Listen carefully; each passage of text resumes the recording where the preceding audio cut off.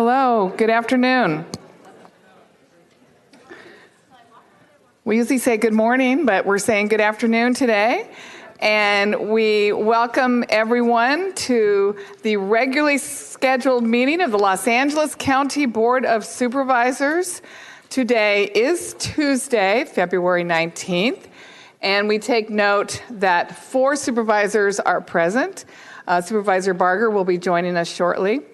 And we also note that the Chief Executive Officer, County Counsel, the Executive Officer, and our Sergeant at Arms are all here to assist. We're going to begin with the invocation led by the most venerable, is it Chan? Yes. Chan Tree. Chan Tree. From the Fap Van Temple in Pomona in the 1st District, followed by the pledge led by Vanessa Diaz, former Specialist United States Army in Rosemead in our 1st District. If you're able, please stand as we start with the invocation.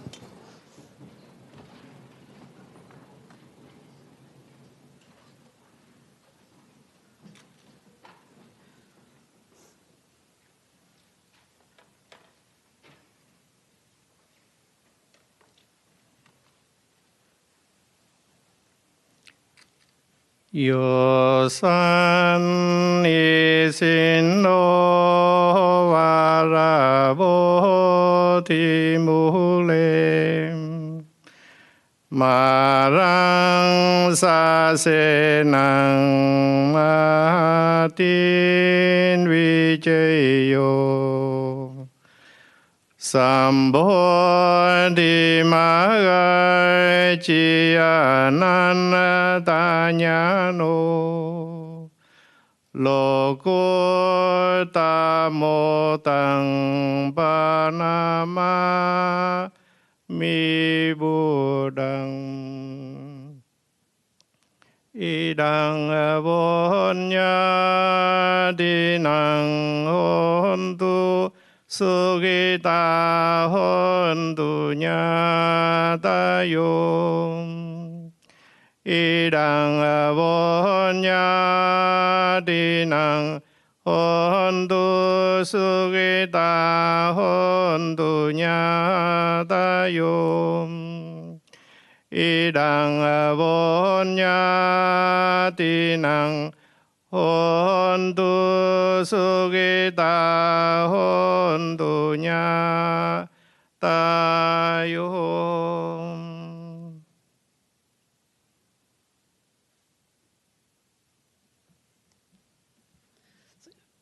Place your right hand over your heart. Ready, begin. I pledge allegiance to the flag of the United States of America and to the republic for which it stands, one nation, under God, indivisible, with liberty and justice for all.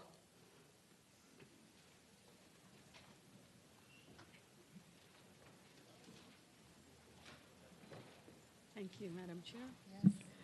Thank you, Madam Chair, and to all that are observing this ceremony today. I want to welcome the most vulnerable Chan Tri for providing our invocation today. The Venerable Chan Tri comes to us from the Fap Van Temple in Pomona in the 1st District. He founded the temple some 41 years ago, and it was the first Vietnamese temple in Pomona. Since then, the temple has grown to provide much more than just a place of worship. The Venerable Chan Tri and the Fap Van Temple provide Vietnamese language lessons to young people, hold community and cultural events, and is a safe haven for newly arrived Vietnamese immigrants. The most vulnerable Chan Tri has lived a life of total service and devotion to the Buddhist teachings, and we're thankful to have him here today to be a part of our community engagement. We thank you so much, Venerable Chan Tri.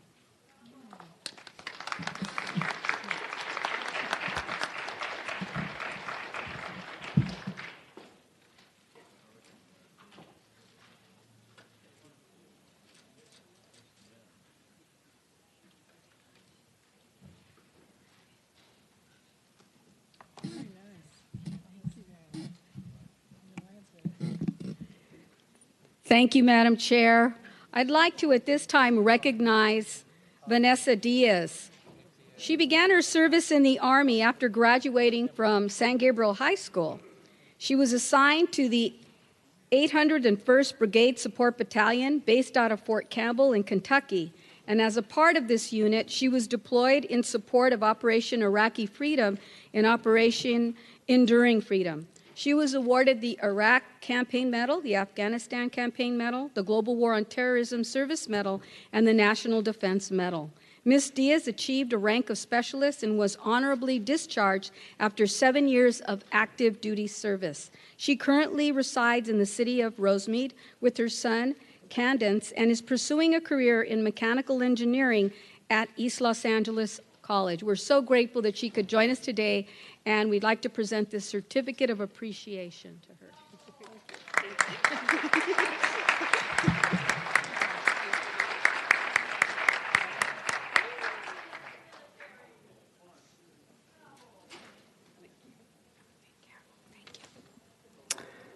Thank you. And now, Madam Executive Officer, please call the agenda. Good morning, good afternoon, Madam Chair and members of the board. Today's agenda will begin on page 3, Special District Agendas. This is the agenda for the Community Development Commission. On items 1D, 2D, 3D, members of the public request that these items be held. On page 7, this is the agenda for the Housing Authority. On item 1H is a recommendation to adopt a resolution declaring an intent by Miramonte PSH to undertake bond financing in the amount not to exceed $12 million to finance the site acquisition, construction, and development of Miramonte Apartments in an unincorporated Florence Firestone. And on this item, a member of the public has requested that this item be held.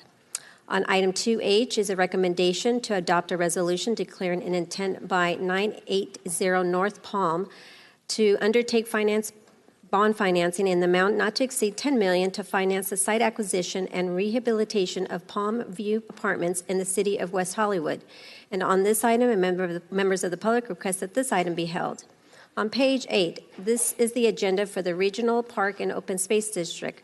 On item 1P, a member of the public requests that this item be held. On page 9, consent calendar, Board of Supervisors, items 1 through 19. On items 2 and 3, a member of the public requests that these items be held. On item 4, Supervisor Solis and members of the public request that this item be held. On item 5, this includes revisions as indicated on the supplemental agenda, and a member of the public requests that this item be held. On item 6, this includes revision as indicated on the supplemental agenda, and members of the public request that this item be held. On item 7, Supervisor Kuehl and members of the public request that this item be held. Also, this item relates to item 11 as indicated on the supplemental agenda. Members of the public will be called up one time to address the board on both of these items. On item 8, members of the public request that this item be held. On item 11, Supervisor Kuehl and members of the public request that this item be held. Also, this item relates to item 7 as indicated on the supplemental agenda. On item 12, Supervisor Kuehl and members of the public request that this item be held. On items 13, 14, and 15, members of the public request that these items be held. On item 16, this includes revisions as indicated on the supplemental agenda, and members of the public request that this item be held. On items 17 and 18, members of the public request that these items be held. On page 24, administrative matters, items 20 through 47. On item 21, a member of the public requests that this item be held. On item 24, the Chief Executive Officer requests that this item be continued 2 weeks to March 5th, 2019, as indicated on the supplemental agenda. On items 26, 28, 29, and 30, members of the public request that these items be held. On item 31, the Director of Mental Health requests that this item be continued 2 weeks to March 5th, 2019. On items 32, 33, 34, 35, a member of the public requests that these items be held. On items 37, 38, 39, a member of the public has requested that these items be held. On items 41 and 42, a member of the public requests that these items be held. On page 39, this includes miscellaneous additions to the agenda which were posted more than 72 hours in advance of the meeting as indicated on the supplemental agenda. On items 45A, 45B, 45C, and 45D, Members of the public request that these items be held. The remaining items through 45D are before you. Thank you. So it's moved by Supervisor Solis, seconded by Supervisor Kuehl to approve these items. If there are no objections to a unanimous vote, that will be the order. On page 41, notices of closed session. On item CS5, the Chief Executive Officer requests that this item be continued 1 week to February 26, 2019. That completes the reading of the agenda. Board of Supervisors presentations begin with the chair.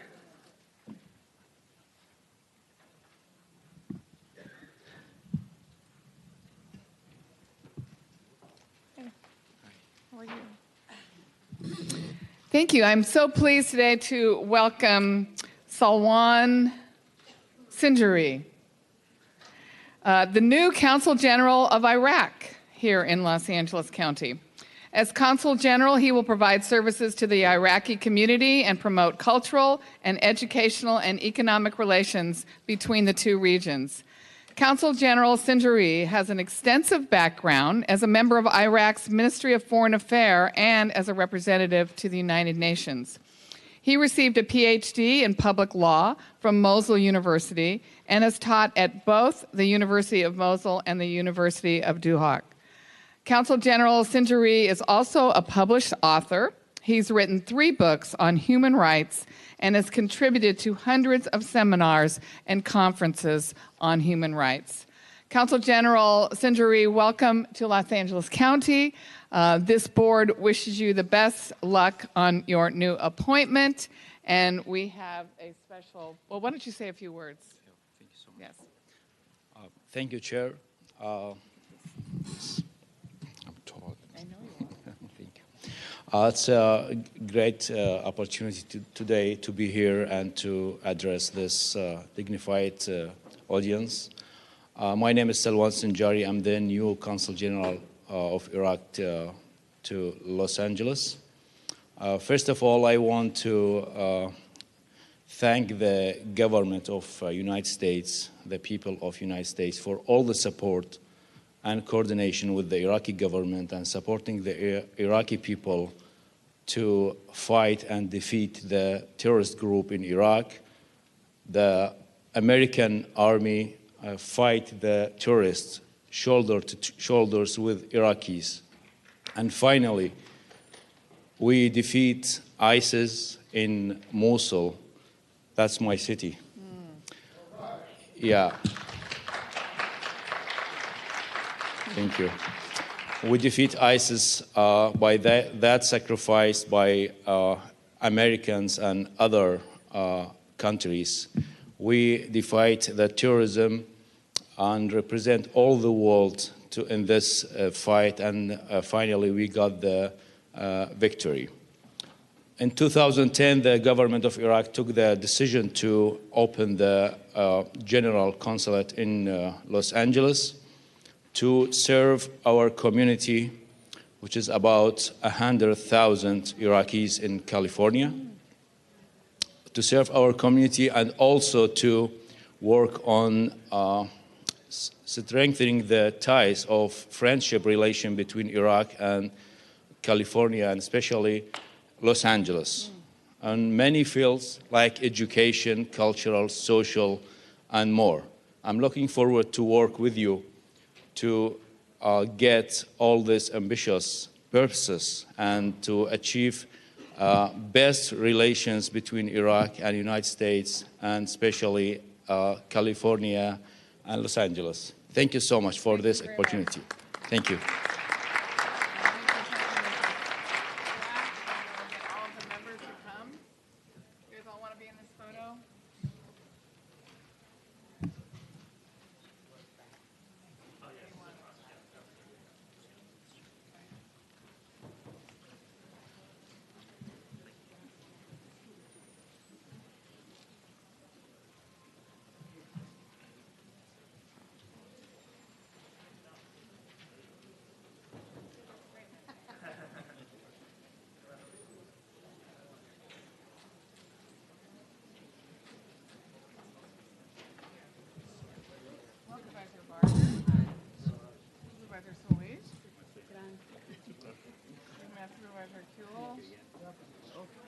one man on this board.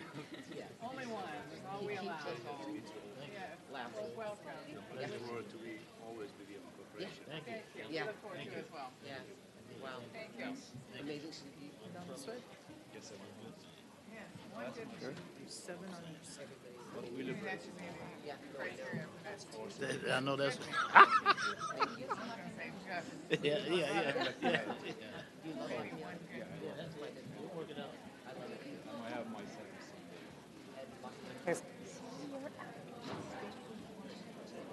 And Supervisor Solis, you have the next presentation. Fantastic. Thank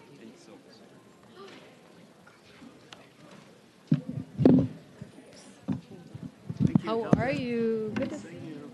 Thank you. We're so proud of everybody. Thank you, Madam Chair.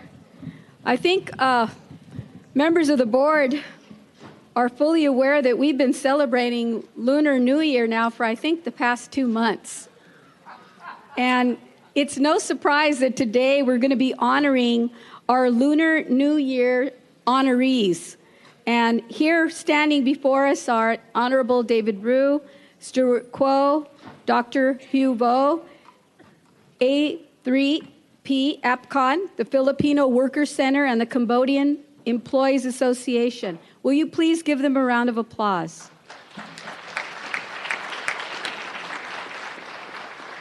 Today we're celebrating Happy New Year, Lunar New Year, the year of the pig. And as we come to the final day of the Lunar New Year celebration, I wanted to take this opportunity to recognize individuals and organizations in Los Angeles County and also representing the 1st District. I'd like to begin with introducing or acknowledging the Los Angeles City Council member, David Rue. Councilmember Rue represents the City of Los Angeles 4th Councilmatic District.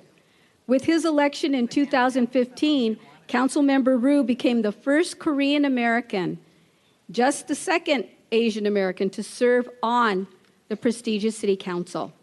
Since then, he has instituted landmark reforms at City Hall and has been a leader on many issues such as affordable housing and also a vocal advocate for green space and more park access. And just recently, he's taken up the issue of campaign finance reform. We are so happy that he is serving so many of us here, and we honor him today. Please give him a round of applause.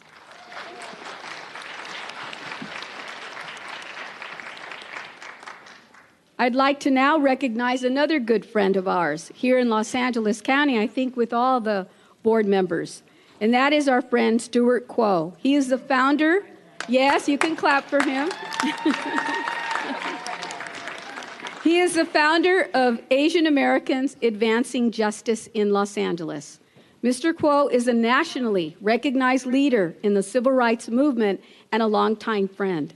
He co-founded the Asian Americans Advancing Justice in Los Angeles, the nation's largest API legal and civil rights organization, serving more than 15,000 people annually.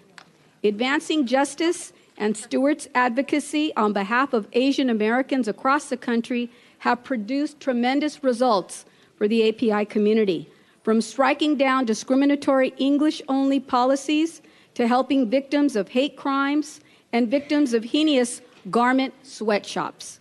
Mr. Quo is an example to all of us. Please give him a round of applause.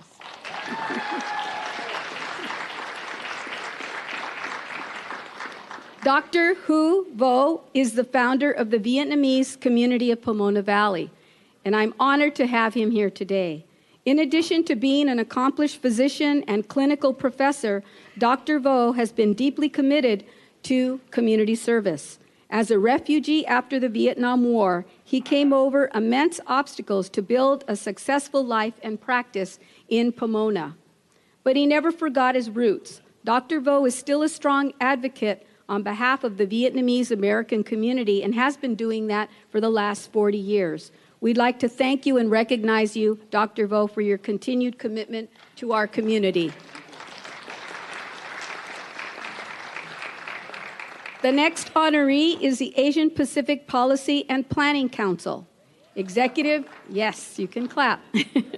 Executive Director Manju Kulkarni, is here to accept the organization's recognition. APCON, as it is known, is a coalition of 40 community-based organizations that serve and represent the 1.5 million Asian Americans and Pacific Islanders in LA County. For over 40 years, the organization has been the vehicle for positive policy changes within the API community. They have activated API voters, worked to pass vital legislation, and built a lasting coalition to advocate for Asian Americans everywhere. I'm happy to have Manju here today and all of our advocates from APCON. Please give them a big round of applause.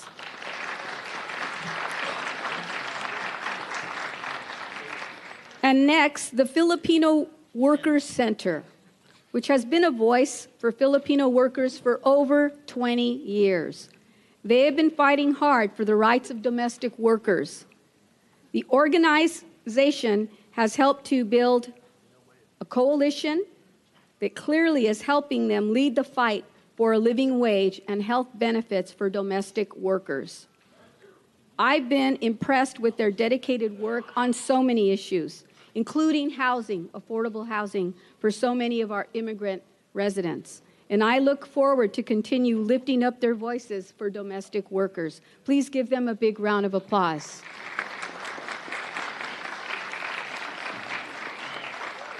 Last but certainly not least, I want to recognize the fabulous Los Angeles County Cambodian Employees Association and the Korean American Public Employees Association.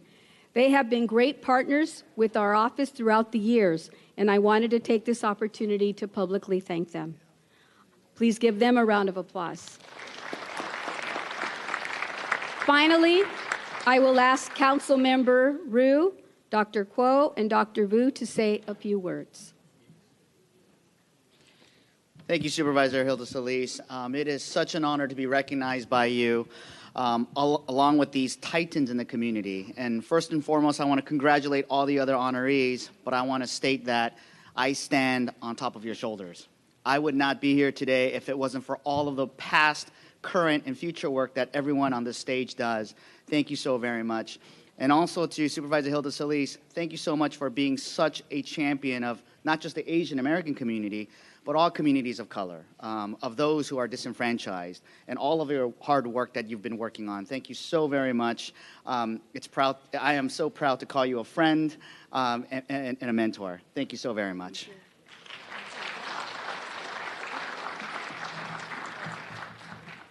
I wanted to join in thanking Supervisor Hilda Solis for this wonderful award, and especially for her wonderful work for all communities. I also want to thank all of the supervisors for this award. I am always in awe of all the work that is being done in the county to make us healthy. I want to say that, you know, during Lunar New Year's, we're really reminded about how important family is, how important our associates are, how important our staffs are and our boards. As time goes on, we're really reminded how important it is to continuing the fight for justice. And I'm here today to say we join with you in the cause of advancing justice for all people in our great county, in our great state, in our great country. Thank you. First, it's my honor to be here today, and I want to thank you, Supervisor Solis, that I've been know her since 1995, and Madam Chair and Board Supervisor. I accepted honor today on behalf of my community and for those in Vietnam who are still fighting for freedom and in prison. It's my very honor to be here today, and I come back here, look like a family. I will tell you shortly why is that. And also I want to recognize my family here today and my board member, Pomona Valley. Thank you for coming all the way over here with me today. I came in 1975, and I stayed in Gardena. I came here at the Boat People, like she said. And my first job after I come back from Florida at the doctor is LA Probation Health. I work here. I work at Quad Medical Center in 1976. All my family work with executive board here, chief CEO in LA County, Department of Human Resource, Sheriff Department, DPSN. Two of them died already, but some of them retired, and one still working at the sheriff. So thank you, LA County. I've been traveling all the world. I go at the President Film Committee in America and overseas. I went to United Nations. I went to White House. I went State Department. I went to Congress. But nowhere I come like home in LA County. If I come here, look like home, look like first work here in 1980, LA Probation Health. So all of you, thank you for the honor today. Thank you. And thank you very much.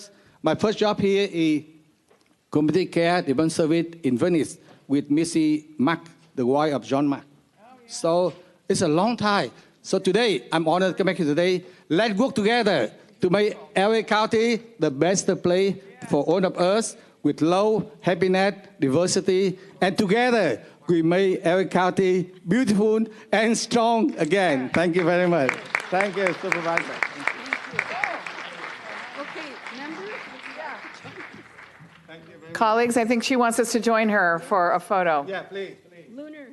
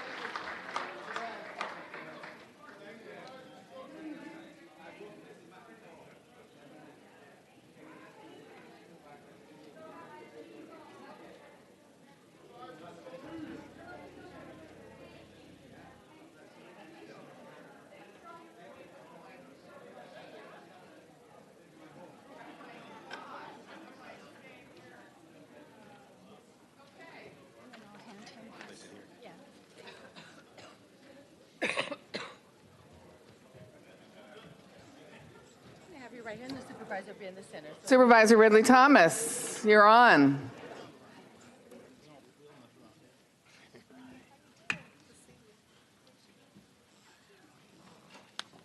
Oh, good.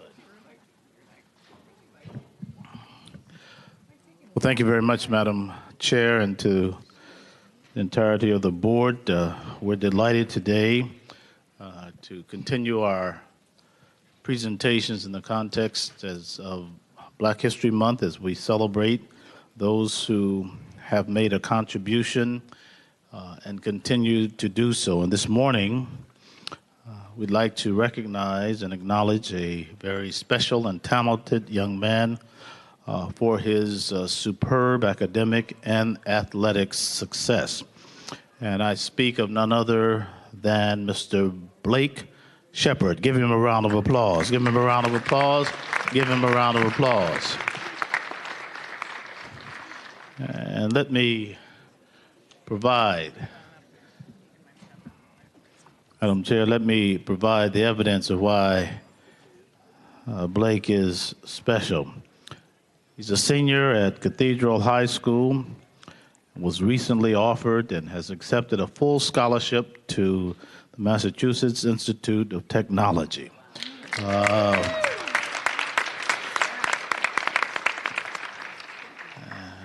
Listen carefully. He is one of 10 students accepted out of 16,000 selected through the Questbridge National Match Program. This is quite an accomplishment, and we just simply want you to know before we go one step further that we are extremely proud of you.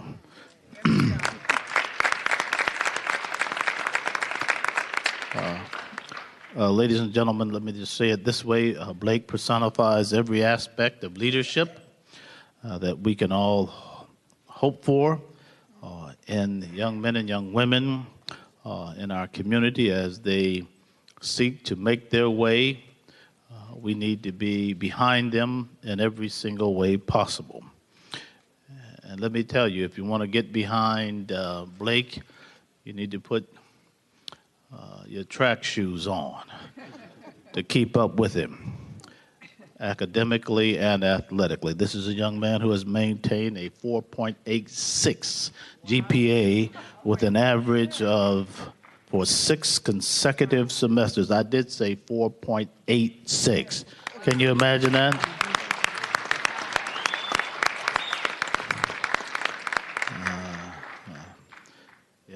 Jerron Hamlet is asking how you do that. Talk to Blake, he can hook you up.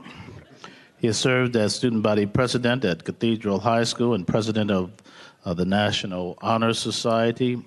He's also served as lead anchor for Cathedral High's morning news show, Good Morning Phantoms.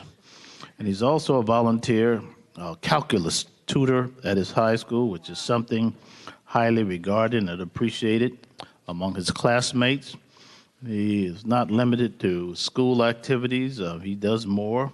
He volunteers for Schools on Wheels, which is an after-school tutoring program that helps homeless children. And I'm told this is something near and dear to his heart. And prior to sustaining a sports injury in 2017, Blake was ranked 5th in the Sprint Medley Arcadia Invitational in 2016. Now, if you know anything about this, the Arcadia Invitational is considered to be one of the most competitive high school track and field meets in the United States and has been billed as the home of national records. Blake was named the Southern California Regional Champion in the 100 and 200 meter relay in 2015, as well as in the Junior Olympic Champion while he was competing in the Junior Olympics in Illinois. But now Blake aspires to pursue a career in aerospace engineering and has already identified Lockheed Martin, Skunk Works, as well as SpaceX as potential employers he will pursue upon completion of his degree from MIT. And so, Blake, we just simply want to say that if you keep this up, we won't know what to do with you. You should set your sights high. Remember, you stand on the shoulders of many who came before you, who did a lot of blocking, a lot of tackling, who did a lot of studying, a lot of praying, a lot of lifting, so you can do what you can do. This is a Black History Month. We celebrate it by looking to the past, but we also celebrate it by looking to the future. Therefore, we celebrate the one and only Blake Shepard. Give him a big round of applause.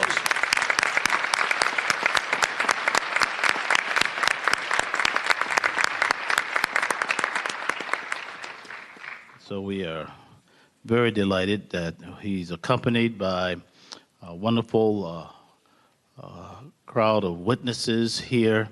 And to the extent that that is the case, Blake, we're going to ask you to make a few remarks and then, in so doing, introduce those who are with you today. Blake Shepard, ladies and gentlemen.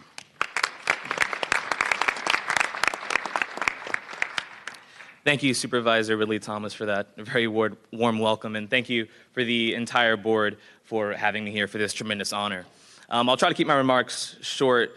One thing that I will always say until the end of time is that everything everyone achieves begins with someone believing in them in ways that they didn't even believe in themselves.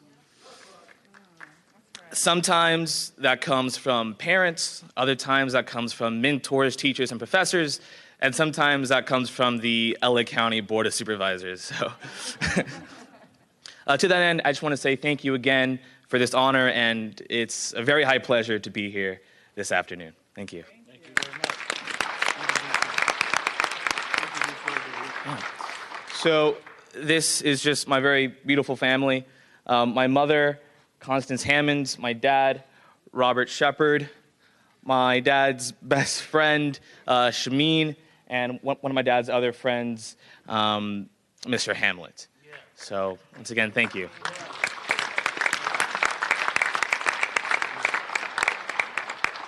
Well, when you see talent and it's on the way up, the only thing we can do is embrace it and encourage it. So I'm going to simply ask my colleagues if they would join us in celebrating this young man.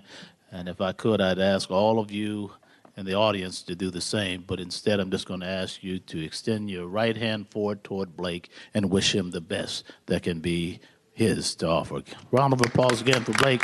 Do it.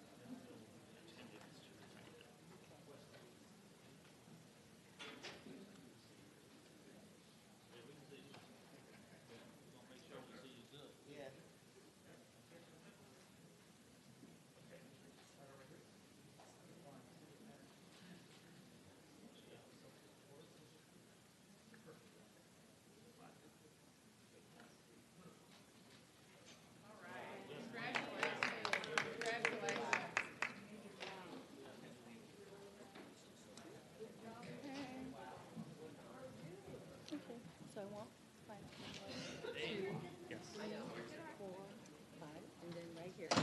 So go ahead, remember?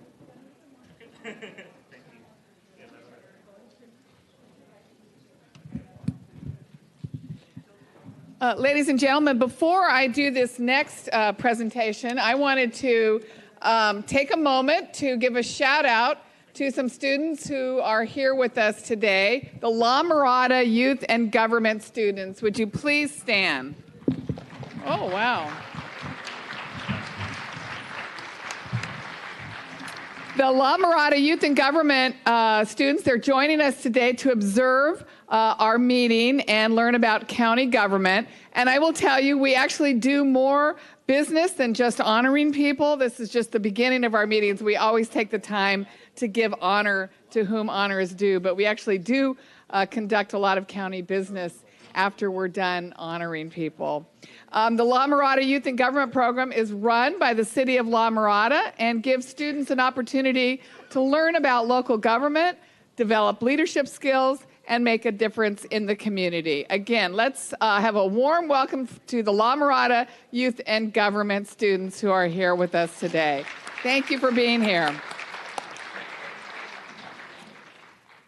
Okay, now it gives me great pleasure to recognize the academic decathlon team of West High School in Torrance for winning the 2019 Los Angeles County Academic Decathlon. Let's hear it for these really smart students. The Academic Decathlon is a rigorous 2-day scholastic team competition, and it's organized by our own Los Angeles County Office of Education, and it tests the knowledge and skills of high school students. The competition challenged 50 high school teams in analytic skills, performance abilities, and writing aptitude in 7 knowledge tests, as well as interview, speech, and essay. The outstanding team from West High achieved an overall score of 54,459 points out of a possible 60,000. That is really amazing. Let's hear it again for this incredible team. And their performance has secured them a spot in the state competition for a record-setting 13 straight years. You all have gone to the state competition. That's another great accomplishment. Junior Kendall Curio was the first place winner in the honors category and the top scoring decathlon overall. Which one's Kendall? Oh, congratulations, Kendall. That's an extraordinary accomplishment. As you can imagine, victory doesn't come easy. These students studied together for about 5 hours a day since last summer. That's amazing. It's important to recognize that they could not have done it without the support of their families and certainly without the help of their dedicated coaches and advisors. Thank you for making us proud. We wish you the best of luck in our state competition. I now wanted to welcome Coach Ann Cortina to accept the scroll on behalf of the team and say a few words. And you can say a few words and then we'll give you the scroll. Okay. Depending on how well you speak. Just kidding. Not as well as they do. Anyway, I just want to say thank you very much for inviting us here today. Thank you to Supervisor Janice Hahn and to the other supervisors, to the Los Angeles County Office of Education, who makes our competition possible, and of course to our school, West High School, and the Torrance Unified School District. We're honored to be here, and thank you very much. Thank you so much. Let's hear it again from this very wonderful team and what they accomplished. Tina, let's come out here.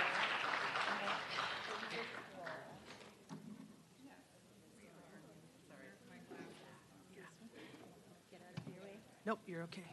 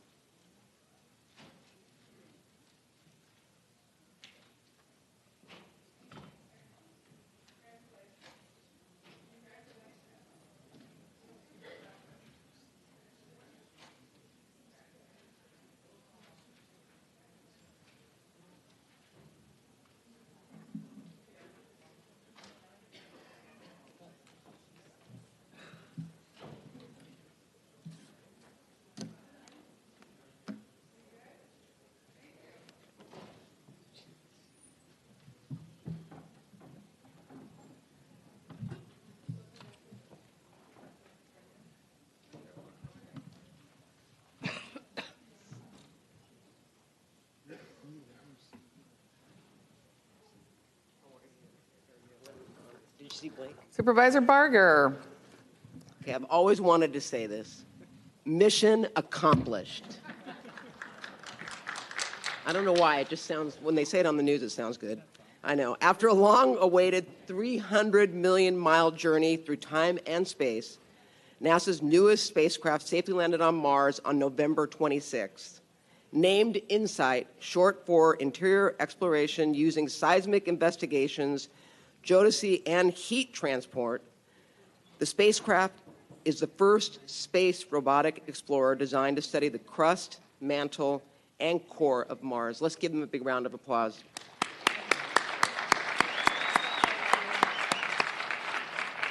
InSight launched from Vandenberg Air Force Base on May 5th of last year, making it the first interplanetary launch from the West Coast. In addition to being the first of its kind in many regards, this project is so special because it really is a team effort. Alongside the 5th District's own Jet Propulsion Laboratory, which is in La Cañada, not Pasadena, they always correct me when I say that, the project included collaboration between the California Institute of Technology, Lockheed Martin, and 10 international organizations. This unique and forward-thinking project will allow the brightest scientists of our generation to better understand the formation and evolution of other planets by examining tectonic activity. That's why I didn't go to MIT or Caltech. Meteorites, seismology, and heat flow. The project is truly providing valuable insight into innovative scientific advancement. As we celebrate this opportunity for growth, knowledge, and space exploration, I want to thank the incredible team at JPL who has gone above and beyond to really propel Los Angeles County into the future as a leader in science and technology. And I have to say that when you all have your open house, there is a line down the 210 freeway with people that want to come in and experience JPL. And it really is, for me, an honor to represent you in the 5th District, but really in LA County. I want to thank each and every one of you who's joined us here today. I think we have Tom Hoffman, who is the InSight Project Manager, Bruce Bandert, InSight Principal Investigator. Sue did not make it, but Sue Smekar is the InSight Deputy Principal Investigator, Chuck Scott, InSight Project Manager, Christine Soule, well, they did it special for me, voice of InSight EDL and EDL System Engineer, Brian Bone? No. Okay, well, he is the InSight Flight System Engineer, and Pilar Leon, InSight Staff Assistant. Who did I miss? Right here, oh no, I got Pilar. I want to thank you. You know, it amazes us when we turn on the news. You all do things, and I know it is a passion for you, but I know that whatever we find out there is really going to help us address so many things moving forward. So I want to thank you, and I don't know if you would like to say something? Yes, thank you. Yeah.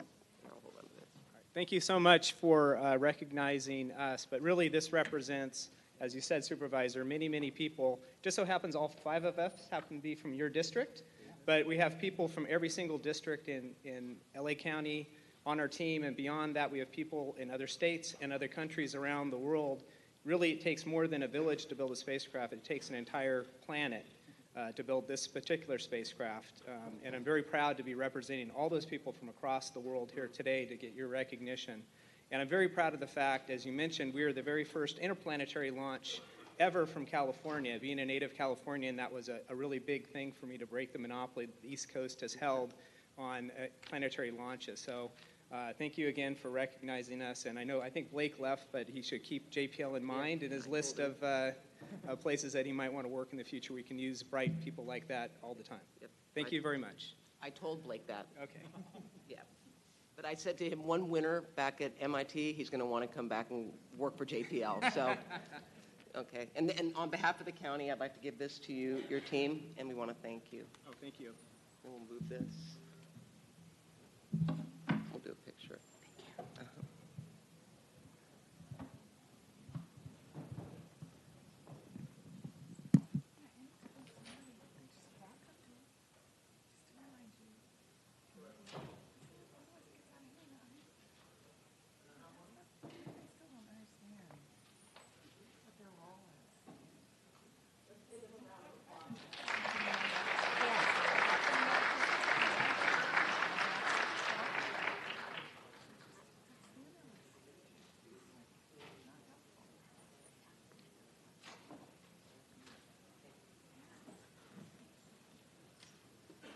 Thank you, Supervisor Barger. And also, are you doing your pets? Your pets. Here they are.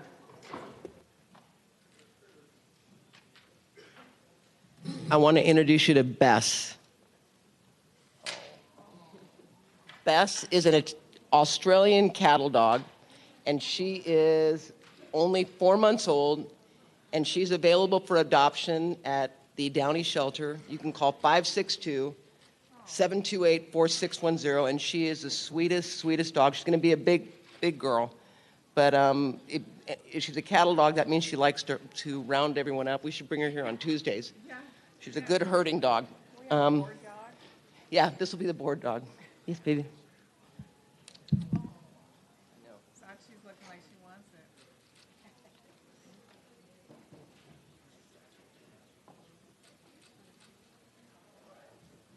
I think my brother's going to take it.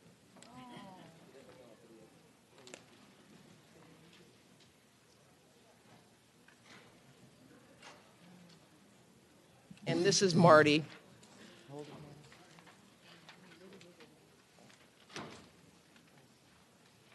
I'm going to make this short but sweet because Marty's going to wiggle. This is a 3-month-old black kitten available for adoption at the Downey Shelter as well. You can dial 562-728-4610. And there are many more Martys looking for adoption. This is how you keep them occupied, kind of like a child. Anyway, thank you, Madam Chair. Thank you.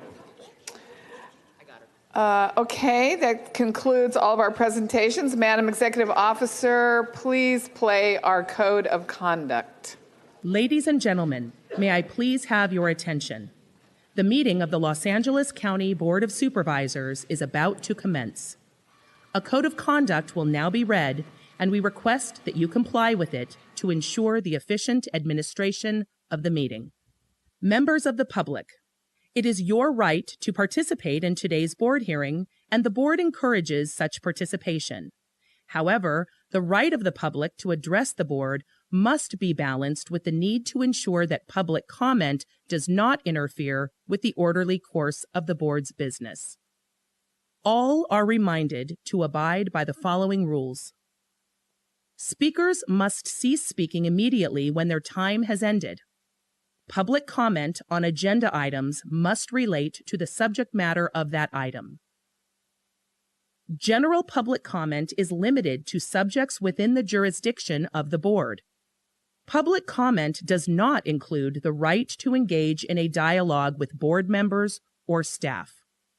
Please remain respectful of the forum and refrain from uttering, writing, or displaying profane, personal, threatening, derogatory, demeaning, or other abusive statements toward the board, any member thereof, staff, or any other person.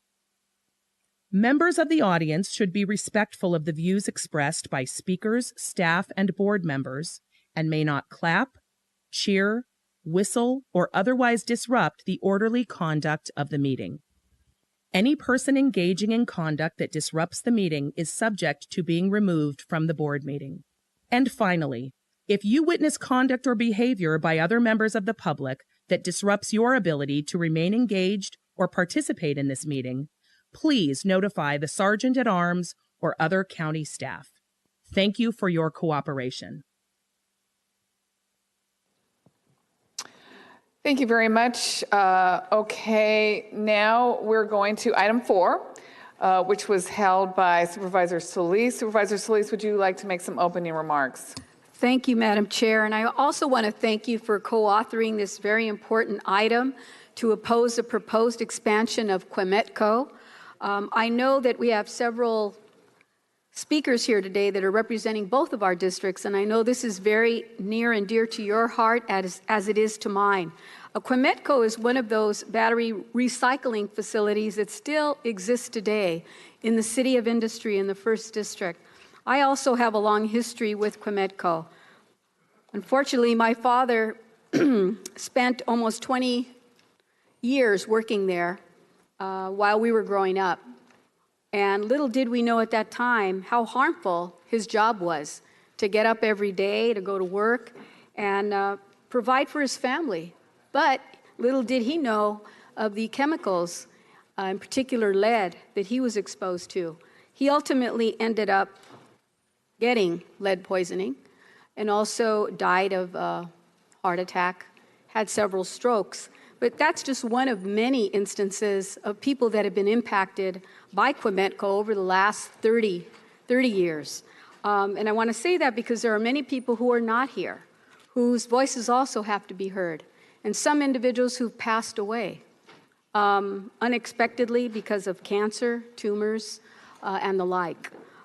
Today, though, we're talking about a facility that has been identified not just by our neighbors and our residents that we represent, but also has been identified by Cali, PA, as a disadvantaged community that has been impacted by Quemetco. It's a predominantly low-income and place of immigrants and others, and its residents are mostly people of color. It's a very personal matter, as I said before. Quemetco has been operating since 1972, and it is the only lead-acid battery recycling plant operating in the United States west of the Rocky Mountains. The last one that we knew of was also in my district, Exide, and that has been shuttered. But in this facility, 600 tons of lead-acid batteries are crushed and melted every single day to reclaim lead and other materials.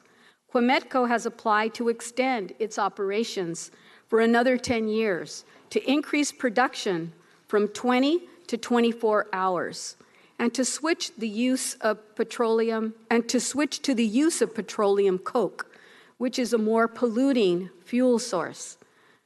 We today urge the California Department of Toxic Substance Control, DTSC, and the South Coast Air Quality Management District to deny their permit and application.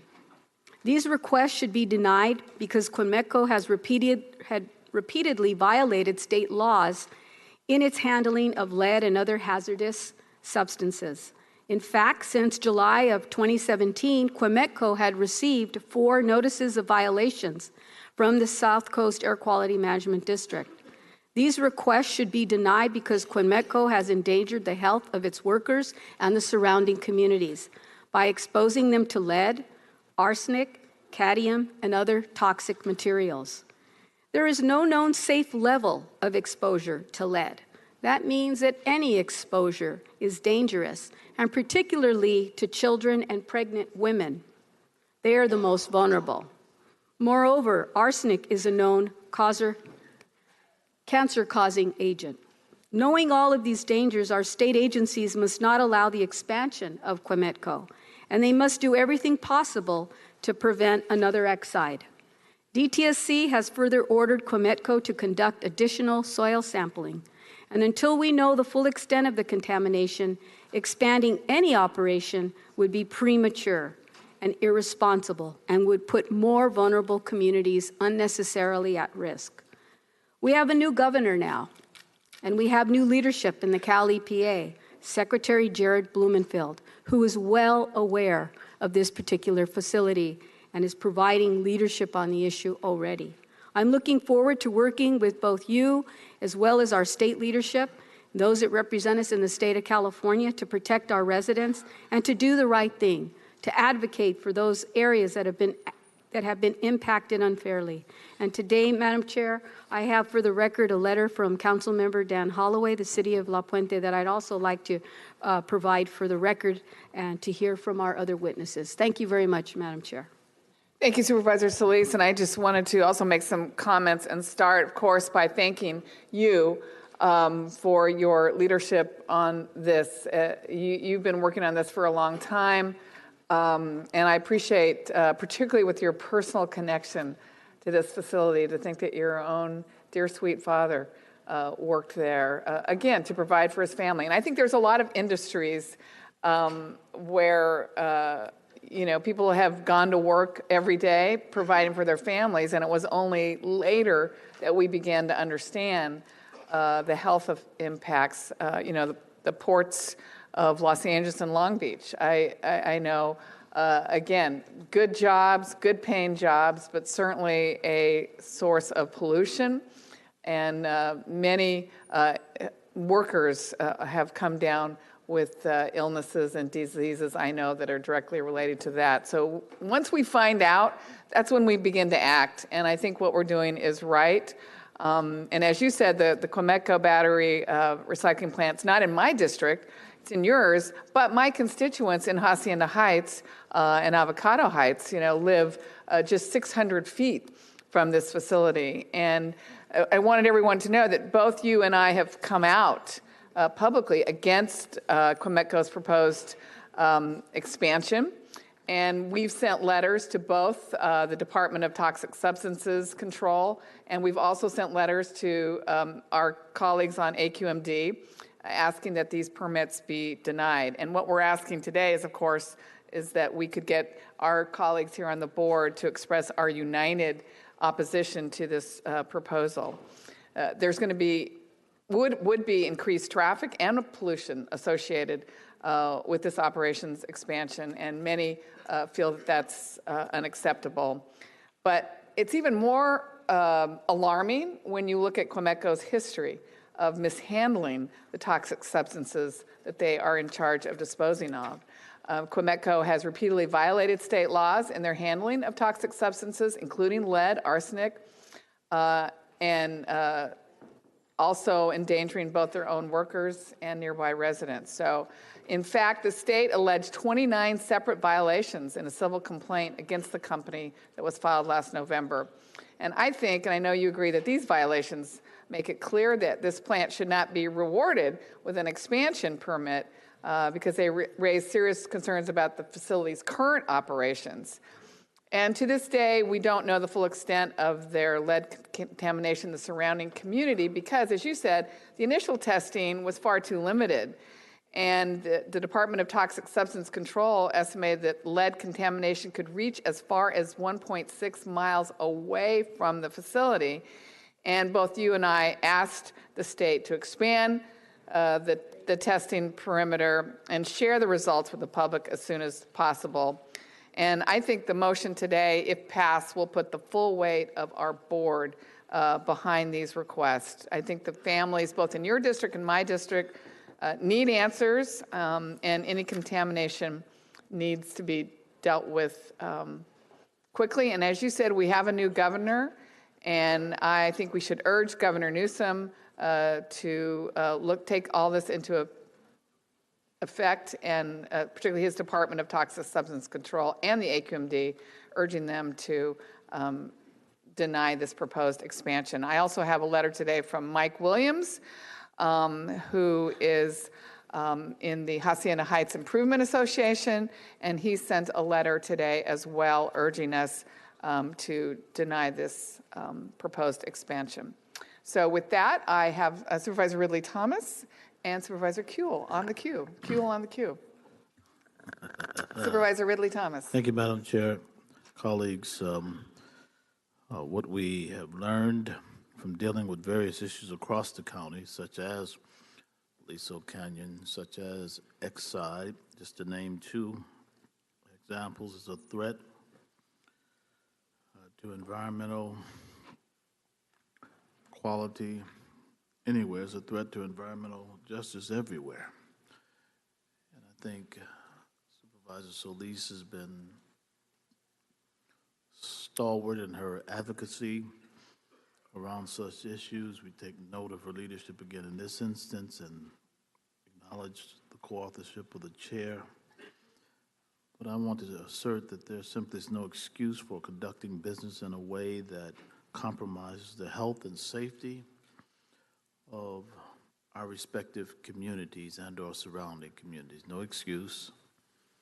Can't rationalize it. Therefore, we're obliged to deal with it head on. I want to applaud the author and the co-author, their leadership here. It is an issue that we all have to be attentive to. And while saying that, I think it's the role of the new administration and the leadership of Cal EPA to do what they are to do. They seem to understand it and seem to get it. Therefore, we encourage them. It's my hope and expectation that the state will not repeat its past mistakes and begin to use its authority and the full extent of that authority through Cal EPA to focus consistent with its mandate of environmental protection. After all, that is its name. This is crucial for the city of industry, the other gateway cities, and what we may often refer to as disadvantaged communities. But let me make it clear as to why communities are disadvantaged. Because of these kind of practices, driven by the worst impulses of the private sector and informed by the neglect of the public sector. That's how communities end up being disadvantaged. And so we're dealing with this in a way that is consistent with public health, public safety, and squaring it with the dignity and worth of every person who has to be subjected to environments of this sort. Therefore, I want to thank Supervisor Solis and the chair for entering this motion for our consideration and trust that it will be adopted unanimously. Madam Chair. Thank you. Supervisor Kuehl. Thank you, Madam Chair. I very strongly support this and will join in the vote. But it causes me to think as we respond to things that have happened in the past and the fact that we are so deeply engaged in cleaning up so many things. I think it's also incumbent on us, not in the context of this motion, but in the near future, to think about the consequences of our support to electrify transit, for instance, and all of the ways in which we are saying we think electricity is the right way to go, which means batteries, batteries, batteries, batteries. And though I think we're learning more about storage, reuse, the kinds of things that would mean we wouldn't need to recycle, there may still be created quite a market for recycling. And it may be good for us to see if we can work with public health officials, with the state, with the Department of Toxic Substance Control, to see if there's some way to begin to establish a way to think ahead about how this work is done, best practices, et cetera. Not necessarily anything for the county to do at the moment, but I just think that where these things intersect, you know, where we're for something, but we've seen the bad results in the past, that I think it might be helpful for us to think ahead about what might be done, because there's just going to be more and more battery recycling that we will look to and think is necessary. Thank you, Madam Chair. Thank you. You make a very good point. Again, it's not that we're against battery recycling. We just want to make sure that those facilities that are permitted do it in a way that's responsible and not have a negative impact on the communities surrounding these facilities. Thank you for that comment. Madam Executive Officer, are there members of the public that have signed up to speak on this item? Yes, Madam Chair. Would the following individuals please come forward when I call your name? Marilyn Kamimura, Don Moss, David Diaz, Duncan McGee, Scott Martin, Adriana Quinones, Jean Owie, Chris Sanchez, Lucy Bedorgon. Please come forward and staff will assist you. 90 seconds.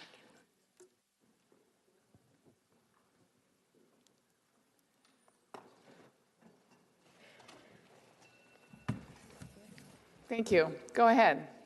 Whoever is sitting down first. Hi, good afternoon. My name is David Diaz, El Monte resident and executive director of Active San Gabriel Valley, formerly known as Bike San Gabriel Valley. Our mission is to create a more sustainable, equitable, and livable San Gabriel Valley. I want to start by thanking Supervisor Hilda Solis and the Board of Supervisors for their motion opposing Quemetco's expansion and permit renewal until current contamination is cleaned up. I've personally worked on various community engagement efforts in the West Puente Valley area, from the Puente Hills Landfill Park Master Plan to the LA County Parks Assessment, developing an advanced energy community, to our most recent effort where we're working with UCLA to monitor indoor and outdoor air quality within zip codes 91746 and 91732, 91746 being the same zip code that Comecco is currently located. With all the outreach and engagement we conduct, one of the top concerns we hear most about in the area is the Comecco facility. In the U.S., nearly 134 million people, over 40% of the population, are at risk of disease and premature death because of air pollution. I'm running out of time, but right now we're currently in the middle of deployment, and what we hear repeatedly is from parents in zip code 91746 is the concerns that they are reluctant to allow their children to go outside because the air is harmful. And then knowing that indoor air quality is 2 to 5 times worse, we really need an urgent solution to this now. So thank you for your time today. I hope and urge you to pass this motion against allowing their expansion. Thank you so much. Thank you very much. Next speaker, please. Good afternoon, supervisors. My name is Marilyn Kamimura, a longtime resident of Avocado Heights and member of the Clean Air Coalition of North Whittier and Avocado Heights. Clean Air Coalition has worked diligently for 5 years to stop the expansion of Comecco. As a community member, a parent, and grandmother, my role is to protect those who are harmed and will be harmed. My story is personal.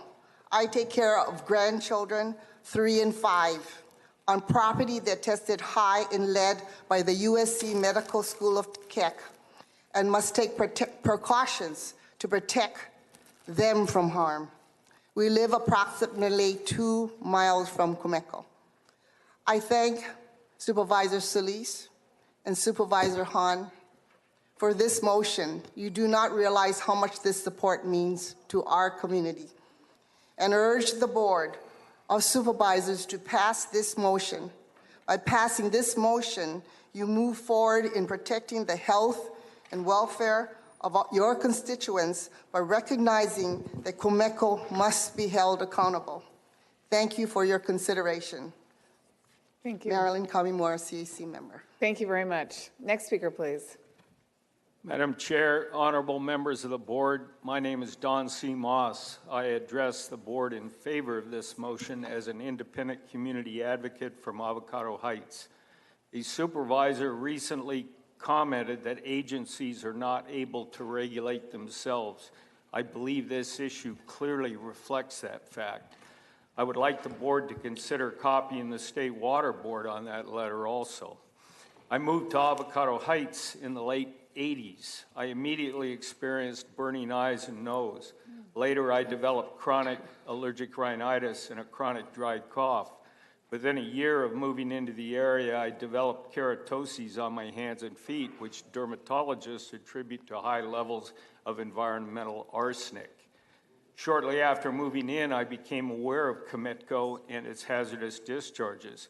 I immediately became active in the surrounding community's movement to clean up Comecco.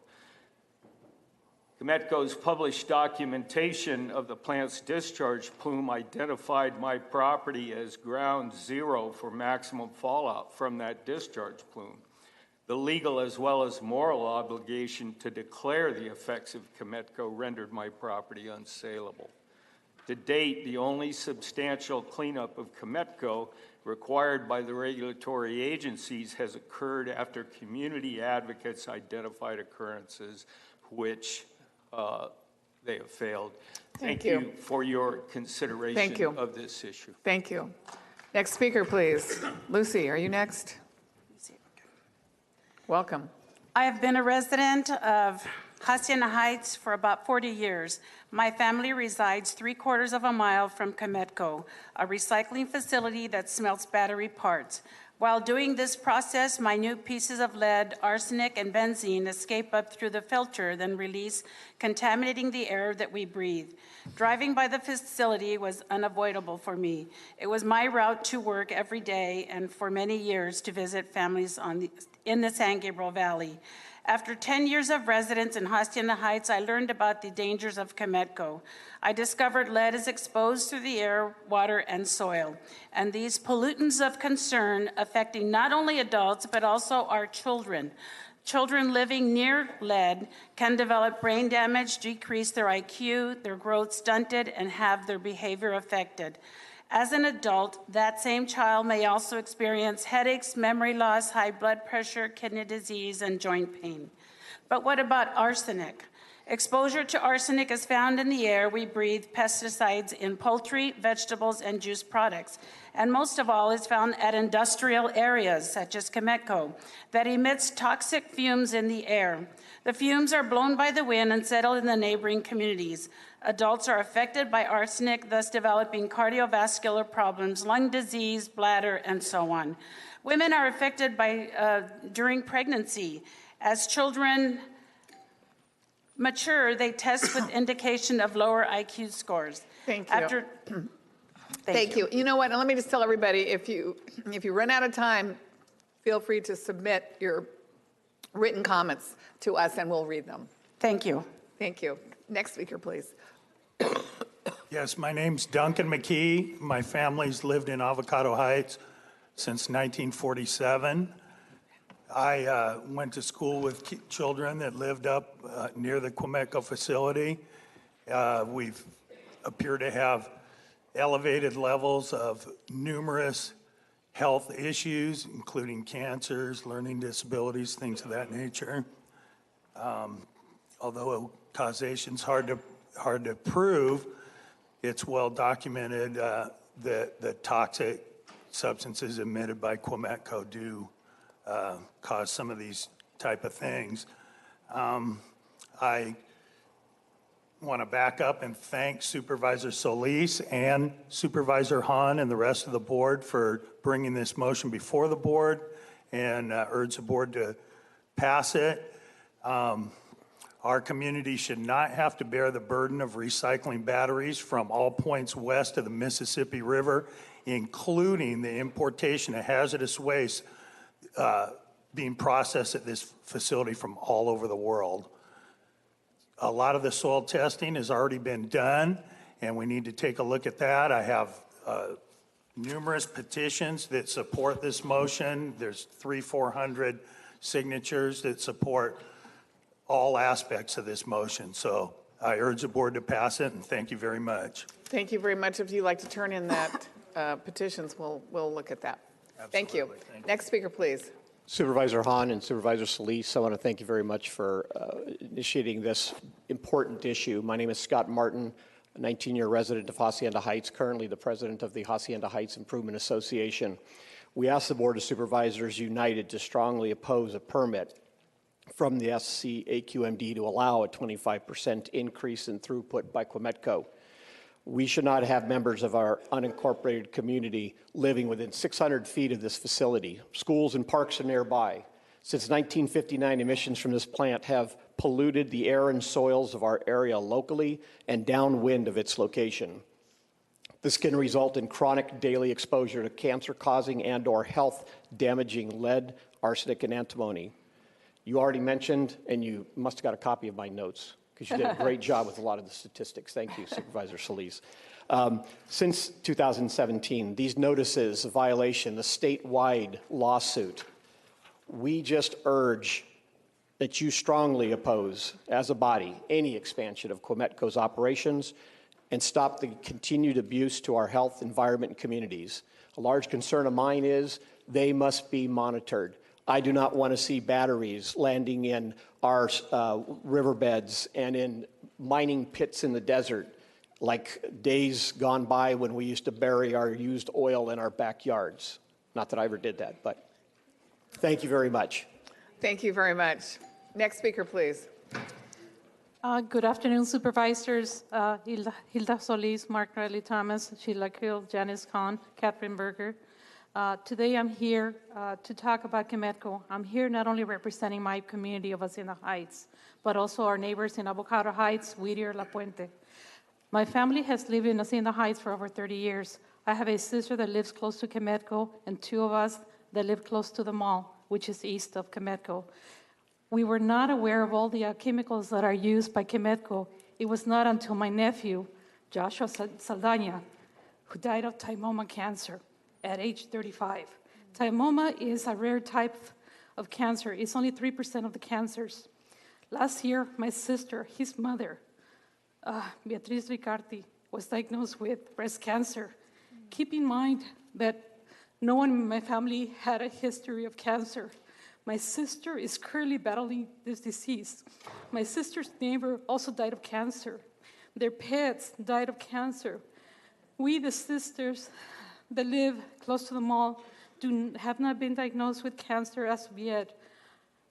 This company, Chemeco, has never notified any of us about the possible dangers our community faces when our air, soil, water is polluted with these chemicals. Now they're asking for an increase in their production. Have they not harmed our community enough? All the violations, the government agencies, what should have been protected? I urgently ask that you ask all governments. Thank you. Thank you for your testimony. We appreciate it a lot. Madam Executive Officer, do you need to call up some more people? Yes, would the following individuals please come forward when I call your name? Andrea Gordon, Brian Johnson, George Bersetti, Jennifer Kelly, Rebecca Velasquez, Thomas Loff, and William Cheng. Please come forward and staff will assist you. Go ahead. My name is Andrea Gordon. I'm a resident of the 4th District, Hacienda Heights. I live in Turnbull Canyon. I'm here representing both residents interested in stopping what's going on at Chemeco, but also as a member of the Whittier Hills Oil Watch, who came before your board and met with your offices many times over the years to stop the city of Whittier seeking to institute oil drilling and gas drilling in the wildlife preserve where I live. Chemeco has been without a Department of Toxic Substances Control permit since 2015. That's when their permit to operate expired, and because they filed for an extension prior to the expiration date, they have been allowed to operate by the state of California without a permit since 2015. I would like to see that law changed. And your body here is very well known throughout the state for the good work that you do in identifying the need for changes in legislation and working forward in that direction to make it happen. I'm hoping that will be the case today. Additionally, they have a long history of violations. I don't think someone should get a permit renewal automatically or be able to operate without a permit when they've had violations. And when there are egregious violations, there should be no renewal at all. Thank you very much. Thank you. Next speaker, please. Good afternoon, supervisors. My name is Chris Sanchez. I have been a resident of the Hacienda Heights area for 48 years. And I live within the 1.6-mile radius of Chemeco. I've also been honored twice by this board for outstanding volunteer work in the community. Many people will come to me for help in their different problems. My concern is the legacy we leave our community if we allow further development of Chemeco and their disregard for environmental health, recognized several times over the years by various legal actions, and have been a travesty not only to the residents, but the thousands of business employees who also work in the area. The residents who live or travel the 60 freeway are also at risk, especially at the off-ramps. The hundreds of trucks delivering their loads of batteries 24/7 from not only the United States, but other countries as well. This is why I am supporting the signing of this 5-signature letter to further investigate Chemeco's operations before being permitted. Thank you. Thank you so much, Chris. Next speaker, please. Hello, my name is Jennifer Kelly. I am a resident of Hacienda Heights. I'm also on the board of directors for the Hacienda Heights Improvement Association, and I've been living in Hacienda Heights most of my life. I was actually diagnosed with a brain tumor 3 years ago, and I did have surgery to have it removed. There's no known cause, but there is question of why that happened. I am here because I am gravely concerned about Chemeco, about the violations, and I would just urge that the board pass this motion, and I appreciate your time and your attention to this matter. Thank you so much. Next speaker, please. My name is Brian Johnston. I'm a physician. I practice in Boyle Heights, and I've practiced there since 1975. The Department of Toxic Substances Control should not renew Cometco's permit to operate or expand operations because DTSC has failed to demonstrate that it can regulate and respond effectively to violations of its regulations by Cometco, Exide, or any other smeltering operations. In the past, when densely populated areas of Los Angeles have been heavily polluted, DTSC has been neither willing nor able to determine the full extent of pollution or effectively decontaminate the areas polluted. In the case of Cometco, DTSC has been content to look only 440 yards distant from the site of the plant. In the case of Exide, the federal agencies closed its operations in 2014, but DTSC has limited soil sampling to 1.7 miles from the source and has resisted years of public calls to expand the area of sampling.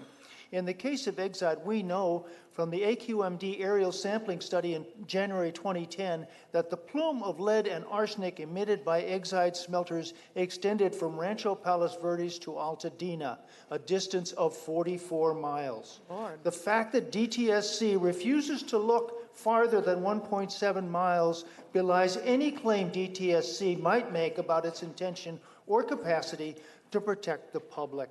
Thank you. A neutral observer, Thank you very much. If you'd like to turn in the rest of your testimony, we'll read it. But thank you for being here, Doctor. Next speaker, please. How do you do? How do you do? I appreciate Hilda Solis and you, Janice Hahn, for sponsoring this motion. And I'm Thomas Loaf. I've lived in the community since 1960. I have a horse ranch there, and every time it rains, I have to go outside and clear gutters. And most people, when they go outside when it rains, they go, oh, smell the beautiful clean air. I've never been able to do that. I go out there to clean my gutters, and I smell the pollution from Cometco like crazy. It's all over the time. And I've asked, and at every public meeting, I have stated that when it rains or late at night, early in the morning, Cometco goes crazy and nobody stops them. Please do something about that. You'd think with a place this big and this powerful, they would send somebody over there and make sure they were in compliance with their regulations. But for 30 years now, it just hasn't been happening. So I really condone this motion. Thank you very much. Thank you. Next speaker, please. I'm William Chen, and what he said is totally right. Cometco has been a problem with many violations for over 50 years, 50. This is a residential area. The problem could be exploited into a bigger problem later.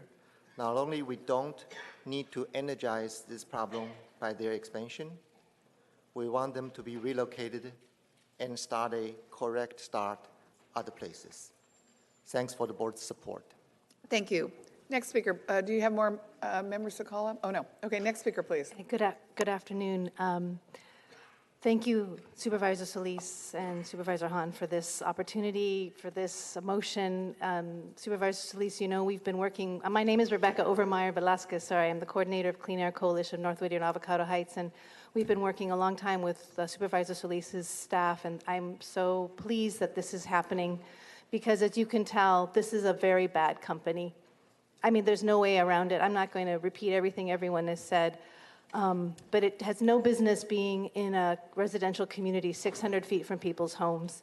I have 3 documents that I'm going to leave with you all. The first is titled Exhibit 1, and it's the air emissions data from AQMD's fence line monitors for 2017 and 2018, and you can see that every single day, this facility is emitting lead and arsenic by law.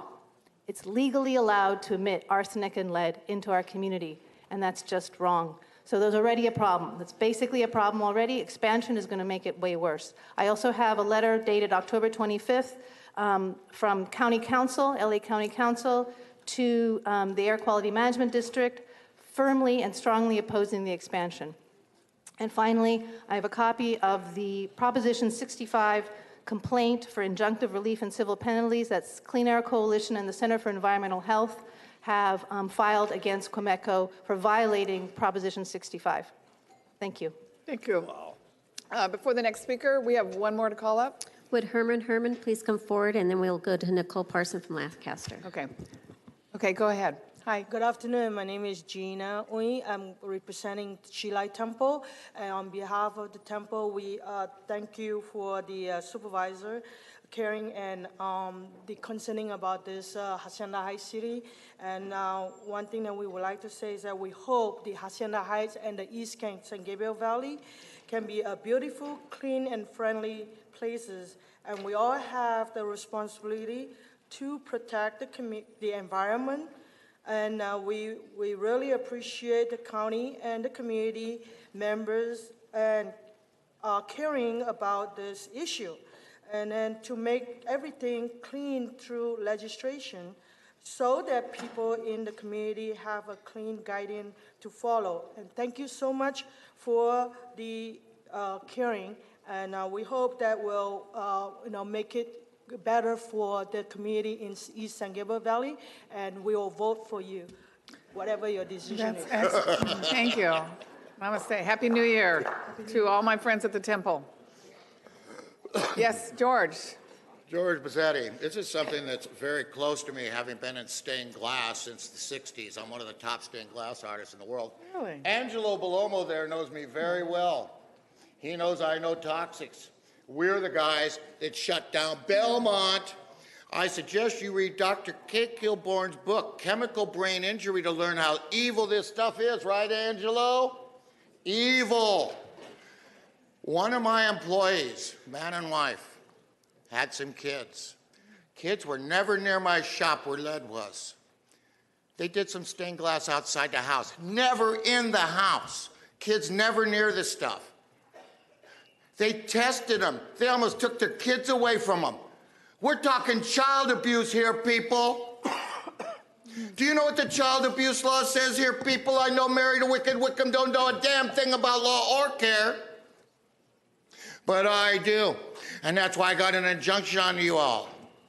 Now, stop the lead. Thank you. Should we go to Lancaster now, or? Yes. No, let's just start here. Well, Lancaster's been waiting. Let's go to Lancaster, and then we'll come right back to you. Lancaster, hello. Hello. I've been doing the research on just that, and I'll probably, don't start me over. I have to preamble. I have special needs. And it goes from the QMD, and especially if they're talking about Excite, then that is in Atlanta. And Ms. Kroll, no, it's not the same toxic substance. It's not even regulated here. And the monitoring program is like pretty weak. I mean, the AQM has here, and it's not the same toxic substance, because when the first mayor, he was like the environmental waste, and it's the environment, and it's not the same toxin. So we still have to do it. And then and I think there's it says a medical information the algorithm automation for recollection of the data, and it's from human health. But the park, okay, but our people I do not want the induction of the public safety, because all of our people, we want the service and maintenance hours for our forest area. And the park in the library, it could be it's retrofitted for the restrooms, but especially for the parks. Thank you. Thank you very much for your testimony. Okay, back here, Herman. So we all know about Exide. We know what that problem caused in the community. And even up to this day and time, it hasn't been resolved. So we have to question the so-called administration of legal counsel, Ms. Wicked Wickham, whether or not you're actually taking some attack on this motion with Hilda Solis, because it falls in her district. Why aren't you attacking Exide harder to improve the quality of life in those neighborhoods in so-called CD14, in which Jose Huizar, who's under an FBI investigation, don't give a hell about the public anymore? Remember, this is about Quemetco, so try to stay on the item. Well, we're dealing with chemicals, we're dealing with the air quality, we're dealing with quality of life management. And it all falls again under a larger picture, just like what's in my hand. Something called a budget. And this budget affects all our lives. And if we're not here as Americans, then we're not here at all. Thank you very much. Is that all the speakers for this item? Okay, so colleagues, item 4 is before us. Madam Chair? Oh, yeah. Oh, I'm sorry. There you are, right there. Supervisor Solis. Madam Chair, I just want to thank the speakers and people who came out today. They're very eloquent and obviously have been working on this. So I want to especially thank all of them and thank you. And also want to note that if this motion does pass, I would recommend that we allow for this letter to be carbon copied to the Water Quality Authority and to any other pertinent agency that has any jurisdiction over this area. Thank you. Thank you, Madam Chair. Thank you. And I, too, want to thank all those that came, particularly those from the Hacienda Heights Improvement Association, an organization that dedicates itself to improving the quality of life for that community. And, of course, the Shilai Temple is such a good member of the community and always on the right side of the issues. So, colleagues, this item is before us. It'll be moved by Supervisor Solis. It's seconded by me. If there are no objections to unanimous vote, that will be the order. And now we're on item 7, and we're taking up 7 and 11 together. And Supervisor Kuehl, you have requested to hold both these items. Would you like to make some opening remarks? Yes, and I think my colleague Mark Ridley Thomas will as well. My motion, item 11, deals really with moving to phase out the use of so-called pepper spray in our juvenile facilities. And I think the notion that the name pepper spray encompasses the experience of people who go through being sprayed with this. People imagine, mace, or they imagine pepper, getting pepper in your eyes. It is far, far worse than that. It's 1,000 times stronger than the heat of a single jalapeno pepper. Much stronger than mace. It can cause intense eye pain, burning in the throat, swelling and blistering of the skin, temporary blindness, inability to breathe. All of these effects get worse if the person has asthma or is obese or, of course, is pregnant. And research indicates that it's not only physical harm for young people, but also psychological harm as well. In our juvenile facilities, there are youth who have mental illness, developmental disabilities, and they may be, because of their behavior, even more subject to the use of the spray. But because they're vulnerable, even more traumatized by its use. State law actually says explicitly that juvenile halls are not penal institutions and that they're supposed to provide a safe and supportive home-like environment. It's a challenge, there's no question. But the use of this OC spray in a way that's been described by the Office of our Inspector General just a couple of weeks ago, it is not anywhere near a supportive home-like environment. And many juvenile justice experts have determined that its use is very punitive and can be counterproductive. I understand the need for control. I understand, as a longtime advocate before I even thought of running for office, for people who were battered in the domestic violence movement, that people would say, you have to use some physical force in order to control. And to me, it's very much the same sort of thing. What we've said is no, not beyond something humane, especially for young people. California is one of only 15 states that still uses this. That means more than 2/3 of the states in the United States do not.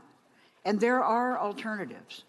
They are not easy, any more than disciplining your child by not hitting them but trying to help them is easy. But there's verbal de-escalation, certainly increased staffing and training, cognitive behavioral therapy, and other kinds of nonviolent redirection. It's harder, but it really must be done. This motion really lays the groundwork for the safety of our young people and ultimately, I think, for our probation staff as well. Because escalation of violence is escalation of violence, no matter who engages in it. So we've asked the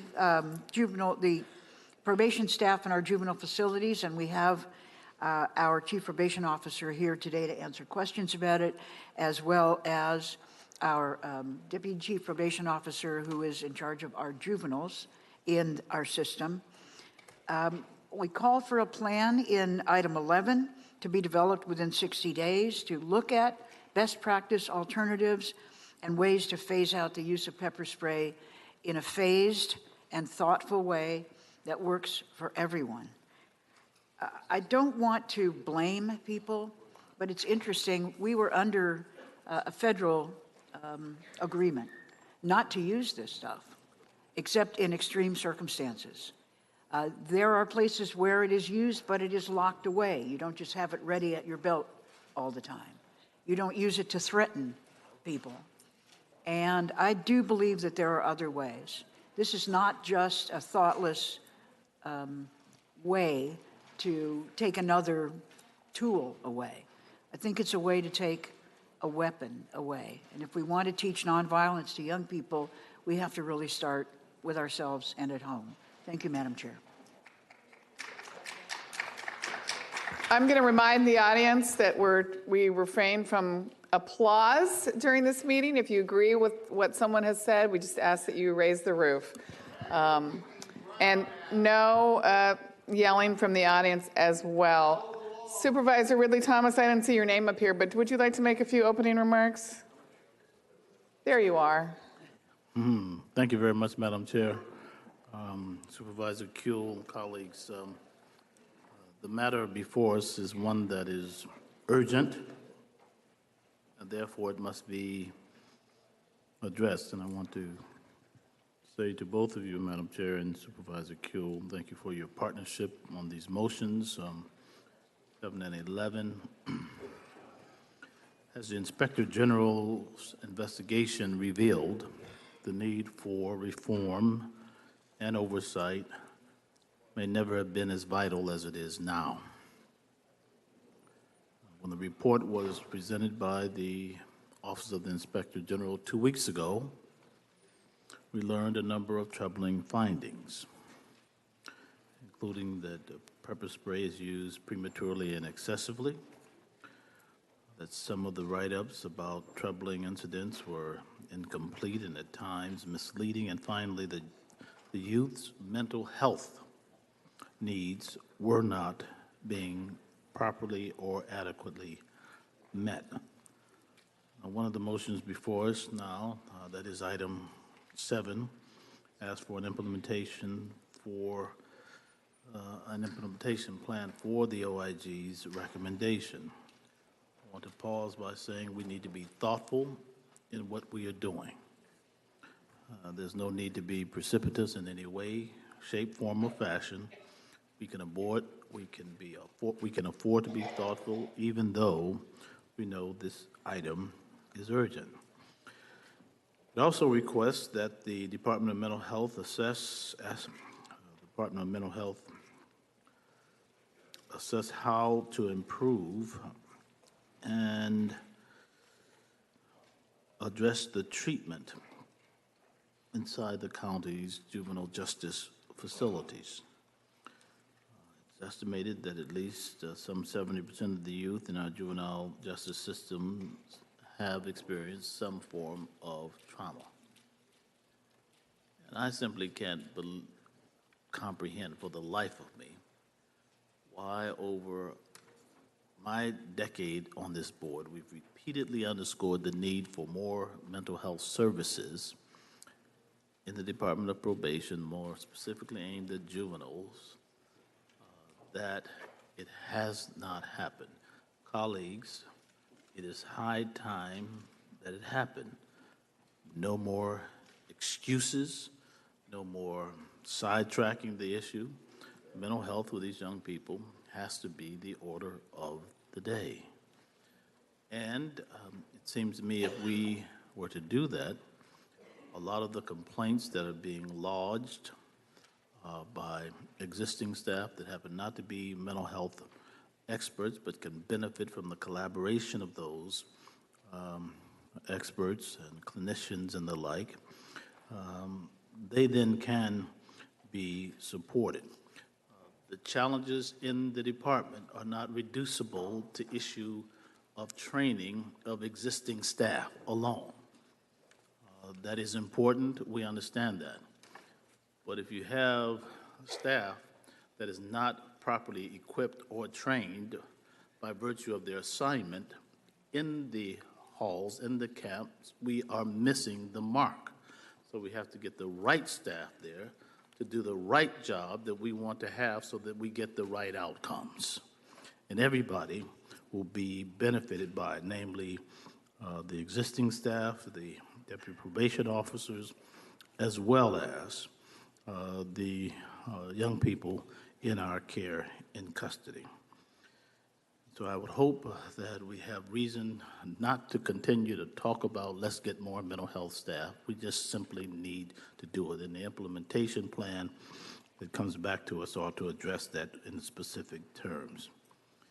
So Dr. Sharon, we call on you for your leadership, yet again, in that area, in collaboration, the leadership of the probation department, because it takes that kind of interdepartmental collaboration to make this work properly and intelligently. In addition to mental health issues, the OIG report noted pepper spray damages relationship building and is likely inconsistent with the goals of rehabilitation. It is the board's responsibility to ensure the humane treatment of youth in our care and our custody, from which we can't retreat. With item number 11, we have an opportunity to align ourselves with best practices and begin phasing out pepper spray, and this must be done thoughtfully.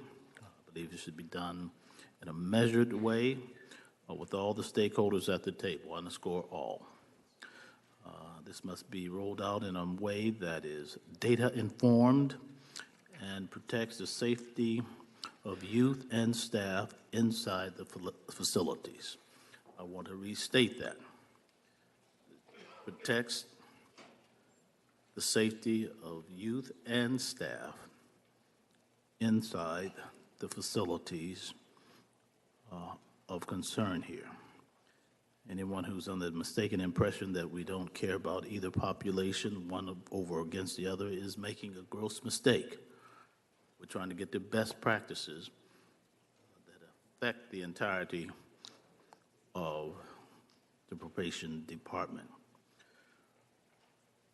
I believe that this must be rolled out in this fashion because the various tools and alternatives to the use of pepper spray that can prevent and conflict and diffuse tension are available to us.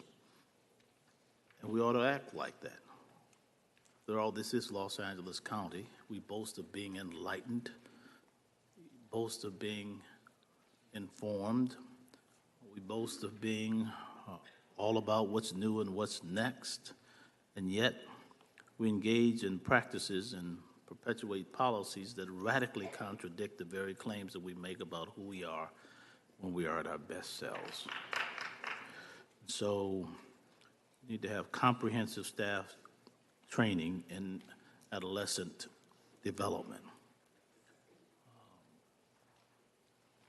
If we want better outcomes, we need to do better training.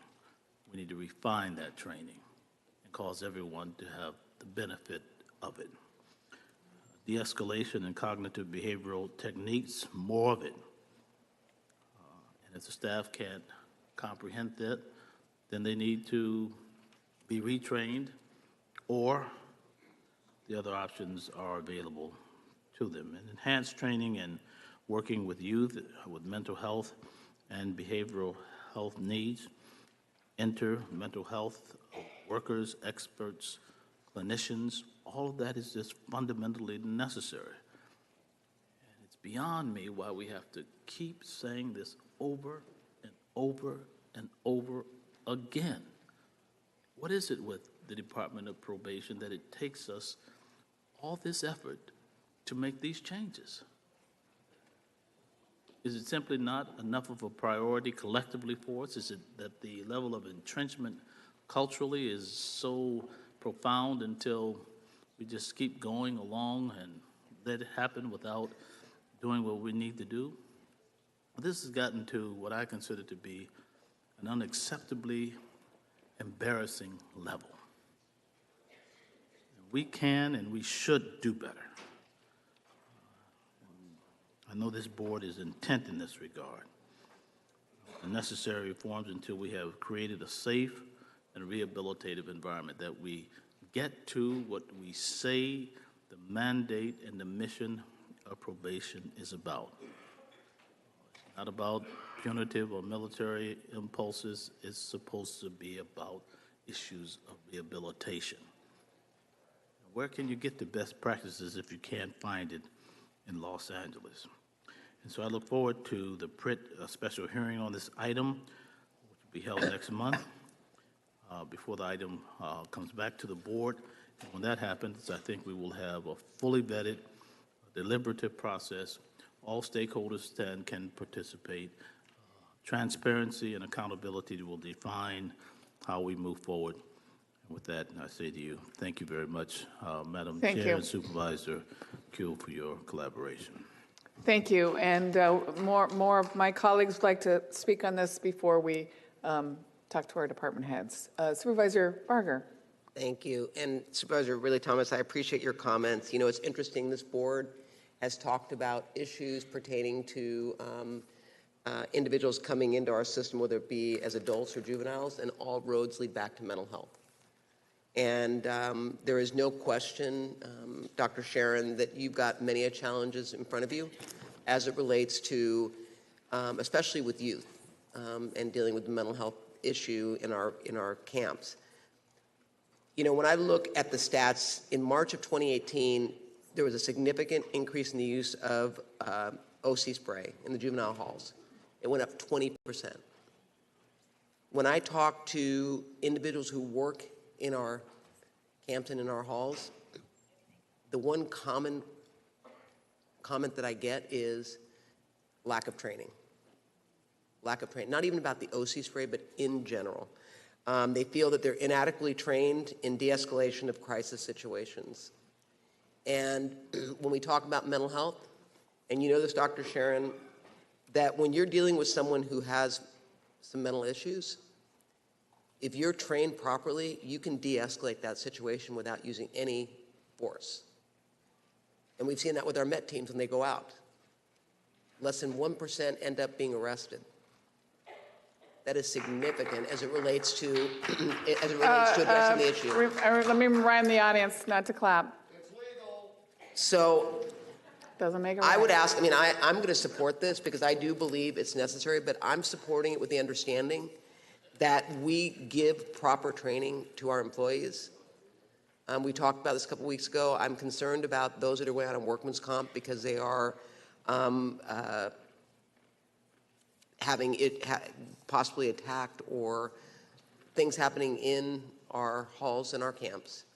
I'm also sensitive to the fact that the youth, you know, OC spray should not be, pepper spray should not be used unless, I would argue, like a lethal weapon is used. I really do believe that. When I talk to people who have had come in contact with it, you are right, Supervisor Kuehl, it is painful, painful. And we heard the stories a couple weeks ago about the fact that they were sprayed and then not given the proper use of the facilities to clean off. That's like double punishment, right? It's just completely inhumane as far as I'm concerned. But understand that when I talk about the training, the OIG found current policy confusing and inconsistent. And I think that is important to note. Because while we're talking about the use of pepper spray in our camps and in our halls, if staff feels there's not a clear policy and the OIG supports that, we need to do better, especially if we're going to take away something as it relates to their safety. So again, I'm going to support this, especially when California is one of only 15 states that continues to permit the use of this. One of 15 states. And as was noted in the last board meeting, Santa Clara, San Francisco, Solano, and Sonoma counties have banned its use in juvenile facilities. And I think I will be proud to know that Los Angeles County is going to be among those on that list. But I would argue that from a legislative standpoint, this is something that needs to be addressed across the board, not just in the counties I named, but statewide. So with that, I look forward to hearing from you all, and I want to thank you both for bringing this motion in, both two motions. I think it's important, and again, I support our staff in the need to be trained for their own safety, but also for the safety of the individuals and the children that are in our camps. Thank you. Thank you, Supervisor Barger. Supervisor Solis. Thank you, Madam Chair. I want to thank Supervisor Kuehl and Ridley Thomas for bringing both items before us today again. This is it's a hard subject for some of us to put our arms around, and I still continue to believe that fundamentally it's about human rights. It's about dignity and respect for our children that are in our care. And I, too, am deeply disturbed by the OIG's report. Without question, the use of pepper spray is not an appropriate intervention. To me, it's inhumane, it's degrading, and it permeates a criminal justice system. And it must be banned. I hope we get there eventually. I know this report will help inform us on how to get there. But it makes clear also to me that there's a very high need to address the very culture of the probation department. And it takes two.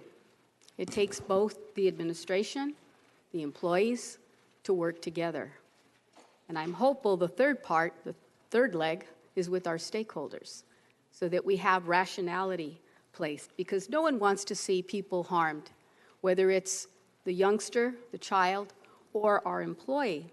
But nonetheless, I think we've kind of reached this point right now where we know that data suggests that these children that are in our care have multiple trauma.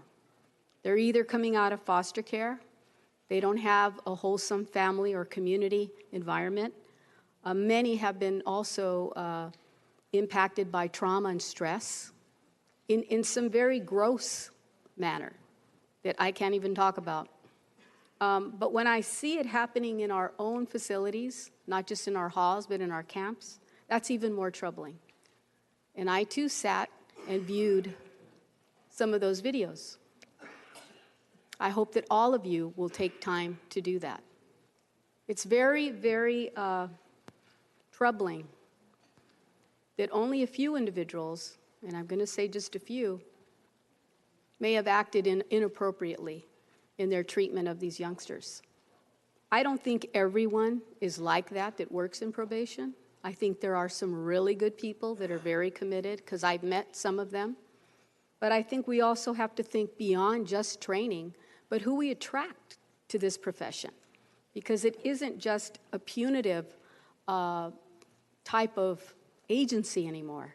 It's one about rehabilitation, and it's one about, I think, setting a better standard in terms of who we hire, looking at individuals that want to get additional training and education, and helping to provide the means to get there. So that means also putting some skin in the game by allowing for funding to be made available. We do it all the time for other departments to give people that opportunity.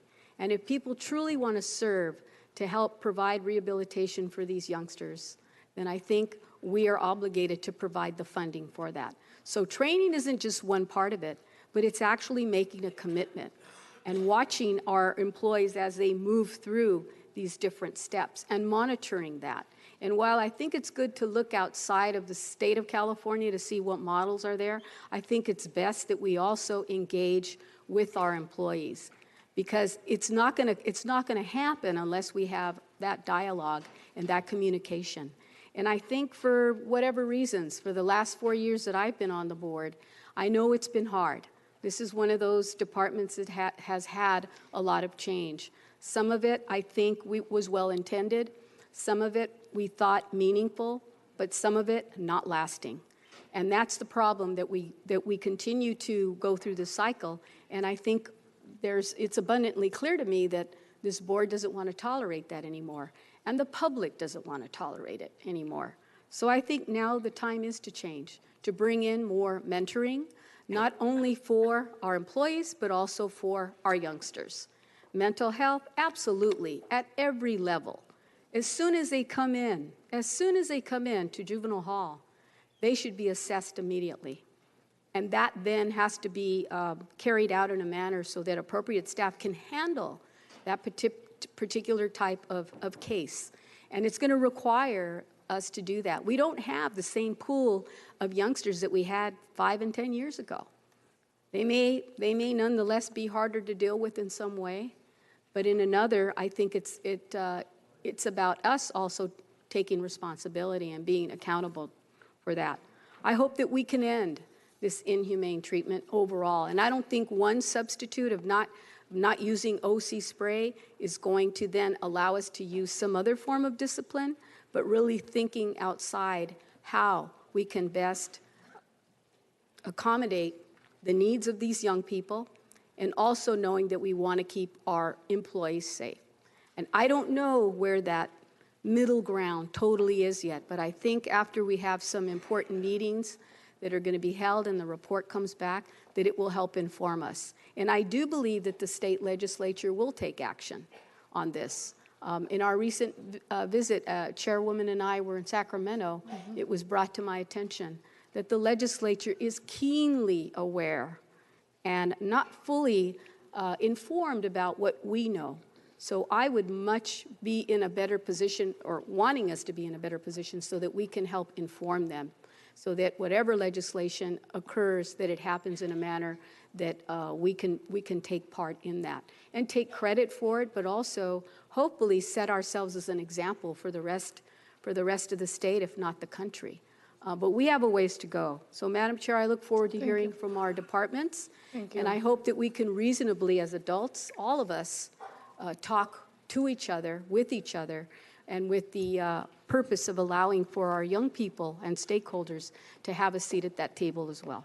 Thank you, Madam Chair. Thank you. Well, thank you certainly to Supervisor Kuehl and Ridley Thomas for bringing these forward. Everyone's remarks today show that you all have been working on this issue. You're so thoughtful, and there are certainly a lot of challenges before us.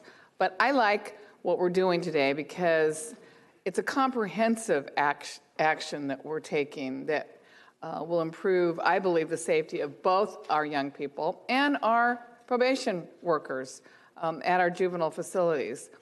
Item 11, we're not only looking at phasing out the use of pepper spray, which I really want to see what that will look like for us. And may I say to our public defender, I was very touched by your remarks at the meeting where you talked about your clients, and that made me think a lot about how I felt about the use of pepper spray. But we're also taking into account the challenges our staff face every single day, and considering how we can give them better tools and training to not only promote safety, but, as everyone has said, a healing environment for these young people, many of whom have experienced serious trauma on their own.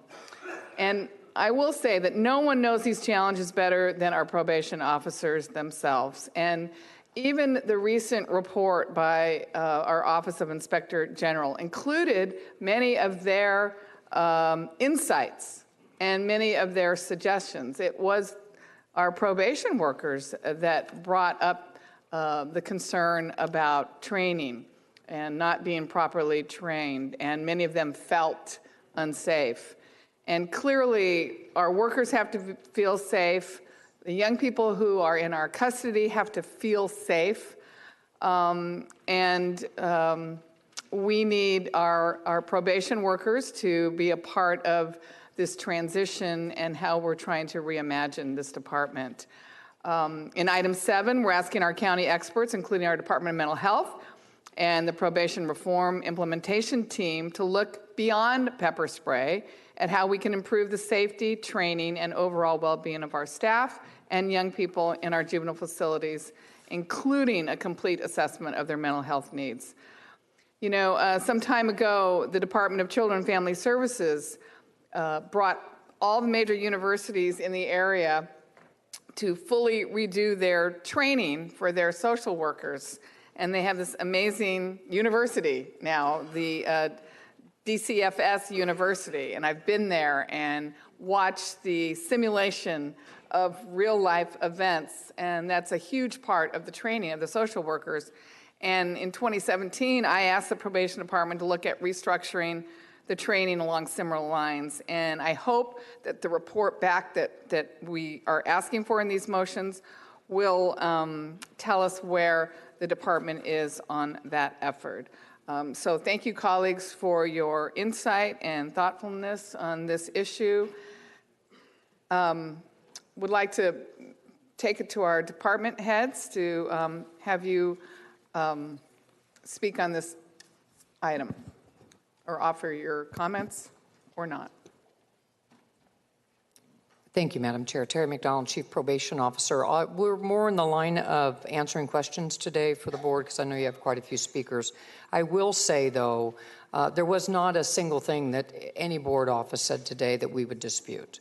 The vast majority of our employees are honorable and ethical and committed to the youth.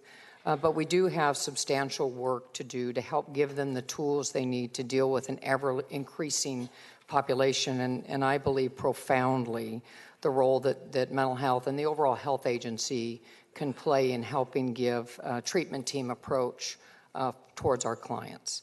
I also appreciate very much the approach of being thoughtful and deliberative and engaging and collaborative in this approach. None of us, and I heard you say this clearly, wants children or staff hurt as we transition from one tool. And our preference is, and I know it's the employee's preference, we don't want to have to do any physical engagement with youth. We just don't. But if we're required to do that, we want to make sure that the staff have been trained to do that in a way that the kids don't get hurt and the staff don't get hurt. So we're looking forward to the report back. The truth of the matter is we were talking about this before the action as we were starting to look at OC.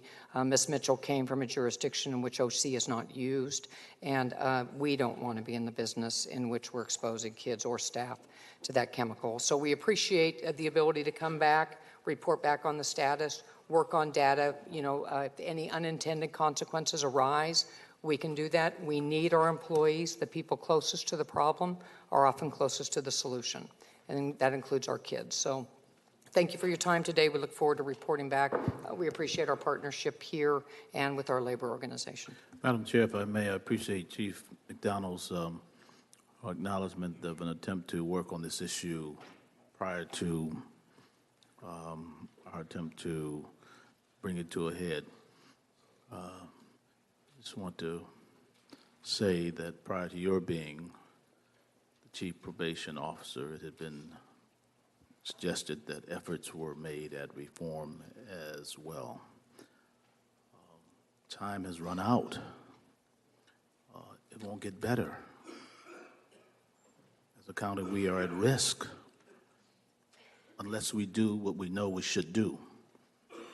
And so I've grown completely impatient with the claims that we are working on it, we're trying it, need more training and so forth. Just simply figure out how to do it, bring it back to us so that we can dispose of this and hold our heads high in this important area of work.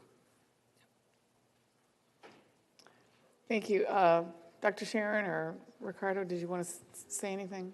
Yeah, if I could make a few brief comments. Thank you, supervisors. Dr. Sharon, John Sharon, Department of Mental Health. In general, we have to look at behavioral issues through a behavioral health lens. And this is another care first opportunity. And behavior in many cases really is a red flag, a cry for help, particularly in these younger populations. The core feature which is shared across the probation department for the kids there is trauma, history of trauma, physical trauma, mental trauma, spiritual trauma. And these are young brains. Young brains are very influenced. They're very plastic, what we say in the business, easily influenced and at risk of going in a direction that will not benefit over time. The use of force reinforces trauma and the wrong narrative. Same for pepper spray. Chief McDonald, who I spent a bunch of time with and I've toured halls and camps with, has been struggling to coordinate efforts across the Health and Human Service departments. And she reached out for help, and the health agency, in health agency fashion, and Dr. Galley, Dr. Ferrer, and I agreed to help develop an integrated approach and a shared governance body that will work with her to simplify for probation access to and assistance with the delivery of services and also the development of the policies and procedures and the types of environments where kids who are in probation are spending their time. There's a number of actions that are aligned that are going to be coming down the pike very soon. Some of them are already underway, including identifying a lead individual for that governance body that I had described, and I thank the board for creating an item to do that several months ago. Clearly, we need to train up the ecosystem as a goal of transforming the culture in probation. We need to hire many additional staff, and we also need to recognize the role of substance use and addictions, which really are yet another red flag of self-treatment. And we need to take an interdisciplinary approach to everything that we do. We are very poised to, I think, as a health agency, review, re-engineer the policies, procedures, and environments along with probation, and to look forward to creating an environment where the staff can flourish in their jobs just like the children. Thank you, Dr. Sharon. Mr. Garcia. Thank you. Ricardo Garcia, public defender. Without being redundant, I think one of the things we learn as trial lawyers is when you listen to those individuals making decisions, you hear what they say, and so you let them do what they're going to do when you know what they've been telling you, and you've been speaking clearly for the last few minutes. I do want to add something, though, that I think has been said and is important from my perspective and that of my clients. As I indicated in my letter, and I don't think anybody here disagrees, that these young people, these boys, these girls, need to be treated really the way we treat our own children. And with the same dignity and respect we would expect our children to be treated if they were in those halls. But we also do, and I acknowledge, we have to consider and care for the people that have them in their care. And what I want to emphasize, at least perhaps differently than I did before, is that in the report by OIG, and what I read and what I know, is that there are probation officers who care and work diligently with all their heart. And I think what would benefit my clients in this training that has been discussed, what would help me and them and all of us, is if we leverage those individuals. We reward those individuals who are already doing what we want them to do and what we need them to do. We spend a great deal of energy and time focusing our attention on the problem, which we need to do, and talk about how we're going to fix the problem, which we must do in this situation without question.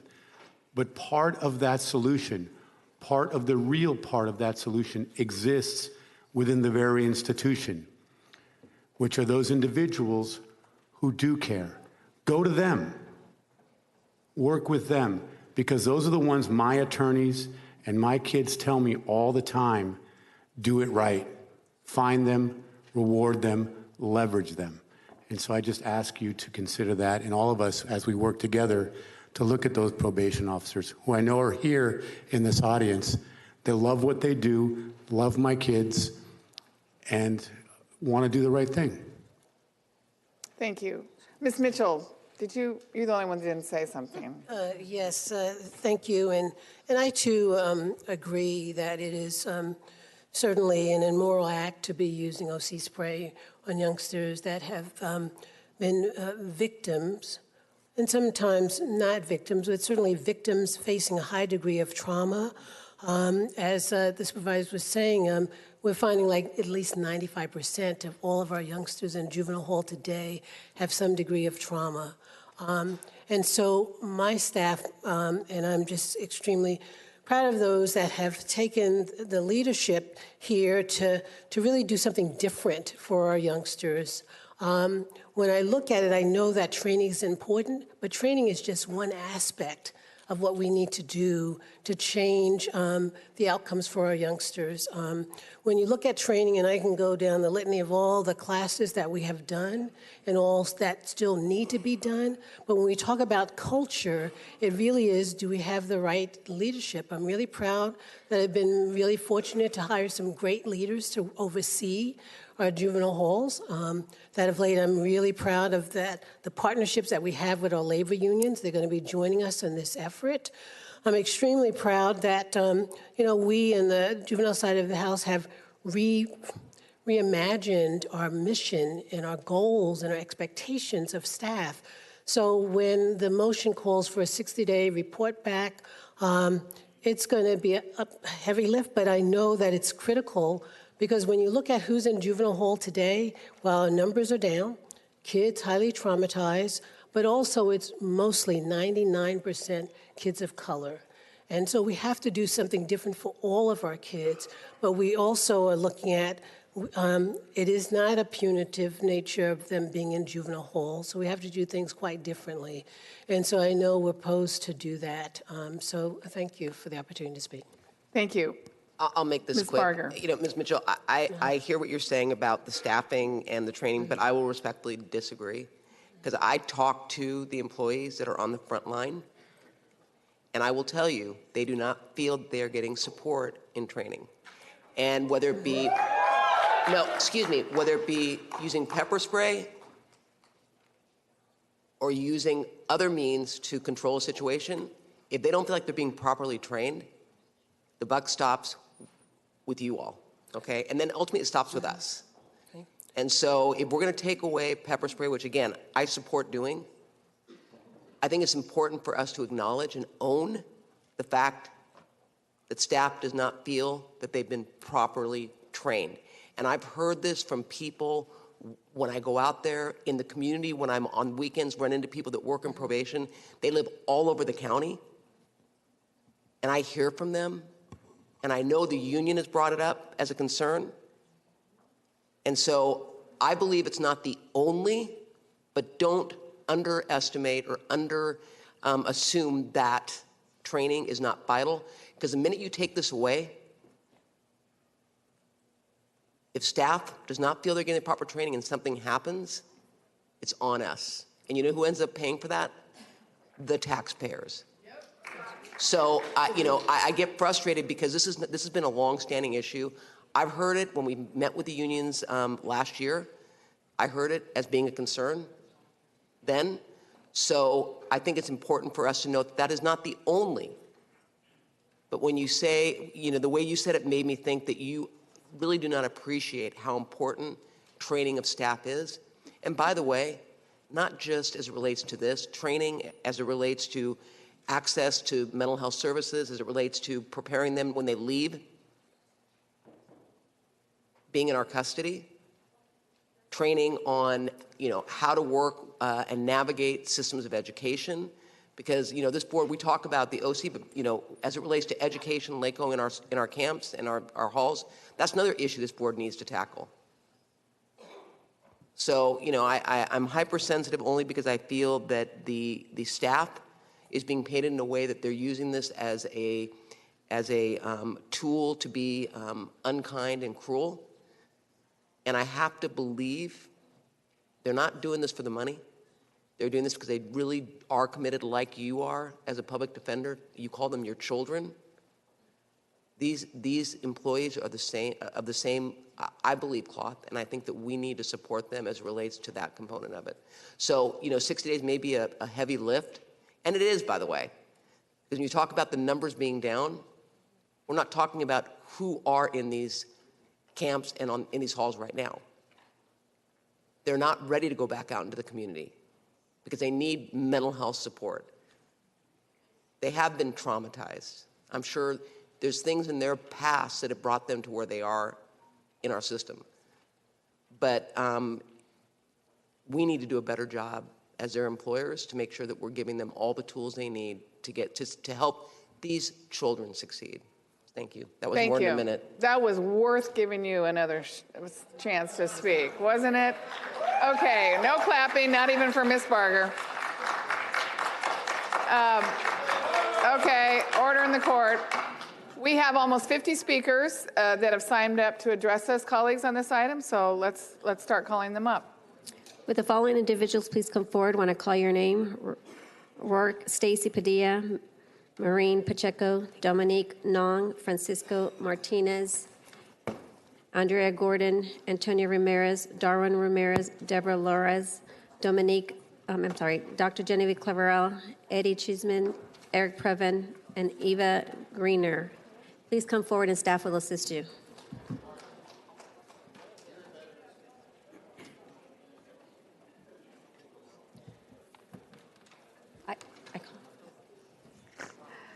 Yes, welcome. Go ahead. You want to go? Thank you, Supervisor Hahn, as Chair of the LA County Board of Supervisors, for letting me speak today. I'm Rourke Stacy Padilla with the Law Offices of Los Angeles County Public Defender. For the past 4 years, I've been a dedicated trainer for our juvenile division, and I've spent nearly half of my 18-year career with the Public Defender's Office with our juvenile division. The disturbing over-reliance on pepper spray has significant and traumatic life-changing effects for our children in custody.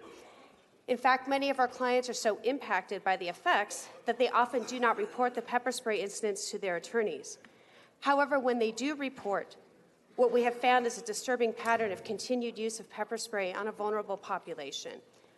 For example, pepper spray was employed on a youth who was wearing a helmet because her mental health issues were so pronounced she was banging her head on the walls. Pepper spray was employed on a 13-year-old intellectually disabled boy who was then shoved into his room with the door closed.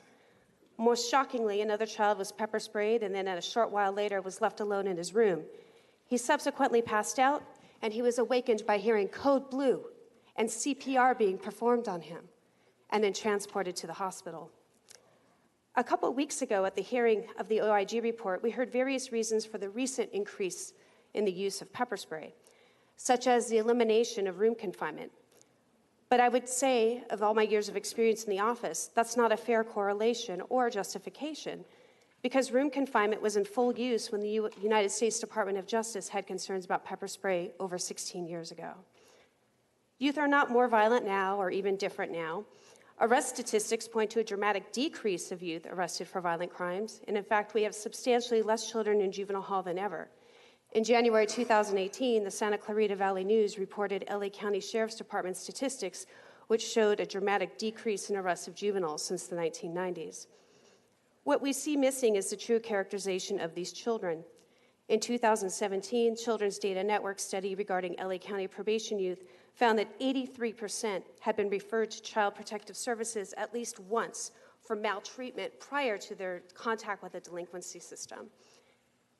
Children are not any different. We're just more cognizant of what they need. The LA County Public Defenders know that youth in probation custody have significantly higher rates of trauma, mental health, and other issues that make them particularly vulnerable. Although we recognize that this population may present challenges while in custody, we are also deeply troubled by the continued use of pepper spray on these children.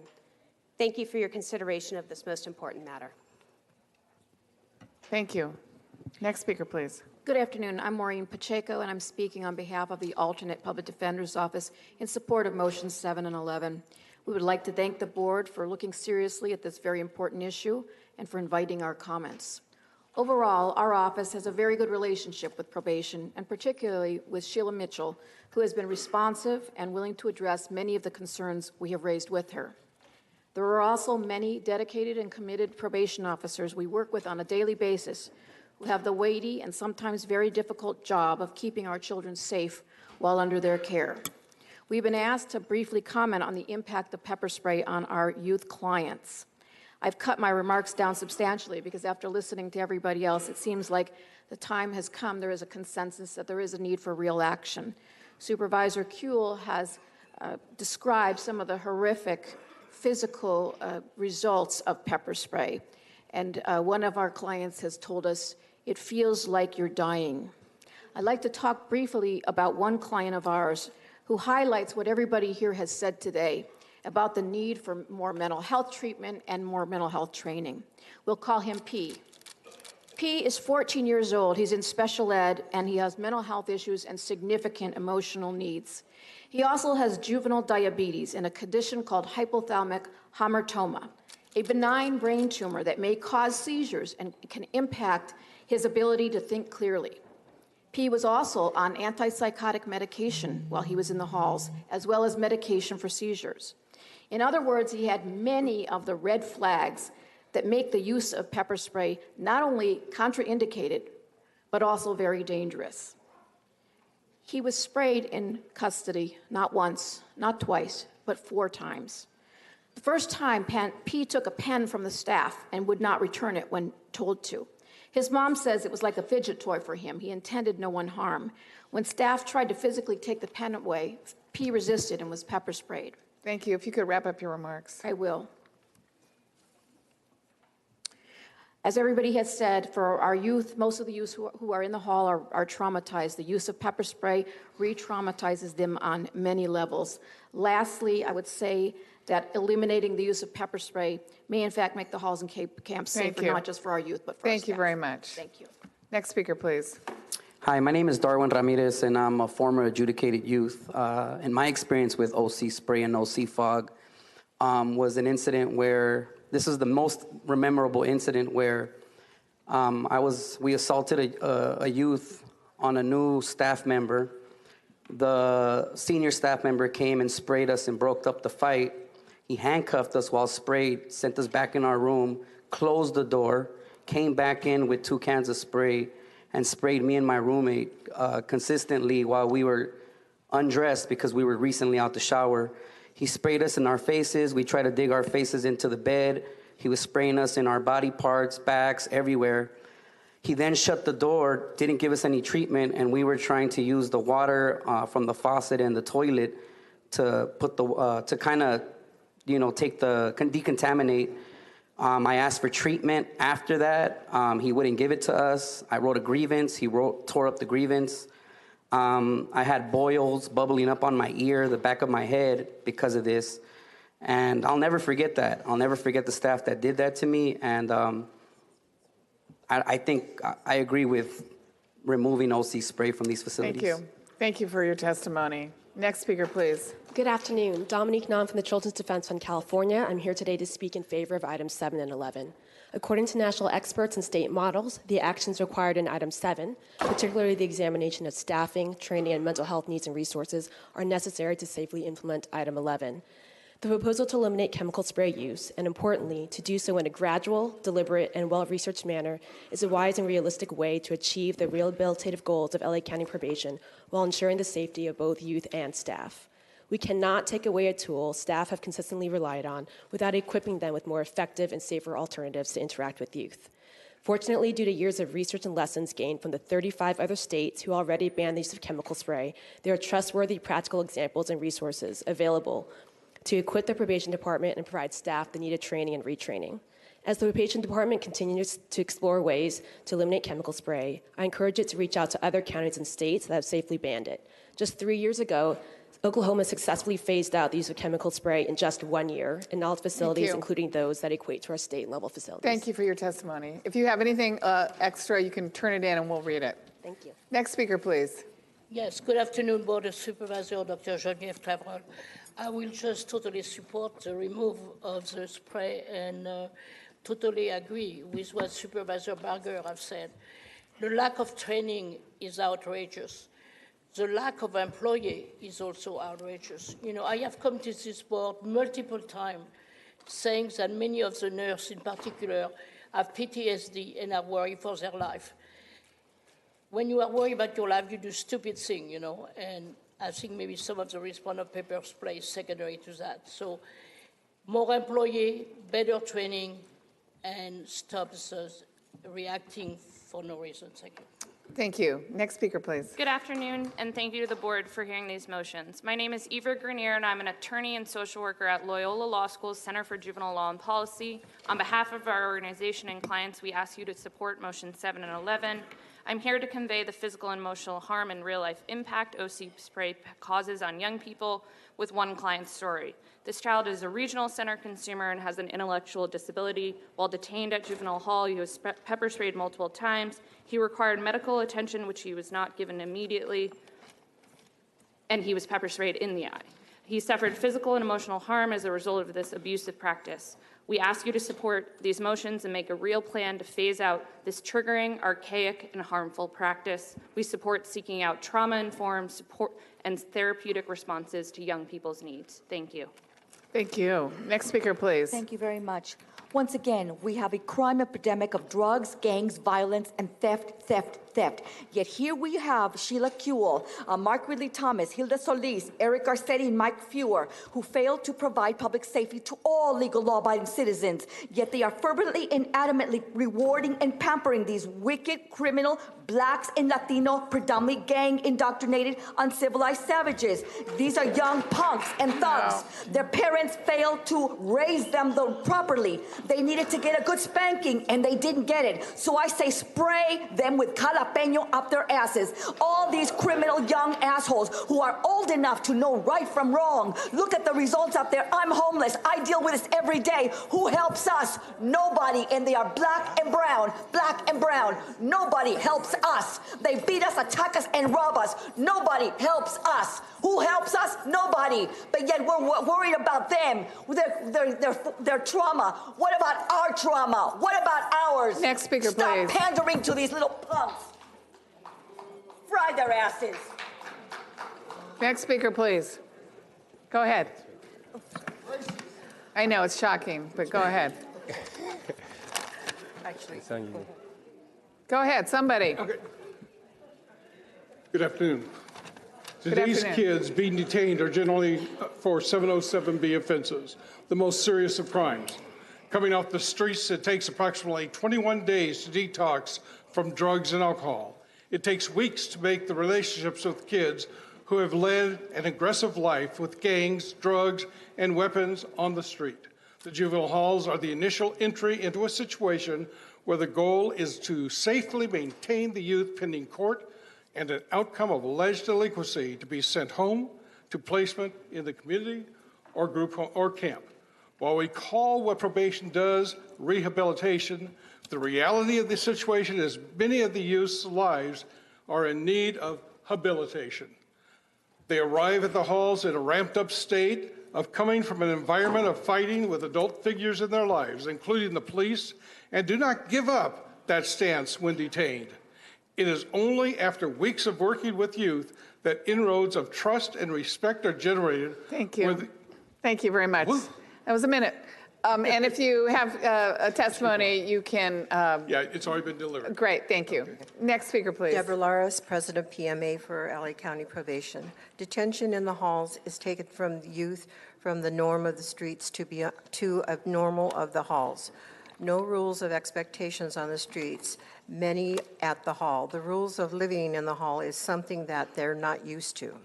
Because of the youth challenges and generations to violence for a number of reasons, including mental health issues, it makes a youth a danger to themselves, others, particularly staff, when the aggression begins. Staff make attempts to quell youth and youth on youth violence, as well as youth on staff violence. At times, it's as easy as a touch or a calming word to bring them back into reality. Other times, staff have to take a more aggressive action to reduce violence and protect both staff from the aggressive youth and bystanders. In such situations, staff may not be aware of who is asthmatic or mental health medicated. To quell the immediate threat of violence, pepper spray is used in lieu of wrestling a youth to the floor. Thank you. Thank you. And before we, next speaker, we need to call up some more speakers. Thank you, Madam Chair. Would the following individuals please come forward when I call your name? George Bassetti, Gloria Gonzalez, Hans Liang, Herman, Hugo Gonzalez, Ian Kiesley, James Shogarth, John Samuels, Joseph Maislich, Katie Holland, Kim McGill, Crystal Shelley, Louisa Dotson, Maria Escobar. Please come forward and staff will assist you. Thank you. Go ahead. Honorable Thomas, we would like to, as probation officers, take you to task regarding making safe environments for staff and minors. Honorable board members, you know that there is an increase in riots and unsafe working conditions in our halls and our camps. What we're asking for is a meaningful program that works, a meaningful program. We would like to work in an environment that's zero tolerance for violence. I would like for the department to show the board members videos of how the kids are attacking themselves, attacking each other, and attacking stuff. There are videos there, but they won't show you that. What they'll show you is that some of the staff may have misappropriated the pepper spray. We need your help to come up with a meaningful program, something that works. And as the public defender says, listen, these kids belong to me. I treat them as my sons, my daughters, and I love them. Thank you. Next speaker, please. My name is Andrea Gordon. I'm a retired county employee and the founding president of the Managers Union in the Probation Department. I once came before this board many years ago, and I made this statement: no one should have to die for a paycheck. I believe that. And you should also not be the victim of violence on the part of the kids. We have children who come into our facilities, particularly in the juvenile halls, who are at war with rival gangs on the streets. They are very willing to kill each other, and many times they have killed each other. We need the means, the proper training. And when I say proper training, I don't mean that the probation department sends someone who is not an expert to a train the trainers class for 8 hours and then comes back and teaches all the staff. That is not an experienced trainer. There are major problems in the halls and in the camps. In the camps, you have a longer period of time to work with the kids to develop relationships. You have very short periods of time in the juvenile halls. We need that training and proper staffing. Thank you very much for your testimony. Next speaker, please.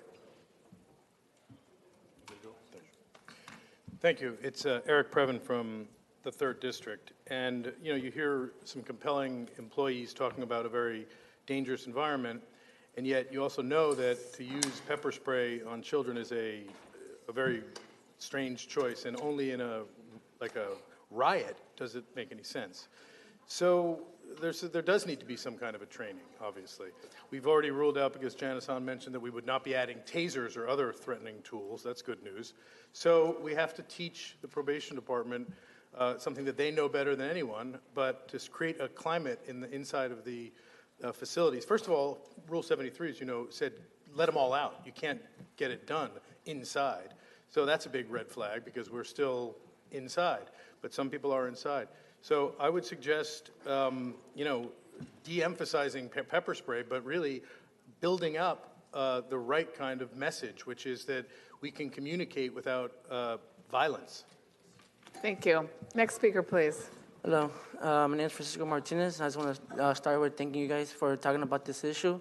I'm a supporter of 7-11. And when I was 17, I was in Los Prisioneros Juvenile Hall, and I was pepper sprayed. I wasn't the one being targeted, but because of 2 young people were fighting, we all got hit, and it had a major effect on my health because I have asthma, and anyone that has had asthma or has experienced an asthma attack, it's the worst possible feeling. You feel like you're dying. I was gasping for air. I felt like a fish out of water, and that feeling is terrifying, especially for a young person, and to being locked up.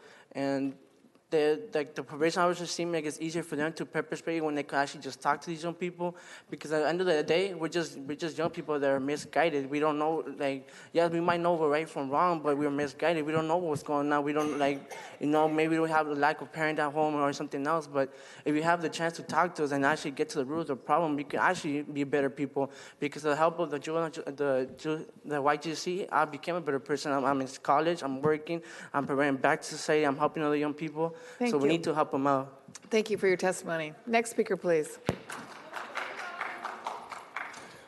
Hello, and thank you for having me. In my experience, I've broken about 7 or 8 bones in 3 years' time, back to back to back. I've been jumped, cut, sprayed, and tased.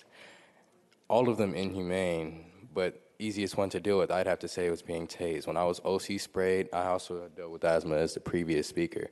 I couldn't breathe, I couldn't see, I couldn't move. I was on the ground screaming and gasping for air.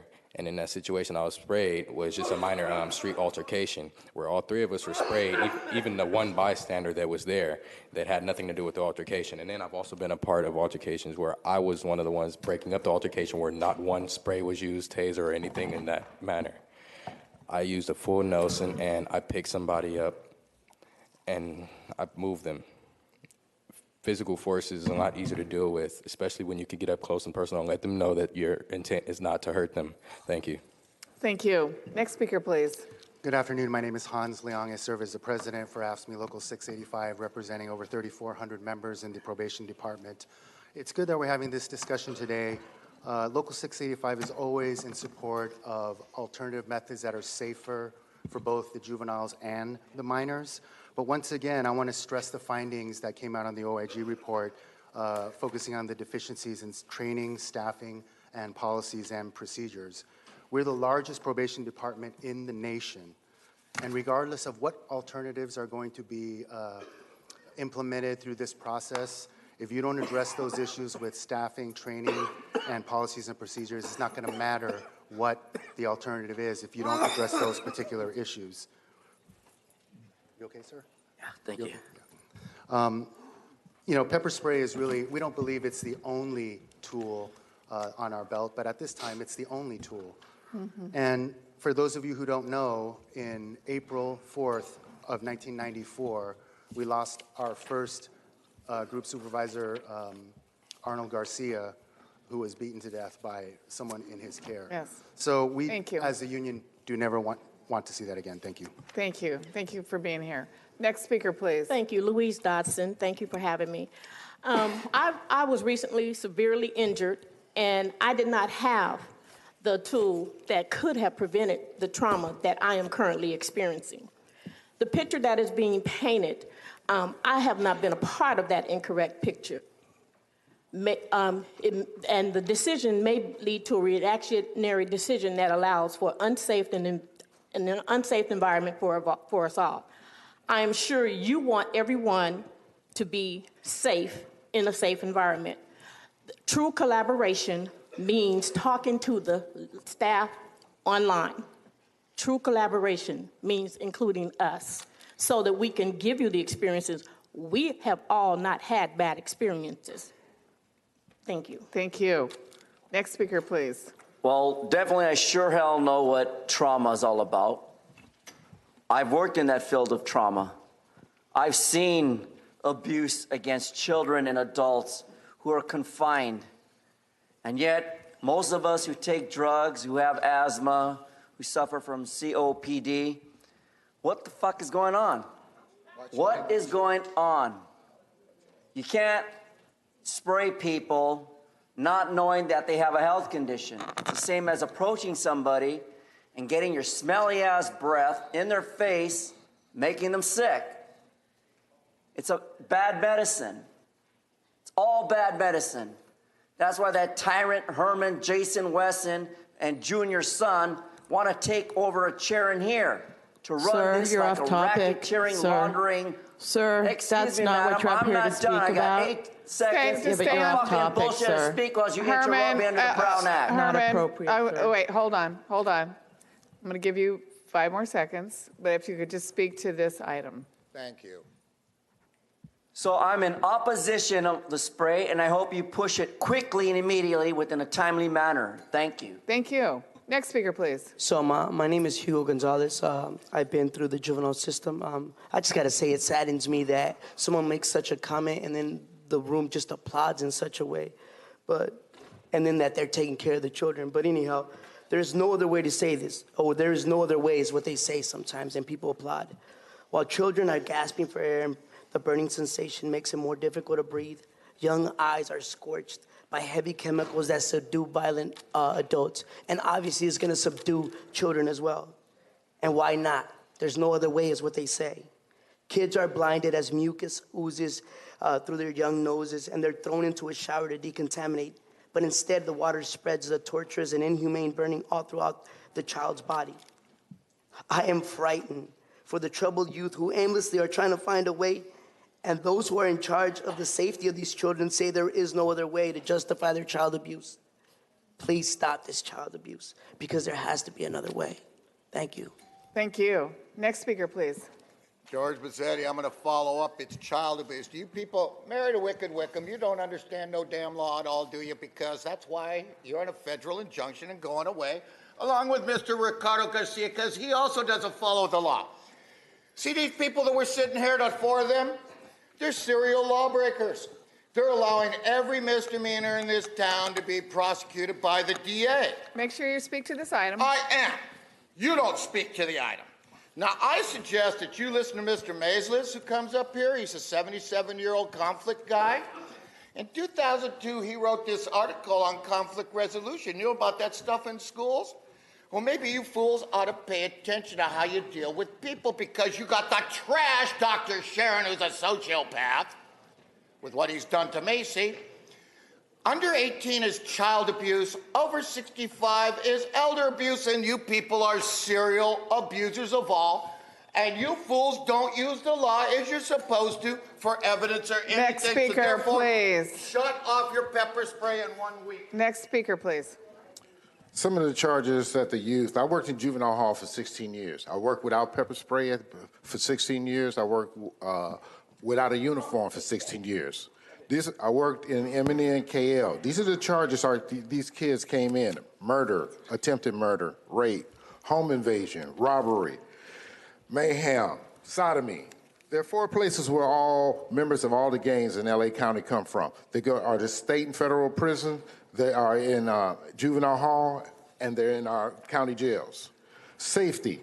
If it's not safe for the staff, if the kids are threatening the staff, then we need to address that. How can you do things that are illegally on the streets, but you let them get away inside the halls? That perpetuates violence. So when I say that, the first thing of it is that also people make policies that they cannot even do. I hear the psychologists, I hear all these other people saying this, this, and this. They couldn't hold a job for a week. Thank you.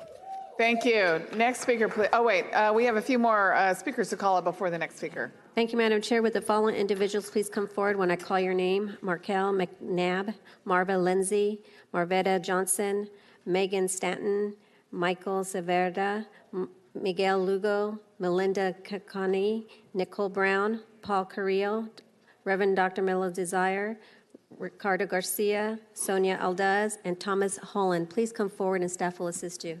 Okay, next speaker. Honorable Chair and Supervisors, my name is Ian Kissel, an attorney at the ACLU of Southern California, which has more than 70,000 members in LA County. I'm also an author of a letter to the board from more than a dozen organizations.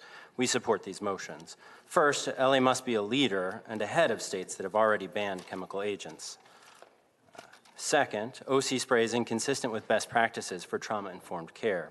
Third, there are alternatives which may allow staff to implement a ban quickly and to be retrained on alternatives. We know this is not easy. Fourth, this requires board action.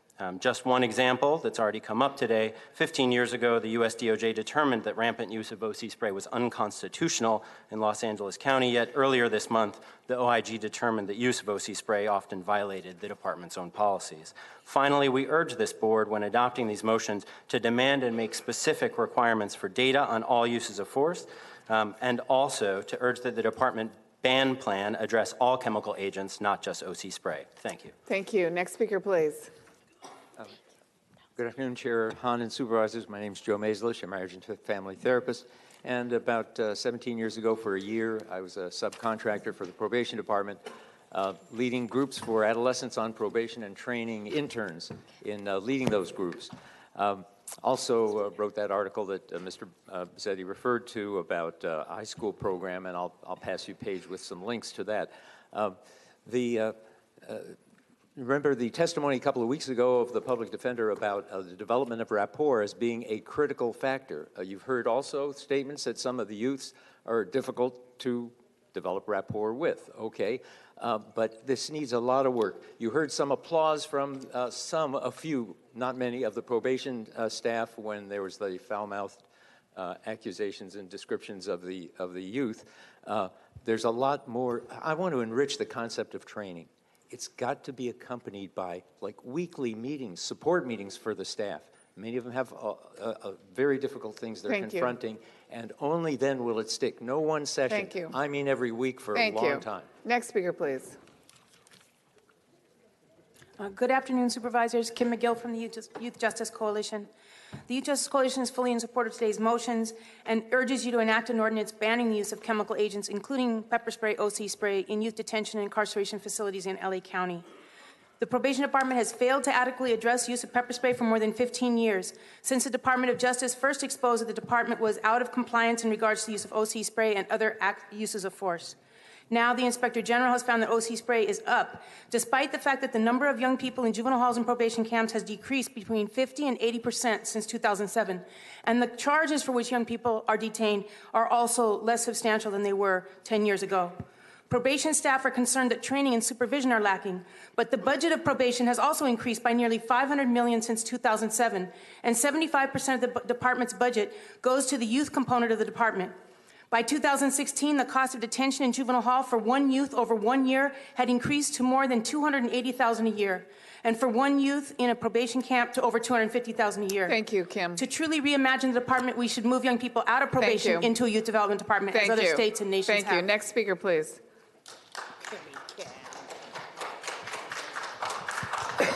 Can I remind the audience, if you agree with someone, just raise your hands. Thank you. Next speaker, please. My name is Gloria Gonzalez. I'm with the Youth Justice Coalition, and I'm here to support the youth who have been sprayed by the toxic OC spray. You need to look at more de-escalation tactics and alternatives that do properly serve youth, not further traumatize youth that are already going through traumatizing situations and environments. In 2015 through 2017, the use of force involving OC spray in juvenile halls increased by 192%. And I do also urge you to listen to the people that came here and expressed their concern and also said their own personal testimony from their own personal experience and how traumatizing and how they could not breathe and how it irritated and burned their skin. I understand that the people that are working in the juvenile halls want to use pepper spray, but that doesn't mean that that's the right thing to do. You need to look at other methods that are working and not necessarily always view young people, especially black and brown people, as monsters or as wicked people. They're just youth and they're just young people like kids. Thank you.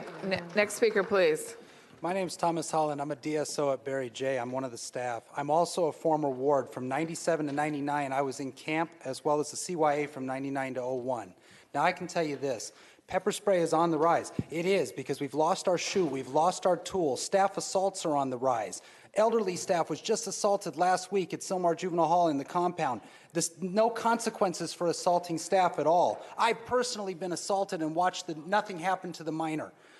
Staff are quitting in record numbers. New hires last only a few months. It's not training. We're training them the best we can. I was a trainer. None of my recruits have quit. But the reason that they're quitting is because nothing's working. We're overwhelmed. We're working short. Inmates believe that they're victims. Are you kidding me? What about their victims? I've been a crime victim. I was a ward. The best practice is bring back regimentation. Regimentation worked for me when I was in Camp Challenger. DMH, all they do is bribe and placate the minors. Give me a break. We need help, and pepper spray needs to stay. Thank you. Next speaker, please. All right, so that was kind of shocking. Pepper spray does not replace love, and it does not replace understanding. Just a minute. We're trying to give respect to everyone who is speaking. So please, if you're in the audience, refrain from clapping, and please refrain from talking. We really want to respect those who are here to speak. Can I get a reset? Yes, Dr. Mello Desire. I think that guy needs a hug. So when we look at the probation department and the resolutions that you have to remove pepper spray, You have instances stating you want to include quantifiable metrics and measure trends, demographic data, and assess to any disproportionalities. Jeez, I can't even pronounce half of these words. This is hieroglyphics. What I'm saying is that if you want to remove pepper spray from the juvenile system, you can't do that. Just like you want to cut off someone's food stamps, you don't give them fair warning, we just do it, and chaos the next day. It doesn't take a lot for you to figure out certain dangers, doesn't require you to sit down and negotiate and figure out the metrics and all this garbage. Just remove it. Just remove it. Because these kids had a bad rap from the beginning. Most of them are in there because they're poor, because they're from families that are undesirable. So it's a bigger agenda. So if we really want to remove the pepper spray, please get Miss Sheila off of hypnosis first off. Thank you. Next speaker, please. Go ahead. My name is Maria Holland. I'm a staff at the juvenile hall. I just want to say, picture me, a staff with 15 minors, up to 20 minors in one hall, in one room. What if they start fighting? What am I supposed to do? Can you at least, like she was saying, don't give a warning, but yes, we need that at least implementation of more staff before you take the spray off. More staff and more training before you do that. We're just going to be getting attacked. It's just you can't. Thank you. Thank you. Thank you. Thank you. Next speaker, please. Hi, I'm Kitty Holland. My dad and my stepmother are both officers at Sylmar Juvenile Hall. I love them both, and I want them to come home safe. If you do remove the OC spray, then what if they are watching these minors and the minors fight, and what if something goes flying because the minors are fighting and they cannot stop them because they don't have anything to stop them with? What if they get hurt and then suddenly I get news that my parents have been hurt? OC spray, I believe that the loss of the OC spray is harmful to staff and their safety. I hear them talk all the time about how unsafe the facilities are, how short-staffed they are. And as a teenager, I see at school how violent these minors are. I see fellow students who have been locked up. This is a bad move to remove this. I've seen how violent people can get and how dangerous it would be to remove the OC spray. Thank you. Next speaker, please. My name is Miguel Lugo. I work at Homeboy Industries. I first want to start off with, this is child abuse. Child abuse is child abuse. Let's call it for what it is. I work in a place when I have every single gang member from LA come through those doors, and I'm head of security there, and I don't have to use pepper spray, and I don't have to use none of that. And just picture yourself getting sprayed like I did when they try to wash it off of you and it runs through your private parts. That's torture. I don't know what you guys are talking about here. People don't understand that. That's torture. I was just a kid. And even as an adult, when I got sprayed later on, when I committed more mistakes, and I have to admit, mistakes were made. But now I'm reforming, I'm changing my life. But the whole thing is this, who are we spraying kids? Come on. Come on, this is child abuse. Would you like to have your kids spray in a daycare? Would you like to have your kids spray in a daycare? Or your grandkids? Come on, like this is like nonsense. We need to change this. This is LA, this is us, this is a new beginning. That's what we need, is a new beginning in LA. Thank you. Thank you. Next speaker, please. Marvetta Johnson, DSO, currently at Los Virginia Juvenile Hall, and AFSCME 685, Local 685, Union Steward. I'm currently assigned to the halls working with some of the most difficult female minors experiencing an increase in youth-on-youth violence and assaults on staff. The Los Angeles County Department has failed to adequately address Title 15 Minimum Standard for Juvenile Facilities, Section 1301, that states to provide standards and requirements that meet and exceed, and I emphasize the word exceed, those standards requirements. In addition, Section 1321 staffing states the department shall have adequate numbers of personnel staff to provide safety and security of youth and staff, and I emphasize the word staff. I am asking the Board of Supervisors to consider before making a decision what would be the overall impact on the safety, not only of the minors, but the staff involved. Without adequate staffing, it is almost impossible to restore and gain control without compromising not only the safety of the youth, but the safety of the staff. Thank you. Please provide alternatives for the staff safety. Thank you very much. Next speaker, please. Hi, my name is Melinda Kakani. I'm an attorney with the Transition Age Youth Practice at Public Counsel. It is Public Counsel's unequivocal stance that Los Angeles County immediately banned the practice of using OC spray in juvenile detention centers in the wake of the OIG's report on its inhumane and prolific use in county facilities. As the report documents and countless youth experiences reveal, OC spray traumatizes those who are exposed to it, causing temporary blindness, intense pain, breathing problems, and panic, especially when used against children. There have been documented cases of it leading to permanent damage or death in cases where it is misused. Large urban areas across the country, be it Memphis, Boston, Philadelphia, and the Bronx, also ban the practice, opting for crisis diffusion policies that help officers recognize and proactively deal with oncoming crises before they escalate. If jurisdictions worldwide, not just nationwide, can keep peace in detention centers without caustic chemical agents, Los Angeles County can as well, especially given the amount of money probation has at its disposal. Thank you. Thank you very much. Next speaker, please. Good afternoon. My name is Paul Carrillo with Southern California Crossroads and St. Francis Medical Center Injury Prevention Trauma Department, serving parts of Districts 1, 2, and 3. I'm here in support of this motion.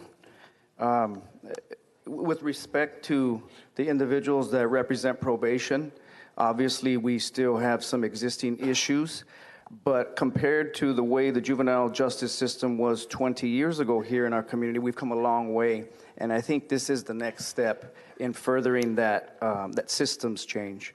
I just think it's a travesty that we're just one of 15 states that still continues to use this, this option on minors. I'm in support of this motion. Thank you. Thank you. Next speaker, please. Hello, my name is Marva Lindsay. I am a detention service officer at Barry J. Nightoff Juvenile Hall. And I would like to thank you guys for providing this platform for us to voice our opinion. I would like to say that the minors that we deal with on a daily basis are not your minors with the 4.80 grade point average, nor are they part of the academic decathlon. We deal with gang members, drug-addicted youth, defiant and abusive behavior youth, and some of these youth are at the age of majority. And this motion to phase out chemical restraints from safe crisis management protocol is detrimental to the safety and security in all the Los Angeles County probation camps and juvenile halls. Those of you who oppose this motion do not deal with these minors on a day-to-day basis. These minors that we deal with have extreme mood swings. Thank you. Thank you. I appreciate your testimony. Next speaker, please. If you want to give us the rest of your written comments, we will read them. Yes, because I have so much more. Thank you. Please, we'll take them and read them. Okay, go ahead.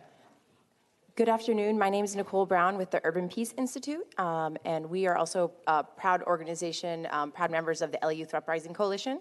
I'd like to thank the Board of Supervisors for your leadership on this motion to phase out the use of OC spray, and we are in support of that.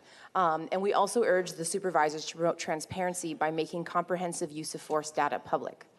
The dramatic increase in the use of pepper spray is troubling and alarming, especially as LA County's camps and halls have record low numbers of youth in custody, which should mean higher staff-to-youth ratios.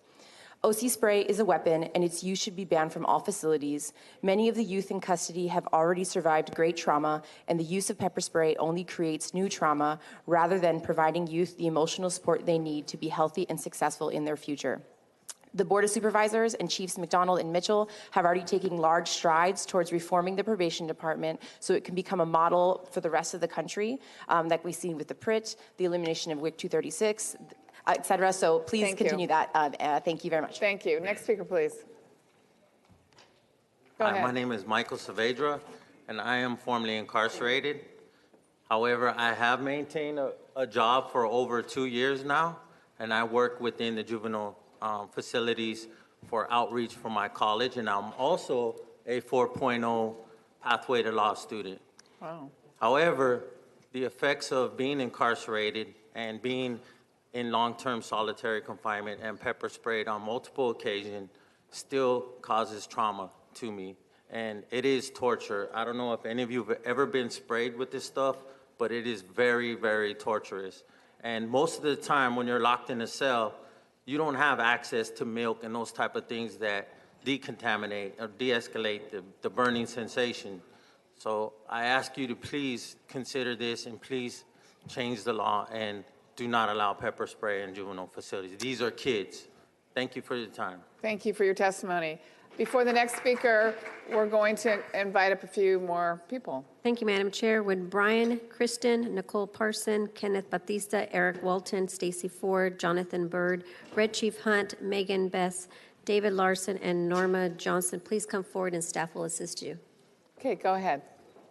Good afternoon. I am here because as a probation officer, our mission as a probation officer is to rebuild lives, and I feel that we have diverted. We are no longer rehabilitating youth, we are housing them. We lack the tools to teach the youth in our custody habits that will lead them to be successful once they transition back into their community. More and more youth are refusing simple instructions given, and there is no form of accountability. The few times I have used pepper spray to contain a violent situation, I have contaminated myself, and it is the last tool that we use to contain a violent crisis situation. It is very painful, and I have had to wait an hour to decontaminate myself. If our pepper spray is withheld, more violent incidents will arise for both youth and probation staff, and someone will become seriously hurt. We as probation staff build a rapport with our youth in the dorm. Mental health is not. In a crisis situation, a lot of our youth are asking for their favorite staff and not mental health. Thank you. Thank you. Next speaker, please. Good afternoon. My name is Ricardo Garcia. I've been a detention service officer for a little bit over 10 years. Over the past 10 years, the last 3, I've noticed an increase in violence. And in fact, I've been assaulted 6 times within the past 2 years. 4 of those assaults have been the last 4 months. And in fact, 2 weeks ago, I actually got bit in the ear by one of our youths. Although painful, pepper spray works. I mean, we are open to change because, I mean, we're progressive, but we need tools and tools that work. And until we get these tools, pepper spray needs to stay. And that's pretty much all I have to say. Thank you. Thank you. Next speaker, please. My name is Jonathan Bird. I'm the Chief Steward for Local 685, which represents the rank and file. I'm also a 26-year veteran working with juveniles in the facility at Challenger. First of all, I'd like the Board of Supervisors to refer to a Probation Service Task Force final report, June 2003. You may have your justice deputies read it. It's 549 pages long. It's historical but current. It talks about all the issues that we're talking about now, and it brings us up to the current level without having to do further research. I would like to say, though, that in 1994, we had the first probation officer killed in this department. Based on that fact alone, pepper spray was instituted in the facilities, not by the rank and file, but by the Board of Supervisors. In 2011, the Board of Supervisors committed to an ordinance that says the Board of Supervisors would have direct supervision over probation officers. Why? Because they didn't feel that the people who were heading the department were sufficient. So I feel that same way today. We need to have further conversation on oversight for the department. Thank you. Thank you. Next speaker, please. Good afternoon, Supervisors. Brian Christian, President. My 8th year as President of the Los Angeles County Education Association. I want to first and foremost express to you our gratitude for item 7. Thank you for bringing it forward. Safety is more than just important to a person who goes to work every day and risks it, but it is the essential element to being able to learn. We cannot teach kids who are not safe, and we have to get there. So I greatly appreciate this. And with that, I'm going to also add that we should never use the spray, but we should never get rid of it. I've heard kids say, I'm out of control. I'm this, I'm that. I can do all these things. And they can't stop me. But when I hear that OC spray warning, I'm done. And you will hear from teachers when you do this investigation who will say the same thing. They're going to tell you that I need to be safe, and if the pepper spray is necessary, keep me safe. It's the wrong moral decision. Thank you. Thank It's you. an easy decision to go there. Thank you. We don't need it. Next speaker, please. Hello, I'm Megan Best. I'm a policy associate and associate staff attorney at the Children's Defense Fund, California. I'm also a member of the LA Youth Uprising Coalition. Most of my comments are based on the letter we submitted to the board. Most young people caught in the juvenile justice system in Los Angeles County have experienced trauma well before they were detained. Youth who have been subjected to chem spray in LA consistently describe it as traumatic. Youth also describing witnessing peers suffer reactions to being sprayed describe it as traumatic. This harmful behavior is contrary to California's legislative mandate that juveniles receive care, treatment, and guidance that is consistent with their best interest. Far from the best interest, officers' use of or threatened use of chemical spray is not only traumatic but constitutes inhuman or degrading punishment. It degrades trust between young people and those who are supposed to take care of them. There's no rehabilitative value in this. In fact, it makes juvenile halls more dangerous both for the young people and the staff. Thank you. Thank you. Next speaker, please. Yes, under the Americans with Disabilities Act, I'm requesting double time. My doctor submitted some information to you. What is your determination on that? I think we're going to give you a minute. Okay. So you're saying that a person with schizophrenia shouldn't be given additional time at this meeting? Let me tell you my experience with a juvenile detention officer. His name was Lauren Marler. When I was a boy, I was 12 years old. He took me to his basement. He violently tied me up and molested me. It happened for 3 years. He did it to every single person in my church. What do you think happened? Now, when the Mormon church found out about it, do you think they called the police and tried to have me arrested? No. When I reported rape to you, did you try to call the police and have me arrested? You did. Did you investigate my rape? I didn't. This is what scares me about the juvenile detention system. These men and women are in control of our youth. And many of them are like this child molester who molested me, able to do horrible things to them. And if they can use pepper spray against these kids so that they can violently sexually assault them, like my juvenile detention officer, who I was not in trouble, he was a church leader. I wasn't in trouble, but he did this to other people who he had control over. Thank you. Next speaker, please. Good afternoon, supervisors. My name is Norm Johnson, Executive Director of the Association of Probation Supervisors. Our position is not only about the motion to remove pepper spray from the halls and camps, but more about the staff's and minors' safety. Officers have limited resources in their arsenal. Many are not trained with the gift of gabs like Supervisors Margaret Thomas. If not pepper spray, then what? What plans are in place to replace pepper spray? Safe staffing is critical. Training is a must. Clear policies without a doubt. But how to control children that doesn't respect authority? We must work together to resolve the issues at hand before removing the only tools that we have. Thank you. Thank you. Next speaker, please. Hello, everyone. My name is Eric Walton. I'm a detention service officer at Barry J. Knottoff Juvenile Hall. I've been with the department for approximately about 10 years. Within that time, I remember when I first got hired, a few of us were called out to one of the camps where a riot erupted. The youth in that camp broke off leg chairs, used rocks, and broken window glass fight. The deputies at the facility did not have pepper spray. LASD had to come out to quell. They were in riot gear. They had to use pepper ball pellets to get the youth. Some of the youth were in triage with LA Fire Department because they seriously injured each other. So if we take away pepper spray, this is the window, the door you open when these youth begin to act out violently. So we do not want to return back to the days of McLaren Hall, where in that facility ended up having to get shut down, where youth were actively violent. So I just want to be able to bring that to your attention. Thank you. Thank you. Next speaker, please. Good afternoon, board members. I want to change the course just a tad bit. My name is Stacy Ford. I'm a DPO1 in camp. The kids in our care, they look just like me. They're black and they're brown. The officers who work in these facilities, they look just like the minors. They're black and they're brown. And I want you to know that we care about our young people. So to dismiss that we don't care is a disservice, because we care.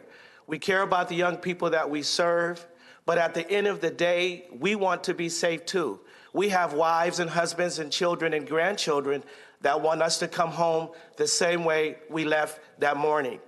But just know that we do care about these young people, and our desire is to be safe. Our desire is to keep the young people safe. So with that being said, I am the face of the department. I am the face of these young people that we care about. Thank you. Thank you. Next speaker, please. The Red Chief Hunt on the record. I was watching you over the weekend. Changing our paradigm is very important. I totally agree. Number one, we have to get rid of the pepper spray. Number two, we have to get, for each 6 kids, 2 officers. And number 3, we got to educate and train the probation officers to deal with these kids. There's no ifs, ands, and buts about it. If you got a heinous crime, you need to be in jail. If you're starting at 16 and you kill somebody or got attempted murder, take them to jail. No other way of looking at it. Do the right thing. Get rid of the pepper spray. Follow instructions. If you got 2 probation officers per 6 kids, that's a great deal. Start training. Get rid of all the problems and things like that. If you guys follow those instructions, you guys will be a better department and everything will work. Heinous crimes belong in jail. Thank you. Okay, we're going to go to Lancaster. Hello, Lancaster. Hello. I was working, it looks like I'm still working on the hospital equity. Well, now I'm calling it the community farm.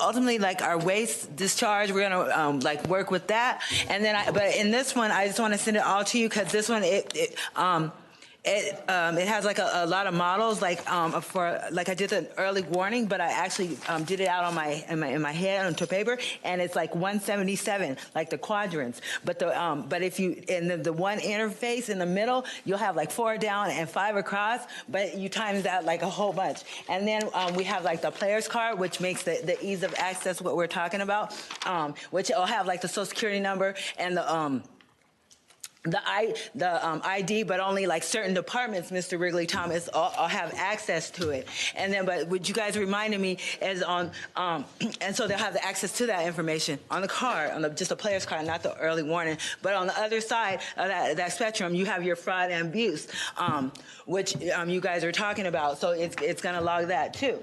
And then, so Thank you. You guys are worried about like criminalization. Thank you very much. What? No, next speaker, please. Yes, hi. My name is Crystal Shelley, and when I was incarcerated, I asked for some mental health help. And when I asked for some mental health help, I was assaulted by several different staff at that time, where they released 3 cans of pepper spray on me just because I refused to go into my cell. I was having a mental health breakdown, and I was never given the time to speak to anyone. I just continuously got assaulted at that time by being a woman, by pepper spray running down your body and into your female parts. That is not okay, you know, and excessive use was used. 3 cans of pepper spray on one person that hasn't assaulted anyone, that's a problem, a major problem. And I thank you guys. Thank you. Okay, is that all the speakers on this item? Okay, so we have 7-11 before us, moved by Supervisor Kuehl, seconded. Oh, I'm sorry, there's your name right there. I apologize. I'm sorry, Supervisor Kuehl. I was slow pressing that button. Go ahead. I just want to say this has been very enlightening and not really in a very positive way in some ways. I'm reading a book now by Doris Kearns Goodwin, and it's about leadership.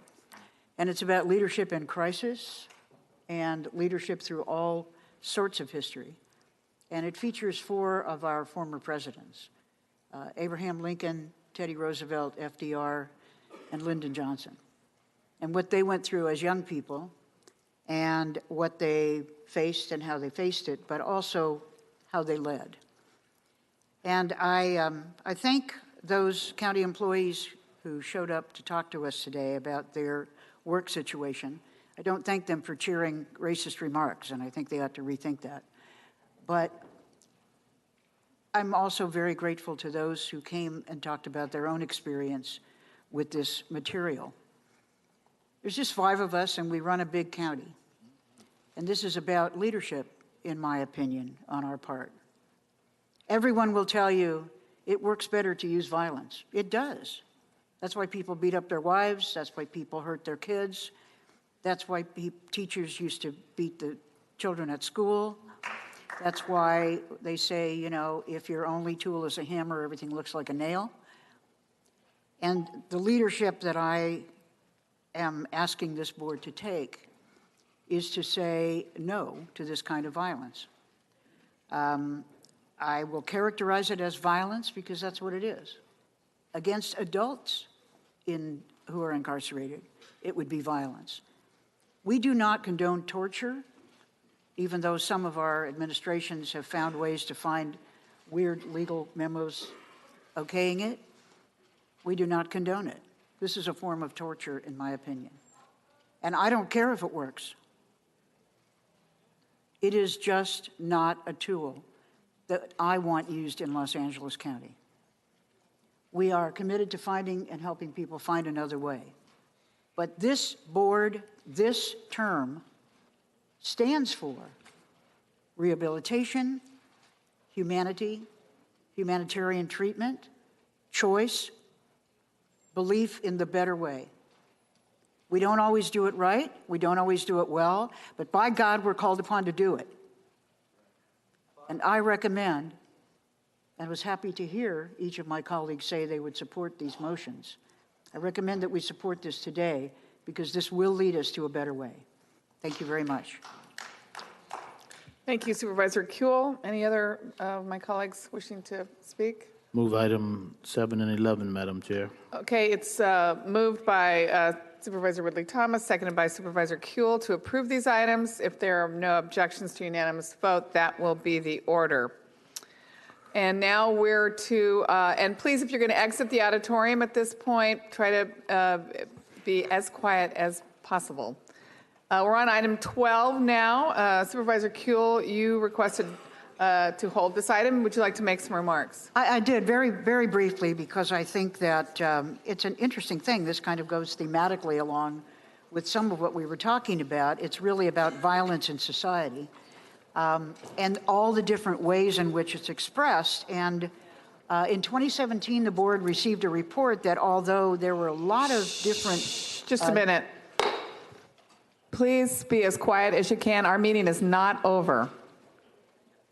Thank you, Madam Chair. Thank you. Although there were a number of county departments who operated a wide variety of violence prevention programs, the initiatives themselves were not coordinated or dealt with in kind of a holistic manner. So what this motion is about is going the next step to establish a single office of violence prevention, making it responsible for coordinating the programs, helping us to craft a more strategic approach to violence prevention, actually recognizing the potential links between and among various forms of violence and how it impacts our communities and what we can do to protect our residents. In early 2018, just days after the attack in Parkland, Supervisor Ridley Thomas and I introduced a motion asking the Department of Public Health and the CEO to report back about how we could create such an office.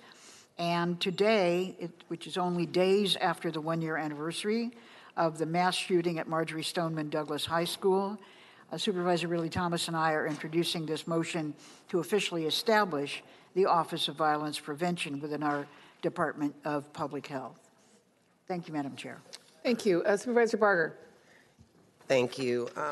I would like to thank both Supervisor Kuehl and Supervisor Ridley Thomas for bringing this motion forward.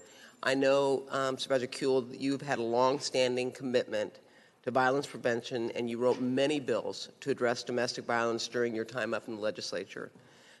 I am supportive of the Office of Violence Protection. I believe the creation of this office shows the board's unwavering commitment to the issue through the provision of critical support services to victims and the expansion of proven intervention programs. With that being said, the one thing that did catch my eye is the use of Measure B dollars. I believe that I'm going to support the motion today, but the fact that there are funds that are not being spent, and I have hospitals contacting me asking for us to rethink how these funds are distributed, I would ask this board to carefully monitor how those funds are being spent moving forward. I know that we have a surplus, and similar to the MHR Mental Health Services Act dollars that we're sitting on, I think it's important, especially when it's passed by the taxpayers, that we have a responsibility to ensure that that money is going to entities that were promised when we passed Measure B. For example, if you look at fire, I remember when we were first allocating the dollars, LA City Fire came forward and asked for additional money because they felt that they were not getting enough because they are the largest paramedic service in the county. I think it's important for us, Sachi, to, moving forward, look at the allocation of Measure B, and if needed, to readjust. For this, I get it, because I do think there is a nexus, so I understand that, and it can be justified. But the bigger question for me is, what are we doing with the Measure B dollars, especially when fire now is using more paramedic than they are fire suppression? So I'm going to support this, but also ask that we be vigilant as it relates to Measure B dollars and any unexpended dollars that are sitting unallocated at this point. But I want to thank you. I get it. I think it's needed. The irony is not lost on me that we are addressing the issue on a lot of levels, and so we need to put our money where our mouth is. So with that, thank you. Supervisor Ridley Thomas. Madam Chair, permit me to thank Supervisor Kuehl for bringing the motion forward. This has been and continues to be a high priority for my office, and I'm proud to co-author it with you. Colleagues, you'll know that just last week, the nation looked back on the year after Parkland, Florida, that shooting, which is seared into the minds and the hearts of not only this nation, but across the globe. And we have to be reminded of the nearly 1,200 children who have lost their lives to guns since that event, that tragic event, last February. I believe this represents just a small fraction of those who are victims of other types of violence, including domestic violence, community-based violence, define it as you will, and regrettably, school violence. This represents a disturbing phenomena in our society. It is hardly unrelated to the discussions that we were having with items 7 and 11. We need to come to grips with this, and this motion seeks to help us do so. The number of victims of violence is just simply staggering. The impact it has had on communities cannot be captured in words. Many of us suffer from prolonged grief, wounded by these issues for an incredible length of time. I just want to applaud the current and ongoing efforts of our county departments and the partners beyond that external to address the multiple forms of violence in Los Angeles County. In particular, the Department of Public Health's Injury and Violence Prevention Program has been engaged in our most impacted communities, bringing together community organizations, law enforcement, and most importantly, the residents themselves to craft and implement strategies for reducing violence in our communities. For example, we should look to those things that we know have been promising practices, namely parks after dark, that program which hatched out of the Violence Prevention Initiative, and it's proven that safe passages and places to play increase social cohesion and reduce gang violence. Those are good things. All our departments have touched and engaged with violence prevention in some way, and I just simply want to take the opportunity to thank you across the board for your hard work. It's important. Additionally, there are countless community partners, organizations, and residents who are committed to bringing peace to their homes and their neighborhoods, and I want to thank them, and all of you know who you are. Can't do it without you. So today's motion offers a tangible commitment to prioritizing violence prevention through public health in the years ahead, and the newly created Office of Violence Prevention will not only expand on the work our county is already leading, but will help coordinate and integrate existing efforts both within the county and in the larger community. I can think of no more important issue for our county to lead on than the issue of violence prevention. It has far-reaching implications for the quality of life of us all, both directly and indirectly. Madam Chair. Thank you. Supervisor Solis. Thank you, Madam Chair. I'll be brief. I also want to thank Supervisor Kuehl and Ridley Thomas for bringing this motion before us. And I raise this because just recently in my own district, there was a violent crime that occurred at one of our schools in Azusa. And our teachers and our families are having to go through this, where youngsters are now involved in heinous crimes using guns. And how do we then begin to integrate the whole scope of making sure that we have our community leaders and our school districts engaged? Because it isn't just a one-off in my district. It happens repeatedly in other parts of the San Gabriel Valley and East Los Angeles, weekend after weekend, to get those reports. And I really do think that it's going to take a lot more in terms of our work on the ground. So that's what I like about this program, that we're going to be looking at this through a holistic lens that will hopefully bring all peoples together, as well as the victims, but also the people that want to help combat the escalation of crime and to deter that and use other tools that can be made available. So I applaud you as we move forward, and again, just want to reiterate the community's involvement as well as the school districts. Thank you. Thank you. Madam Executive Officer, please call the members of the public who've signed up to speak to us on this item. Thank you, Madam Chair. Would the following individuals please come forward when I call your name, and staff will assist you? Anthony Ortiz-Lewis, Laquana Williams, Paul Carrillo, Antonio Ramirez, Carlos Leon, Dr. Genevieve Cleverell, Eric Previn, Gabriel Santiago, George Bersetti, Harry Kim. Please come forward and staff will assist you.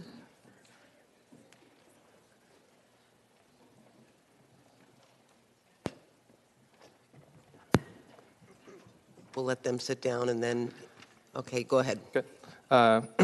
Thank you, and good afternoon, Supervisor Sheila Kuehl and Mark Ridley Thomas, entire Board of Supervisors. My name is Anthony Ortiz-Luis, and I'm from Valley Care Community Consortium. We are a nonprofit organization working in the San Fernando and Santa Cruz valleys to help improve the health of families and communities in that region. Our network is 150 strong, consisting of FQHCs, community clinics, hospitals, CBOs, churches, and schools. And we are there to advance health equity for all of our residents. We believe in the creation of the Office of Violence Prevention, and the implementation of a violence prevention initiative will be critical in reducing violence throughout the county. The office will help to focus countywide efforts on violence prevention and intervention, better coordinate and align efforts between the county and community partners, and provide infrastructure and resources to better address those needs. We know that a place-based comprehensive prevention approach will be great for all communities, especially those disproportionately affected by violence. And so Valley Care Community Consortium and our network of all of our partners support this motion. Thank you. Next speaker. Good afternoon, Board of Supervisors. My name is Laquana Williams, and I'm an Associate Program Manager with Prevention Institute in our Leimert Park office. We are here today in support of the board motion to establish the Office of Violence Prevention with a viable long-term funding strategy, sustained attention and leadership from the board, and multi-sector engagement from all partners. In May of 2018, PI was contracted by DPH to conduct listening sessions as well as interviews with stakeholders and facilitate conversations among county department leads. The report prepared for DPH by PI identified 10 key findings and strategic recommendations that include building on what exists and strengthening what works, understanding root cause issues to prevent violence, and grappling with the implications of our vast geography. Through listening sessions and subject matter expert interviews, we see not only a deep frustration and sadness about the persistence of violence and the trauma it leaves in its wake, but also a lot of hope that preventing violence is doable.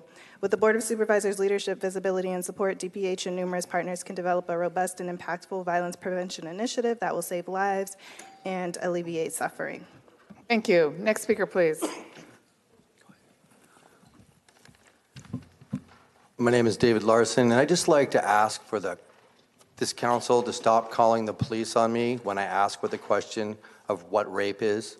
When I ask you to share with the Social Security Administration what happened to me, I'm doing it because I'm on disability, and I want them to know I was raped by the Deputy Director of the Health Department, and the Health Department does not want me to work for them ever again, and that they barred me from all services. And every time I call Sheila Kuehl's office, they threaten me with arrest because I asked them for Social Security to be involved. Now, if that's not a violent crime, I don't know what is. If you're going to use rape, do you know what I was told my rape was? Wes Ford said that he had sex with me when I had a broken pelvis in 2 places and a broken shoulder because it was a beautiful act. And when I asked the county if it was rape or if it was a beautiful act, they said it wasn't rape. If I'm disabled 2 days after an accident and I have a broken pelvis in 2 places and a broken shoulder, I want this bill to include rape as a violent act. That's all I want. I want rape to be considered what it is. Do you realize that I had a broken pelvis and he constantly broke my bones? Next he speaker. broke my bones, raping me. Next speaker, please. Raped me.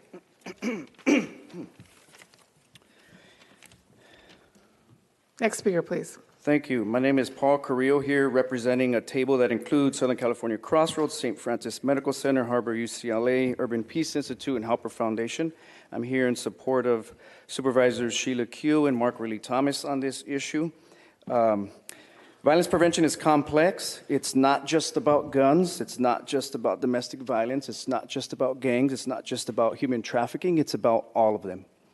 And so my hope is that this office is comprehensive, and it does not turn towards a particular political agenda to appease a particular line of work, but it is in fact comprehensive. I want to also point out the tremendous work by the LA County Department of Public Health, Injury and Violence Prevention, and their Trauma Prevention Initiative. The folks, Andrea Welsing, Kelly Fisher, Dr. Kuo have been out in the community with individuals. I've been at meetings with folks yelling at them, telling them what the community needs, and with total respect and empathy, they take the feedback and try to improve services. Thank you. I support this motion. Thank you. Next speaker, please. Hi, good afternoon, everybody. My name is Gabriela Santiago. I am representing the Vermont Vista community in South Central LA. I'm here to thank all of you for the new opening of the Office of Violence Prevention. My neighborhood needs a lot of help preventing violence. We have a lot of Black and youth community, Black and youth children walking around the streets, with nothing to do. We really want help preventing this and creating programs, something that can prevent all these people recruiting our kids from sex trafficking, inviting our young kids to join, to be in a gang.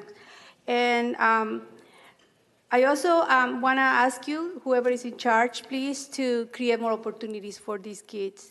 I don't want to give up on my neighborhood. I just moved. Thank you. Next speaker, please. Hi everyone. Carlos Leon from Community Coalition. We're excited to support and see a prevention office that seeks to humanize our young Black and brown children instead of criminalizing them. I grew up in South Central LA, and the amount of anxiety, PTSD, and stress that as youth we go through needs to be seen with support, with love, with attention, and not with punishment. Our youth currently right now in our organization are constantly requesting support, investment, mental health resources, opportunities to heal, thrive, and contribute positively to society, especially in our communities that in South LA that have been disinvested for decades, and the challenges that they're still seeing today and the trauma that they're seeing today. So we're looking forward for a change, looking forward for hope, looking forward for opportunity to actually see the possibility that our children today in the streets can have in a better society.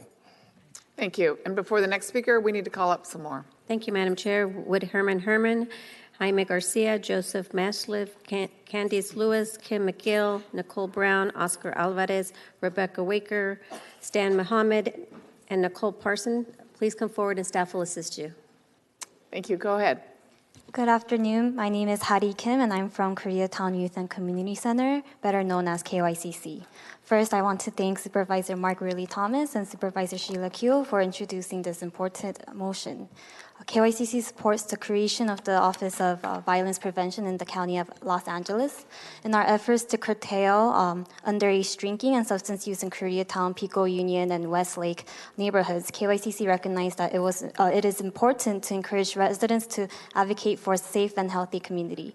It was these residents, the families who participated in one of our prevention education programs, who identified a cycle of violence both inside and outside of the home as the greatest deterrent of their quality of life.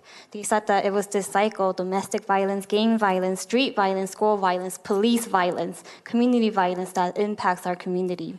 We listened to them, we worked with these families to raise awareness and promote positive behavior to change the social norms about violence and build upon our already resilient community. This is the first step in addressing violence, and thank you. Thank you. Next speaker, please. Thank you. Put all the judges, commissioners, county supervisors Sheila Kewell, Mark Ridley Thomas, Hilda Solis, court administrators, schmucks and shysters, attorneys, ACLU, Public Law Center, Legal Aid, Ray, Fair Housing, DA's office, Jackie Lacey, public defenders, prosecutors, probation officers, LAPD, Michael Moore, Eric Garcetti, and City Attorney Michael Fior should be sanctioned and fined and forced to live on the streets with their families with no cell phones and no sheriff's deputies and no LAPD protection when they are being victimized, assaulted, battered, robbed, violated, gang-stalked, harassed, bullied, mob lynched. They will not be protected. And incidentally, because they incited and perpetrated gang and racial hate crimes against innocent people. And these perpetrators of crimes are Latinos and blacks. These continuously are the biggest two criminals, blacks and browns. The above mentioned also contributed to our homelessness, poverty, high crimes, violence, theft, and gang stalking. And incidentally, Sheila Kewell and Mark Ridley Thomas, did you exercise professional leadership? Your time has expired. Next did speaker, you exercise please. professional leadership when Next you speaker, threw me out please. when I said nigger? Go ahead. And you said you Next speaker, please. Hello. That sounds Go ahead. contradictory. Thank you, Mayor. Thank you. Go ahead. Let's all take a breath. No, just talk. Okay. Thank you. My name is Rebecca Weicker, and I'm the program director at Restore Justice. We're a restorative justice organization that works with both people who are victims and survivors of crime and also people who are responsible. We create healing and opportunities for support in the community, and also we teach classes within Los Angeles, the California State Prison, Los Angeles County. And what we know about the folks who are there is that most people who create harm have been harmed themselves. And so we really support this motion. We need more violence prevention programs in the community to interrupt the cycle of violence. And a public health approach is the best way to do this, and locating this office within the Department of Public Health is the right way to go. So thank you so much for integrating and supporting these vital services for our county. Thank you so much. Next speaker, please. Candy. My name is Candy Lewis, and I'm the Executive Director of the Positive Results Corporation. We address teen dating violence, sexual assault and bullying in youth and communities of color. We stand in support of this initiative and respectfully encourage this board to provide resources and funding to community-based organizations and nonprofits so that we can partner with the Department of Public Health and Mental Health, which will save many lives. We partner with 100 organizations to teach youth to be peer advocates and create awareness, which is crucial for the prevention of violence. And that as February is Teen Dating Violence Awareness Month, it's appropriate that this initiative is now and it's timely. Murder of women and children is on the rise. 95% of mass shooting is related to domestic violence, and every 9 seconds a woman over 12 is the victim of domestic violence. That does not take into consideration the number of children that are abused. Thank you for your support and this initiative. So much. Next speaker, please. Good afternoon. Jaime Garcia with the Hospital Association of Southern California. I want to thank Supervisors Sheila Q and Mark Ridley-Thomas for introducing today's motion. We are supportive of establishing the Office of Violence Prevention. However, we are concerned with Directive Number 3 regarding the allocation of Measure B funds. In 2007, this board approved the formation of the Measure B Advisory Board, which would look at reviewing and approving the allocation of unspent Measure B dollars. And so I guess I'm here to express concern regarding that. And if there is a parallel process, then I'm here to actually request respectfully that this board consider approving a reimbursement increase for the non-county non-trauma hospitals, given the fact that they have not had a reimbursement increase since 2012. Thank you very much. Thank you. Next speaker, please. Good afternoon. My name is Nicole Brown, and I'm here with the Urban Peace Institute, or UPI. For years, UPI has advocated for a coordinated approach to address community violence, which is critical to ensuring the health and safety of families and children throughout the county, and we applaud your leadership in establishing this office. LA County is in an important moment of innovation when it comes to violence prevention and ending mass incarceration. And as the county moves forward, we suggest the following.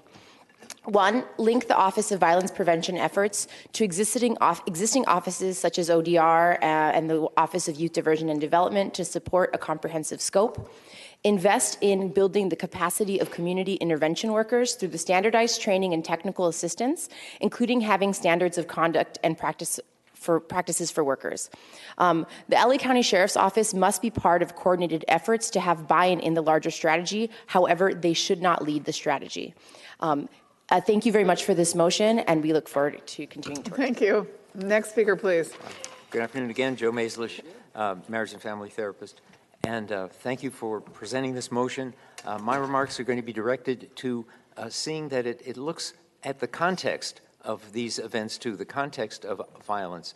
A few years ago, there was an attempt to get in the Diagnostic and Statistic Manual of Mental Disorders a developmental trauma disorder, meaning that many things that are identified like addictions, violent behavior, antisocial behavior, relationship problems, academic, all kinds of things seem to have their sources in similar things such as the various kinds of adverse childhood experiences. So I urge you to look at the sources too.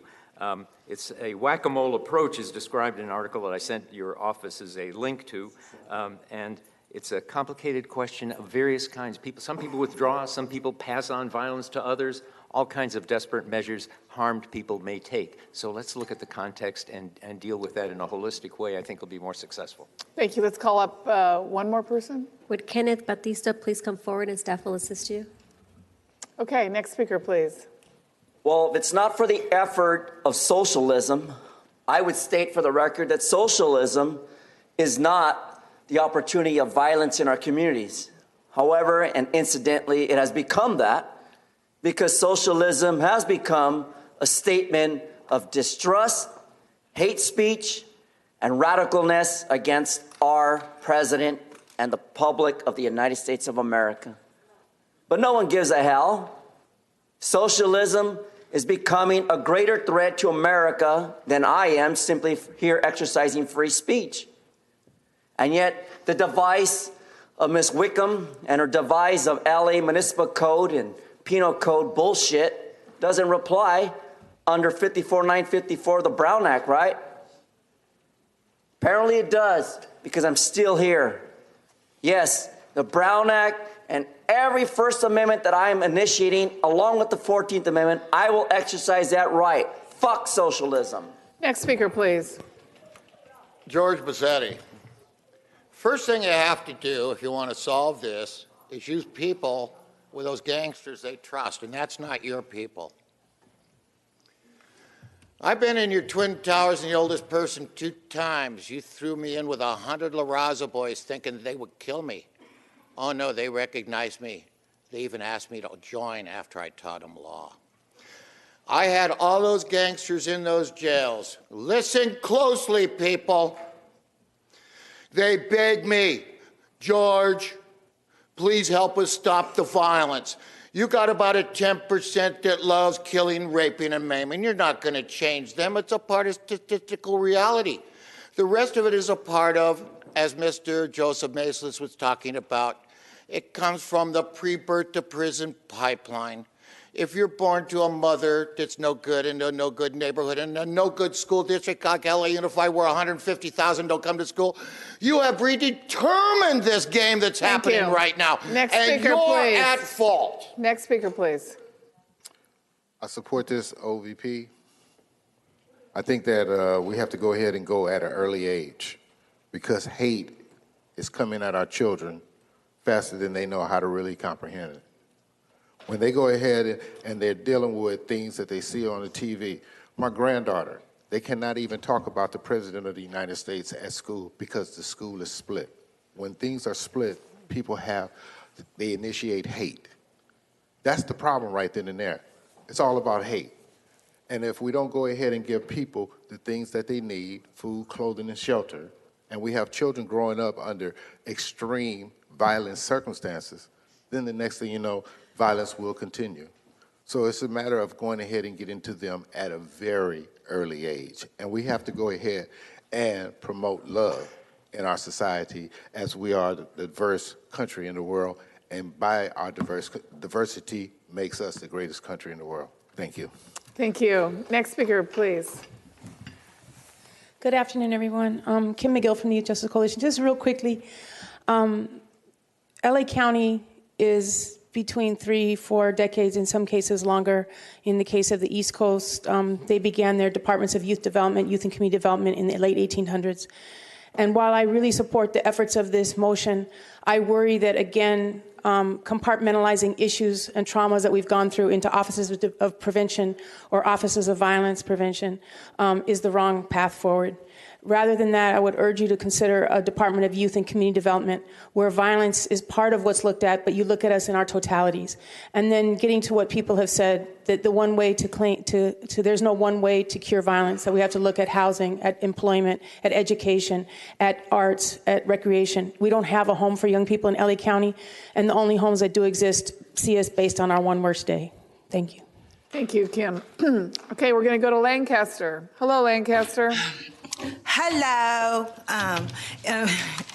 Okay, so it looks like what that is okay, the industrial relations, because you have like the civilian investigators or the educators, and then so there's like certification, and you'll find that inside like the probation's area of like requests or something, and then so and that, like the lady said, there's like harmful stuff, archaic stuff, and then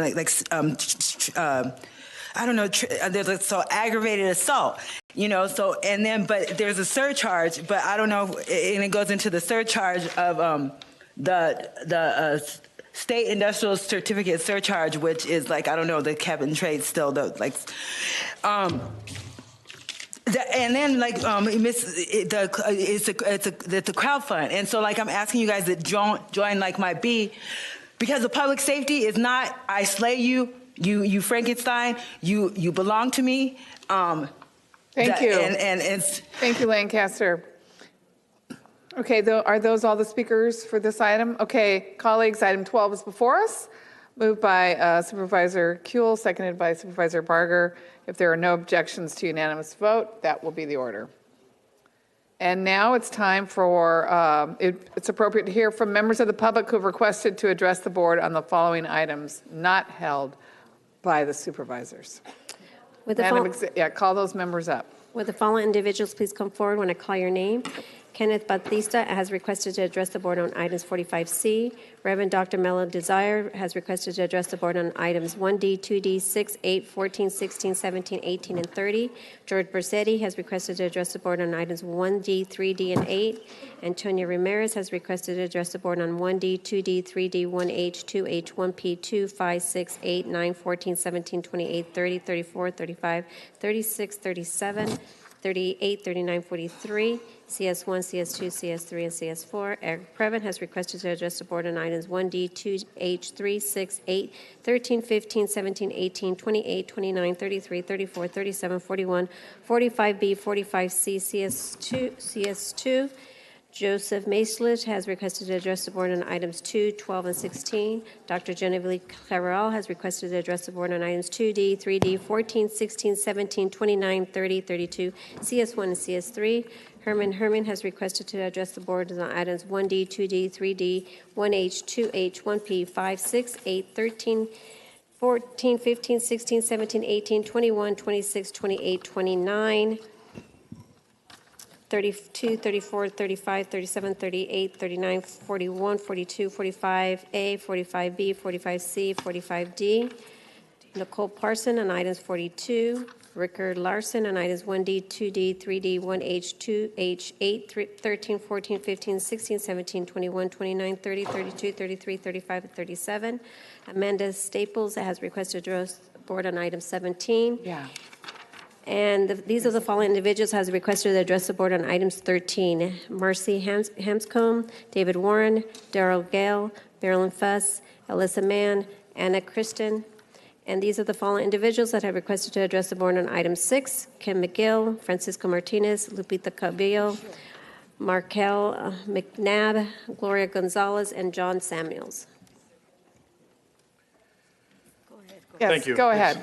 It's Eric Previn from the 3rd District, and, item 41 is an LA RICS item where we're getting, believe it or not, a bunch of routers, like 5,000 of them, to go into vehicles for free, gratis. Now, that is a big red flag because this was the Motorola portable radio relationship with the FirstNet program, and we already made very clear that the board did not do real competitive bidding on that, and I just find when you get free stuff from Motorola, AT&T in a climate when the FBI is over at City Hall, that's not appropriate because it's the same group, Englander, Knobby, and Allen, who represent all those folks who are up in the Sheriff's Department, migrating over from ISD and changing the rules to make it completely unfair. This is a big red flag, item 41. I'll just say that to make it clear. Now, what's not a big red flag is the increase in Department of Mental Health conferences and refreshments. We're increasing from 5,000 to 225,000 in 2017, and then for 2018, we're jacking it up to $885,000 per year for the next 4 years to put out bagels and cupcakes. Are you crazy? I mean, that seems really excessive to me. I don't understand. Maybe there's a new need to have so many expensive meetings and conferences. I can't imagine. You got your sole source $659,000 Medtronic product. You've got what looks to me like a victim's rights item, which I think everybody wants to support that, the DA. But the DA, and I want to be respectful here, is asleep at the helm. Okay, that's how I say it. I don't know what else to say. We have across the street at City Hall, they have, under Mr. Ridley Thomas's leadership, Herb Wesson is simply violating public speakers. Today, he tried to have Mr. Previn, if you can believe it, thrown out of the room. For what reason? I mean, because I was criticizing them for pinning something up without agendizing it at all. So, Wickham, you're a Brown Act specialist. You have to post stuff on an agenda. Is that it? Thank you, Mr. Previn. Go ahead. You go ahead. That's it? Next speaker, please. Go ahead. Go ahead. There. Yes, Hi. sir. Hi. My name is Rickard Larson, and I really don't want to come here. The reason why I come here is because I live in the county of Los Angeles, and I have 2 decisions to make. Do I want to live in Utah, where I was allowed to be violently molested in the church and the people turned their back? Or do I want to live in California, where my rapist is praised by this committee as a wonderful person? I have those 2 choices. It's scary for me to know that if I get injured in the county of Los Angeles, that if some county employee has sex with me, that they're going to call it a beautiful act of love. The last time I was raped, they called it a beautiful act of love. The police said it was rape, but the County of Los Angeles fired me from my job. And you know what they said to me when they fired me?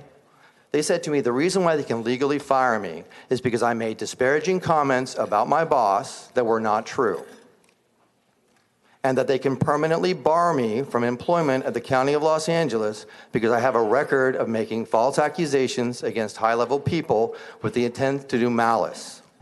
Is that really this committee's statement today, that I'm barred from the County of Los Angeles permanently because I reported rape against Wes Ford? I'm not asking you to say it's right or wrong. I'm just saying that's been what's told to me. Do you realize that the police have been involved in every single conversation I've had with Sheila Kuehl's office? They threatened to arrest me for asking for information to submit to Social Security. They did it with my therapist in the room. Okay? I called, my mother called. They threatened to have me barred from all services from the county. This is the sheriff's station. And when I brought it to your attention, you said, we don't care. So, Ms. Hahn, you've always looked me in the eye. You've always shown me compassion, and I appreciate that. You've never dismissed or diminished any of the statements that I've made in your mind. I appreciate that. Please let me know that my rape is not a joke. Please let me know that if I call your office, I can get an answer without the police involved. Thank you. Thank you. Next speaker, please. Thank you. I will go ahead and consolidate 1H and 2H. If you're going to finance the site acquisition, construction, and development of the Miramonte apartments and Palmview apartment over $10 million, then do the right thing. No subsidizing any wetback or gangbanger or junkies or criminal felons and pimps. You deport all the wetbacks and gangbangers. You put all the junkies in rehab, and you house all the criminal felon pimps and drug dealers. You house them in jail or prison.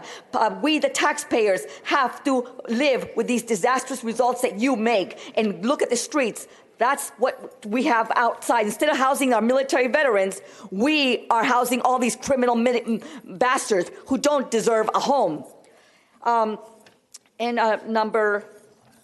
Number 6, Mark Ridley Thomas, a corrupted, unethical politician. He always begs for money, yet crimes are sky high in South Central LA, downtown LA. Your black leaders and your Latino leaders have failed to properly, that includes Hilda Solis, you failed to properly raise your black and Latino kids who will be tomorrow's domestic terrorists. Today, I'm happy that my parents spanked me with a belt buckle, my parents and my grandparents. And today, I am highly disciplined. I am not a gangbanger. I am not a wetback. I'm not a drug dealer. I'm not a hoe. And I'm not a thief. I'm just a simple, nerdy Mexican, and by the grace of God, I thank my mother and father who are deceased. So I'm so blessed that my parents spanked my ass, or I'd be a disaster today.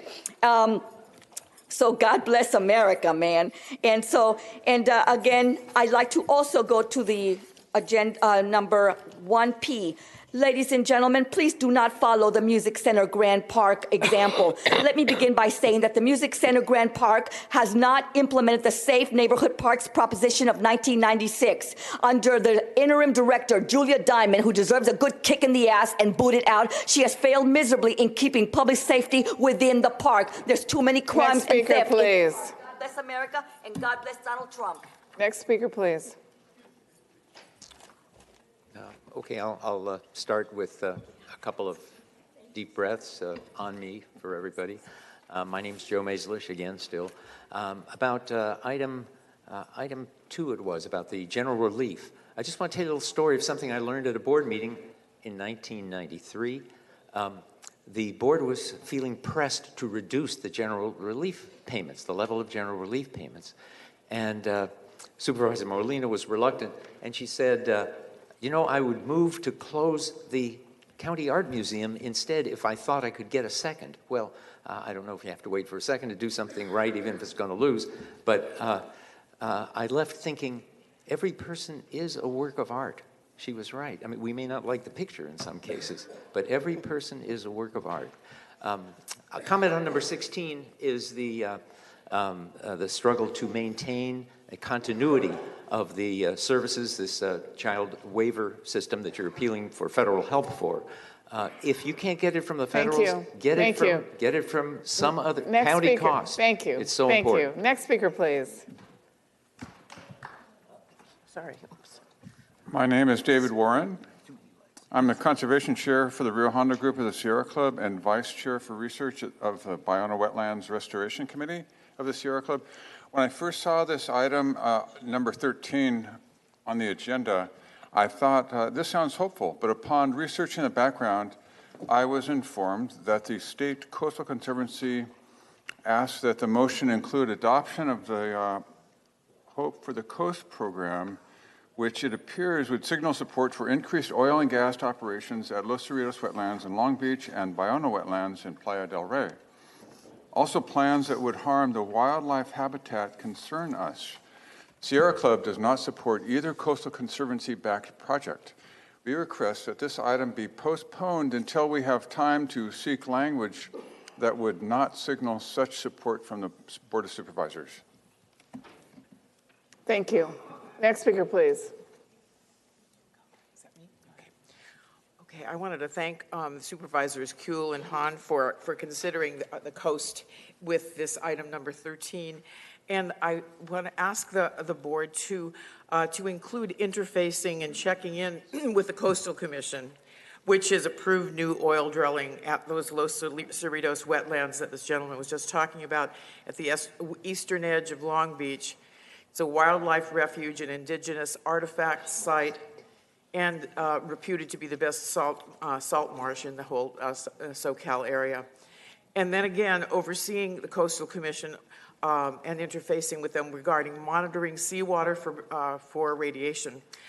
San Onofre nuclear power plants, spent fuel sits in thin canisters on the beach, just 1 county length away. So on those 2 issues, please work with that Coastal Commission, which I feel has not served us well. Thank you very much. Thank you. Next speaker, please. Hi, I'm Daryl Gale. Last week, it's about number 13, last weekend I went down to Long Beach to do a prayer walk with the indigenous Tongva and visit the Los Cerritos wetlands. I was horrified because I was also with the Coastal Commission in December and saw that the Coastal Commission told a company, an oil company called BOM, that they could just go ahead and drill the Los Cerritos wetlands. This doesn't make any sense to me. Also, I mean, I'm really glad you're taking time to prepare about what's going on with the ocean and ocean sea level rise. But also the Coastal Commission told SoCal Edison to go ahead and put their filthy nuclear waste on the beach. They already have 27 canisters 100 feet from the ocean just sitting on the beach, and they want to bring it up to 79, and we really need to find another place for nuclear waste, not on the beach. So please consider that. Thank you. Thank you. Marcia, before you speak, we need to call up one more or several more. Yeah, one more. Michael Cerverda, he requested to address the board on item 6. Okay, Marcia, welcome. Honorable Supervisors, Marcia Hanscom with the Biono Wetlands Institute, and I'm also Executive Committee of the Sierra Club Angeles chapter. At first glance, this motion number 13 looks and sounds great. For 30 years, I've been a strong advocate for coastal protection, so hope for the coast sounds wonderful. Unfortunately, some of the language in the motion, including advocating for mitigation and enhancement, which have legal definitions, concern us, especially since 2 coastal enhancement projects support adding fossil fuel infrastructure to the Biono wetlands in Playa del Rey and Los Cerritos wetlands in Long Beach.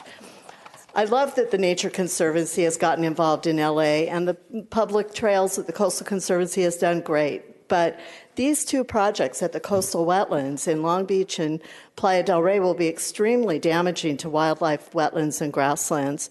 And so we'd like to ask that you please delay this item until language of support for this program can be inserted to clarify what the board is really supporting here. There was a gas blowout in Marina del Rey last month because of the gas infrastructure under the Biono wetlands, and we don't want to see additional. Your time's up. Thank you, Marcia. Thank you. Yes, next speaker. We're meeting today in Yangna, an ancient community of the Tongva. Yangna residents understood the value and connection of all living things as relatives to be respected and loved, not exploited and exterminated. While item 13 comes from a place of good intentions, the Long Beach Sierra Club asks that the board postpone adopting the resolution until it can be properly vetted. Failure to do so will allow it to be misused to disguise and promote the expansion of the fossil fuel industry, polluting agriculture projects, and restoration projects that destroy and dignify our local wetlands. The Los Cerritos Wetlands Restoration Oil Consolidation Project is a cautionary tale for the county board today. How is it that 3 state environmental agencies, including the Coastal Conservancy and the Rivers and Mountains Conservancy, are now partnering with Beach Oil Minerals to drill for 200 million barrels of oil under the Los Cerritos, bisected, right here, red line, by the Newport Inglewood Fault? 200 new wells will include production from 300 to 24,000 barrels a day. Thank you. So Thank more you. to be continued. Thank you. If you'd like to turn in your written remarks, we'll read them. I'll mail them to you. Okay. Read the packets. Thank Thanks, you. guys. Next speaker, please. Well, we talked about violence prevention, but we haven't talking about the idea of what our new sheriff is doing regarding his friend's new job and appointment, right? We talk about violence. Let's talk about it.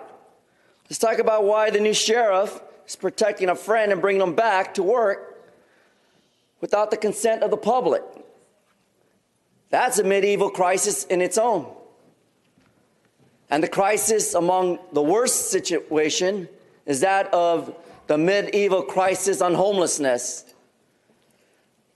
American people, the American people suffering on our streets today, threatened by disease, typhus, hepatitis, ammonia. I might have one of those conditions that I'm coughing and hacking up in here and all you may know. You can't see when a person has AIDS because it's not has to be on the outside like Magic Johnson. And he's got money to pay for the drugs. The rest of you do not. So when are we going to get housing in this goddamn place? It's upsetting. It's upsetting to know that we have LASA at 811 Wilshire Boulevard on the 7th floor, LA, simply offering you a voucher with no intent to provide housing. What the hell is that about? You heard this council say it over and over. Oh, we got the money, measure HHH, bitch, bitch, bitch, but doing nothing with it, Hilda Solis. One fucking building over there off of the Please watch your gold language. line. Please watch your. You're And off. what about the other one off the green line? Please watch You're your tearing down a language. train station off of Willowbrook. That is stupid. Stupid way Next of speaker, please. thinking. Next speaker, please. You want to go? Hi, good afternoon. Amanda Staples with American Heart Association. Just wanted to speak in support of the Madam Chair's. Excuse me, hold on a minute. We can hear people in the audience. So those staff members that are working out there, can you make sure people aren't talking? Okay, go ahead. Thank you, Madam Chair. Just in support of item 17 of reducing food waste and food insecurity, just wanted to mention a number of issues, how American Heart Association is engaged on the issue. Food access is a major concern for us. It is a key pillar to our community impact work. We're working to create and contribute to the creation of a more equitable food environment in LA County, ensuring access to fresh and healthy foods. So we have begun work also with the Department of Public Health and other nonprofit organizations to elevate existing work around reducing food waste. So while establishing new access points for fresh fruit and vegetables. So we welcome the opportunity to take part in the upcoming discussions and the planning development. Just to mention a few of the programs we're doing in South LA and in East LA, we do host a number of teaching gardens and farmers markets. Thank and you. We'd love to continue. We look forward to working with you on this. Thank you. Next speaker, please. George Mazzetti, always listen to Marcia Hansen. Damn, didn't we predict they'd have to blow out there against those Soboroff? The same guy who's the criminal who erased the police commission meeting on me. Now, Youth Activities League, very important for youth, okay? We got to get them off the street and give them something important to do.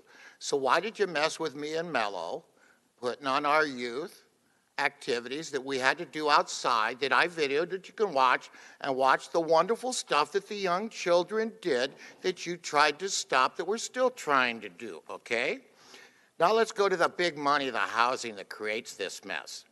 You are purposely creating massive depression and death in people because as you got up here and bragged, you spent over 6 years, $1.7 billion to build 3,362 units for $505,684 each. You're right now building for $250,000 to $600,000 each. I gave you a bid from Giant Containers for container houses. It won't go over in a 9 or 10 earthquake. The only thing that'll be left standing for $65,000 each. And I met a contractor here to present it to you for $45,000 each, which means we could have gotten Mr. Herman into a unit and 24,000 more people. Only you're porking your contractors. And when I get done with all of you, did you see Mr. Ricardo Garcia's face when I put it to him? He's going to prison, baby. And you too. Because I think you're starting to figure out that that federal case that I laid it on you is serious. And if you think that you can have two attorneys who aren't licensed to practice law prosecute me and keep me in the mental health court when I was declared competent for the 4th time July last year, you're the insane people. Up. And really, next speaker, please. Towers, and I can't wait to see you there. Next speaker. Go ahead. Yeah, and if face shows, you know you might be there. Go ahead. Hi. It helps if you start talking immediately. Go ahead. Hi. It's shocking, I know, but just talk.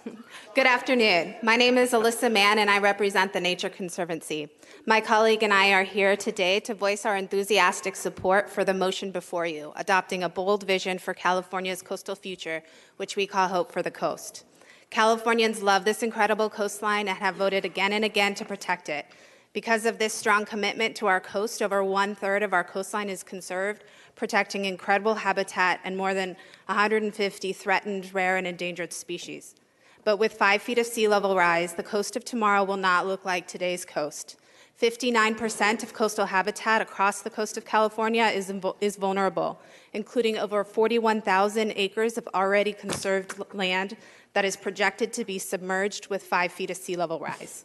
That means the very investments in conservation that we have collectively made over the years are under threat. But there is hope.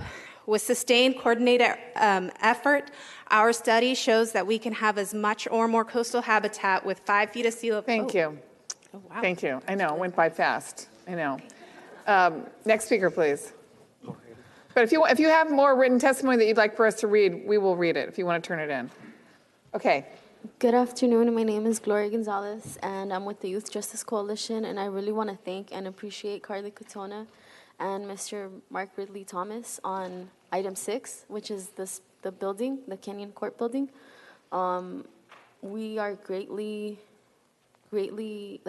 we're really excited, and we feel really grateful to have this opportunity, to be honest with you, and really appreciate it.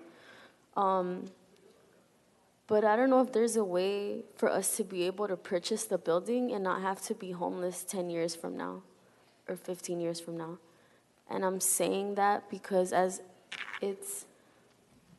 difficult as it's going to be now to, move the young people, the school, the community center, and all the activities that go on, it would also be really harmful to then have to move again, right? And to then have to figure out what we're going to do and what these people that have really benefited, including myself, right? I grew up in this space, right?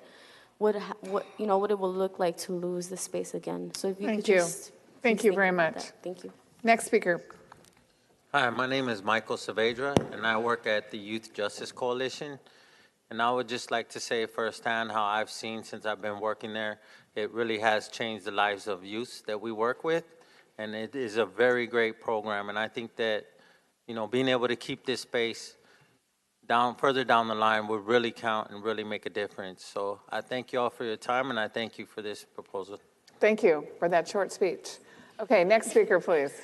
Hello, my name is Lupita, and I'm with the Youth Justice Coalition, and I want to thank Carla Cotona and Mark Riley Thomas for this item number 6.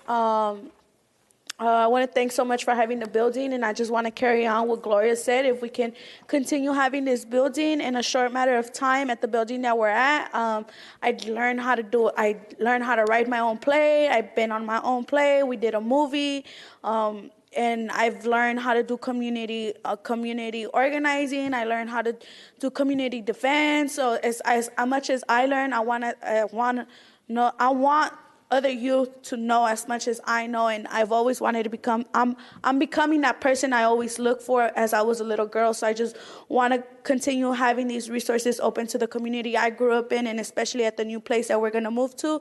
I grew up in that area, so I just want to really appreciate you for having us that building. Thank you. Thank you. Next speaker, please. Good evening. Also, I'll just make it quick because people have said things much more eloquently than I could, but just really want to appreciate Carly Katona. I wish she was here. She's worked on this tremendously over 3 years. To Margaret Lee Thomas, who first talked to us probably 5 years ago. To everyone here on the board that's willing to vote for something that's not in your district. Hopefully we can make this a reality for youth all over the county. Thank you very much. Thank you, Kim. Next speaker, please. Thank you for your time.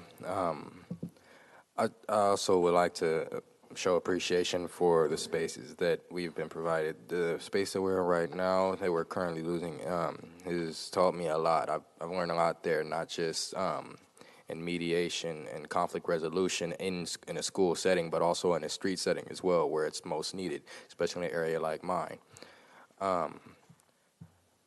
I look forward to going to the new space because I know it's like a new beginning. We're going to learn new things, do better things together, and it's a bigger space, so we're expecting more people to teach. And the things that we're going to teach them is going to help them in the long run, just as it's helped me out of certain situations where if I didn't have that knowledge as I had, like I was before, I'd have upset myself and probably done something irrash. Thank you.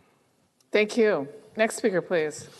Talking about 1D, I think that this after dark, just sports programs, period. Working in juvenile hall, first time going ahead and playing with kids playing softball. Well, if those kids were playing softball, baseball when they was younger, they might not be in games today. Football also, sheriff's department, cheerleaders, things of the sport like this that go ahead and support our children. And these are the things that we need to go ahead and do to go ahead and make it better for our children, making sure that they have those essential food, clothing, shelter, and other interests so that the streets just don't gobble them up. We have to teach them to communicate. We have to teach them to reach across racial lines. We have to go ahead and just go the extra mile. In that part, and last, I'll close by letting my granddaughter close saying something to you. Say it. 你好，我叫巴斯梦，我上4年级，我上布雷奇小学，我9岁。Thank you. That was in Mandarin. Thank you. Wow, Shay Shay. Thank you. Okay, we're going to Lancaster. Hello, Lancaster. Hi, hello, Miss Han. Hi. Hi, Alexia.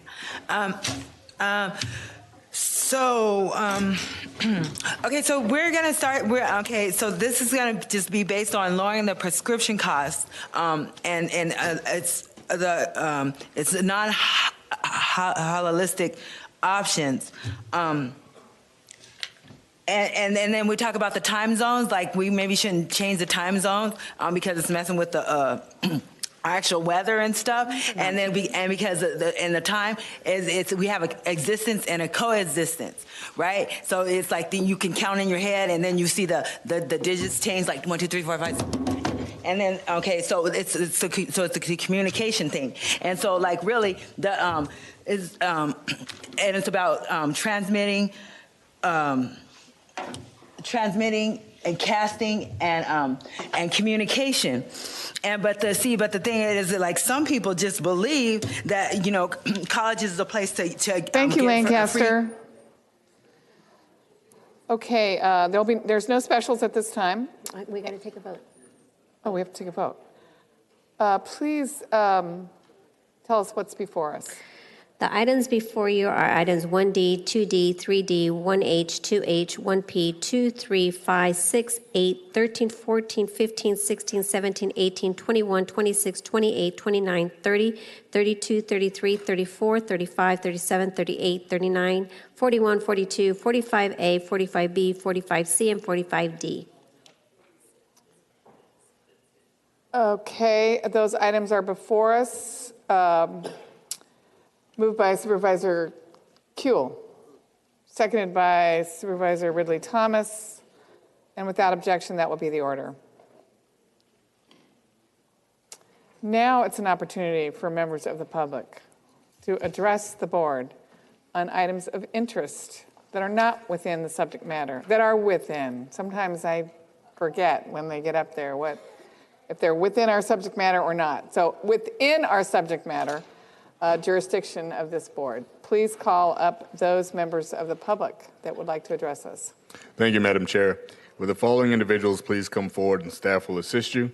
Antonio Ramirez, Carlos Fernandez, Dr. Anya Snow, Eric Previn, George Bazzetti, Grace Wilbur, Herman, James Essex, Joseph Maislich, Kenneth Batiste, Kevin Orange, Priscilla Silva, Red Chief Hunt, Reverend Dr. Mello Desire, Bricker Larson, and Tim Smith. Thank you. It's Eric Previn from the 3rd District. Thank you. And I just want to implore one more time, Wickham, CEO Hamai, we do need to see the county risk and cost of litigation reports. They're being kicked down the road. Supervisor Kuehl was a leader going backwards to say, we're not even going to hear it out loud a year ago, which is not acceptable. Now, you heard today in probation with the pepper spray, that there's apparently probation has also some people who, a high percent of people who are missing work. So those are the kinds of numbers that we want to have access to. So I would ask Wickham once again to talk with Kuehl and to agree that we are going to make a report. Steve Estabrook, the man lives for that. So let's let him come down and report and let the public in on it. And for the sheriff, who I know you're grappling with, he has been very solicitous to women groups in the Democratic Party, as you probably know, trying to get people on board. And we asked him, will you provide the custody division manual? He said, I already do. And no, he doesn't. So Wickham, would you check with him on that? And the other thing is POST. That's the police officers training. We want to see the mental health training video. Jonathan Sharon is the new mental health guy. Everybody loves him, but we got to see the video. Because if 99% of our deputies are training on it, we want to know it's cool. Thanks. Next so speaker. I look forward to getting that. Next speaker, please. I wish we had our great and honorable LAPD chief, Daryl Gates, who never rewarded the fucking criminals like the LAPD chief, Michael Moore, does. He is a failure in public safety. Chief Daryl Gates, may you rest in peace. You did a great job in public safety. You kept us safe. Incidentally, the Hollywood bisexual entertainment industry that is run by trannies, lesbos, fags, pimps, crackheads, pedophiles, twisted, perverted thieves, and Masonic assholes. Let's not forget the big enchiladas who run these perverted criminal visual enterprises. But your goddamn den of thieves, your satanic elite fucking Jews. Please watch your language. Yes, they espouse violence. Please watch your language. Yes, they espouse violence, high crimes, drugs, rock and roll, gang stalking, crimes against women, theft. They also espouse and perpetrate gang violence and homelessness and poverty and the destruction of President Trump and America. They protect the Latino Chango gangbangers. And also, don't forget, the Oscar Awards will be held in Skid Row, which they created in their immoral, depraved... Next speaker, please. Go ahead. Go ahead. Next speaker. Good afternoon, supervisors. I'm Dr. Anya Snow with the Committee of Interns and Residents. I'm here on behalf of 1,500 resident physicians who signed off on their contract back in December and ratified. We've been waiting for the CEO's office to ratify on their end so they can enjoy their new benefits. Just here to let you know that this afternoon we dropped off several hundred signatures urging a speedy resolution to any delays that have happened, and you all have received copies of these hundreds of signatures in your emails. Thank you very much. Thank you. Next speaker, please. Good afternoon, Joe Maislich again. This is an opportunity for me to step back a little. I thought there was 2 minutes saved for this, sir. Would you please check? Because I had 1 minute for that other, and but anyway, now time's going. I take a look at the board process. I know you folks got a lot to do, and but maybe this can elevate a little bit the way that some of the agenda items are prepared. Look at what happened. February the 8th at 8 p.m., there was posted for the public a major switch in the largest capital project in county history to be voted on or discussed on Tuesday morning. Now, we see government of and for and by the people, you know. You guys are legislators, you're the executive, you don't hold the usual legislative hearings like you've seen when you were in other positions, many of you. And I want buy-in as much as possible, or get to it as close as possible to it. Maybe things could have been improved and we would have come out with something unanimous last week. I don't know, but Thank you. I think there's a correction, though, Thank because you. of the time that I Next. should have here. Anyway, you get the idea. Thank Please you. think about it. Next speaker, please. So you see, we live by example and by our presentation. However, Sebastian Ridley Thomas, check yourself before you wreck yourself. That's a true statement from Sacramento when you fuck up. Now, I hate to point out my vulgarity, but it's the only intensifier I find attracting the audience to hear what First Amendment and your protected speech truly is all about. If you know your rights under the First Amendment, if you are like Donald Trump and speak out like I speak out, why should we be suppressed? Why should anyone challenge the First Amendment? 42 U.S.C. 1983, why would you want to challenge that? In addition to that, under the secret so-called mission of LA City Hall, they are asking that Donald Trump not have the wall built. But you, the American people, are saying Okay, yes. next speaker, please. Next speaker. Hi, my name is Ricky Larson. You know, I'm here because I believe that rape is wrong. You know, when I was tied up and molested as a kid, my child molester claimed it was wrestling. And when the Mormon church heard it was wrestling, they said, we're sorry, we can't do anything about it. But when 24 other people brought to their attention that it wasn't wrestling, they stopped calling it wrestling. I would like this county to stop calling what happened to me acceptable. I was raped when I couldn't even walk. I was raped when I couldn't sit up. If my jaw was broken and someone engaged in oral sex with me 2 days after the accident with my jaw shattered, is that any different than engaging in anal sex with someone when they have a broken pelvis in 2 places? Do you really think your employee didn't hurt me? Well, I'll tell you who hurt me more. My boss, when she laughed in my face and fired me. That hurt me for the rest of my life. I've failed at everything I've done. Next speaker, please. George Bazzetti, we should listen to a man like this. And it's time that all are held equal before the law, including all of you, and marry the wicked witch Wickham. Okay? This is serious. Did you see the look on Ricardo Garcia's face? He finally figured out he's dealing with a serious fool here. He wasn't even born when I started in law. Being taught by 4 people who won homicides, including a cop killer case with a ton of coke. Now, what do you think those lawyers taught me? You haven't even started to see my legal skills. When you say I'm incompetent and you want to stick 2 lawyers on me to prosecute me who don't even have bar license according to the state bar? 4-time declared competent, strapped down at Cedars-Sinai illegally. What kind of money you think you're going to be paying me, and how many lives am I going to put in the Next speaker. Go ahead. Yes. In closing, I've come here for this time for my particular situation. There's a videotape. I said there was an investigation. I asked for an investigation. There was a videotape. Ms. Solis, I would love for you to go ahead and look at this one. I know you saw a whole bunch of them, but this one right here, when you see a female staff hit, kicked, and choked, then you start to go ahead and see how the velocity of hate can go ahead and be. When you see that when a kid is pepper sprayed 4 times and it doesn't work and he continues to go ahead and be combative, then you start to go ahead and see how all of these instruments should work for the good. So the reason I'm asking this right here, Ms. Hahn, I'm asking you to go get the tape. They don't want you to see it. Go get the tape. Thank you very much. Thank you. Do you have others to call up? Oh. We have Nicole Parsons in Lancaster. Okay. Hello, Lancaster. Hello. Go ahead. Okay, thank you. The public safety, I just know, I think I said it, but it been inducted into the books legally, that I know that public safety is the officers that I created from Lancaster, and they're like morbid beasts. No, not just on like changing the time type, because if you have a bird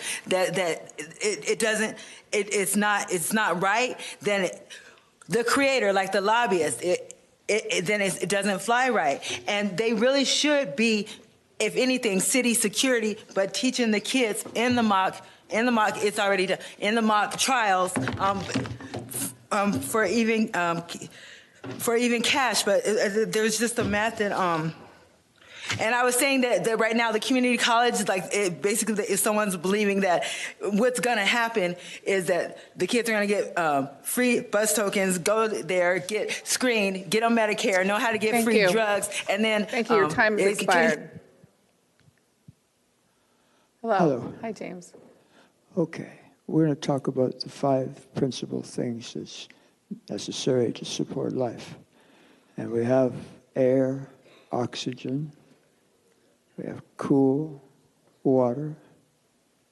We have good food, secure shelter. These are the feminine nourishing principles that comprise 4/5 of this body, 4/5 of the ocean, 4/5 of the land, 4/5 of what we call home is the ocean. The ocean is absorbing 4/5 of the extra heat, and the glaciers are melting, and the ocean is going to rise. Now, the best thing that I've ever thought of is that plants eat CO2, and they give us oxygen. So we really crack on putting these plants around here. They'll eat all the CO2, and we'll be able to breathe free. Yeah. Thank you. Good idea. Are those all of the members of the public that want to address? Yes, Madam Chair. Are you sure? Yes. Okay, it's time for, it would be appropriate to do our adjournments, and we'll begin with the 1st District. Supervisor Solis. Thank you, Madam Chair. I move that when we adjourn in memory of Alma Brito. Alma Brito was born on September 28, 1959, and passed away on January 31st, 2019, at the age of 59. She was a longtime resident of the 1st District in La Puente and was the mother of Janet Brito from our ISD family. Alma was remembered for being a loving wife and caring mother. She loved to participate in every holiday and would always dress for the occasion, especially with her colleagues. Everyone who came to know her knew that she had a very outgoing spirit. Alma will be remembered for being an amazing cook and for being a caring and loyal friend to all. She's survived by her husband, Javier, and 3 children, Yadira, Michael, and Janet. Thank you. Thank you. Supervisor Ridley Thomas. Supervisor Kuehl. Thank you, Madam Chair. I move that when we adjourn today, we adjourn in memory of Frank Robinson, great baseball player and manager who died on February 7th. He hit 586 home runs. He was the first black manager in the major leagues. He was the only player to win the Most Valuable Player award in both the National and American leagues. He debuted as a manager with the Cleveland Indians in 1975, managed various teams during 16 seasons. He was elected to the Baseball Hall of Fame in 1982 and was presented with the Presidential Medal of Freedom by President Bush in 2005. He's survived by his wife, Barbara Ann, and his 2 children, Frank, Kevin, and Nichelle. And yes, he did live in the 3rd District, and we're proud of him.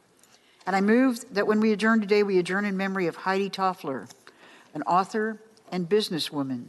She co-wrote Future Shock with her husband, Alvin, although she was not originally credited for her work, which has been the subject of 3 major motion pictures lately about wives who were not credited for the work they did with their husbands. The book and its sequels, The Third Wave and Power Shift, foresaw the development of the information age and made ominous predictions about its effects on individuals and societies. Their analyses brought them international recognition.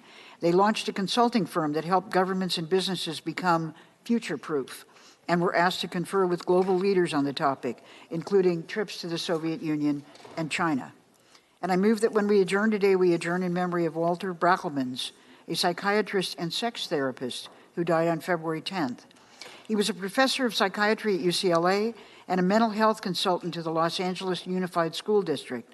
He was the director of the Couples and Sex Therapy Training Program at UCLA and co-founder and president of the American Association of Couples and Sex Therapists.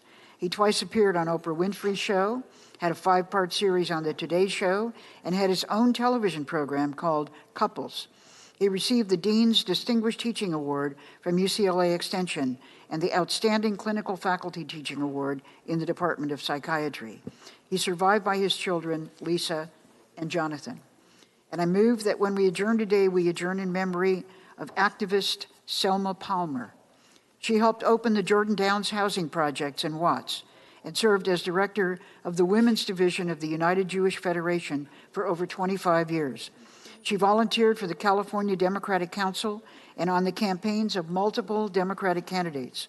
She was an ardent feminist and activist for reproductive rights, gun control, health care, and the poor. She's survived by her sons, Charles and Ralph. And I move that when we adjourn today, we adjourn in memory of Christopher Knopf, screenwriter and union leader, Vice President of the International Writers Guild, National Chairman of the Writers Guild of America, President of the Writers Guild of America West. He fought hard for better pay and pensions for writers in Hollywood.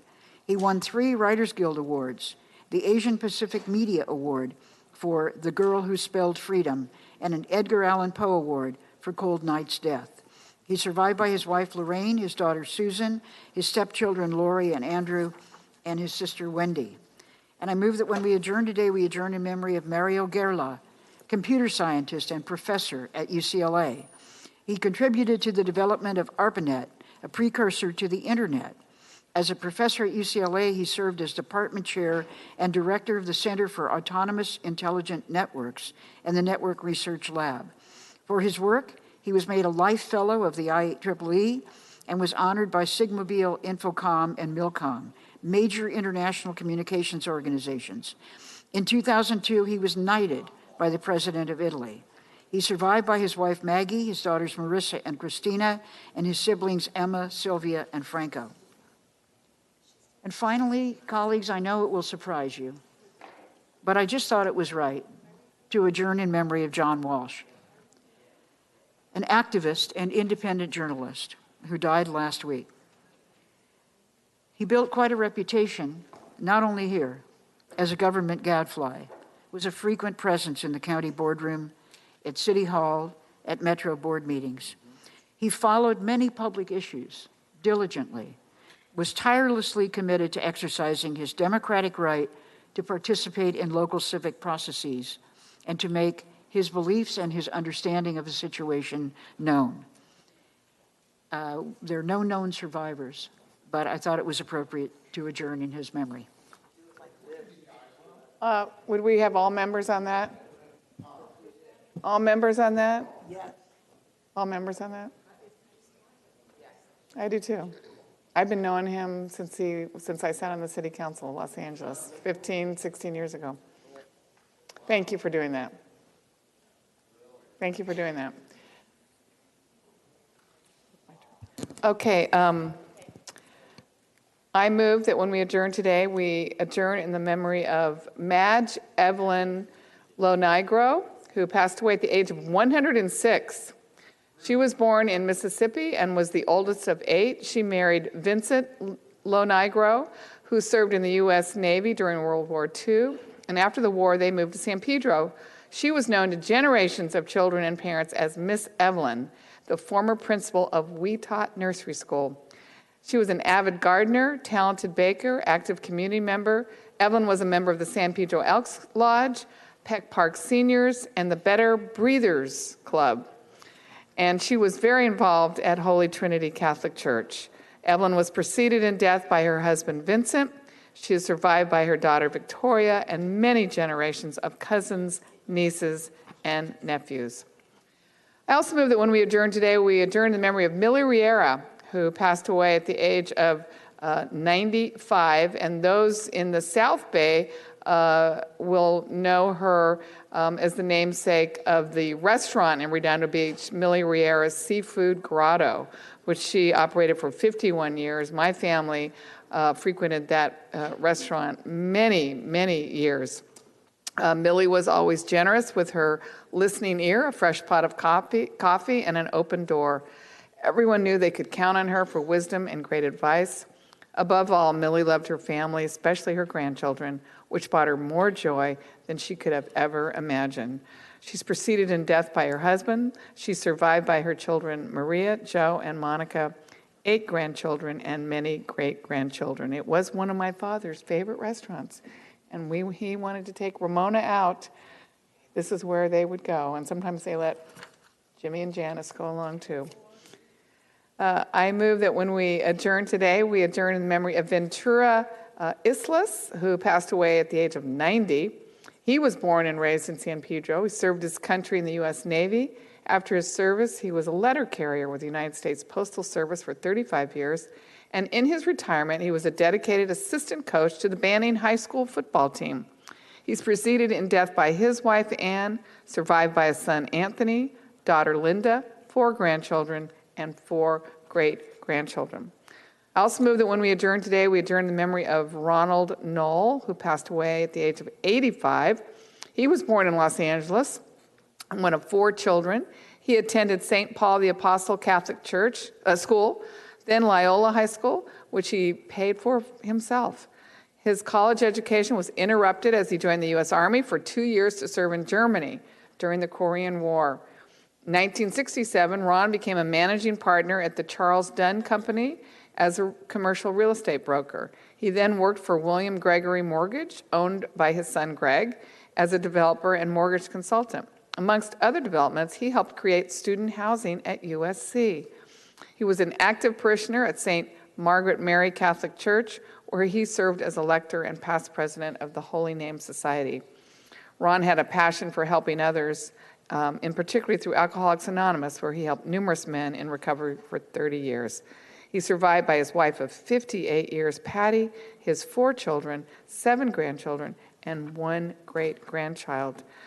I move that when we adjourn today, we adjourn in the memory of Don Newcomb, who passed away at the age of 92. We just heard this today. He was born in Madison, New Jersey, and was known as one of the greatest pitchers in the Los Angeles Dodger history, and one of the final links to Brooklyn and the days of Roy Campanella and Jackie Robinson. Don reached the height of his career in 1956 when he won both the Cy Young and the National League Most Valuable Player Awards. He was named Rookie of the Year in 1949. His major league career spanned 10 years, from 1949 to 1960, and 8 of those with the Dodgers. He's survived by his wife Karen, sons Don Jr. and Brett, daughter Kelly, stepson Chris, and 3 grandchildren. Supervisor Barker. That's it. Between Newcomb and Robinson, Branch Rickey is up there giving them a high five, I would say. Right? Right. Very cool. I move that we adjourn today. We do so in memory of Dr. Miran Ugbabian, a longtime resident and community leader of Los Angeles, who passed away on February 13th at the age of 96. He served as a former board co-chair and was a longtime member of the Armenian Assembly of America. He and his family played a critical role in establishing the American University of Armenia, as well as opening the Republic of Armenia's Consul General in Los Angeles. Dr. Ugbabian served as Professor Emeritus of Engineering at the University of Southern California. He was recipient of the Ellis Island Medal of Honor, honoring his accomplishments as an educator and service to his community. He is survived by his wife, 3 sons, and 4 grandchildren. Also, Pat Murray, a longtime resident of Lancaster who passed away at the age of 101. She was a veteran of the Marine Corps, served as a parachute rigger in El Centro, California during World War II.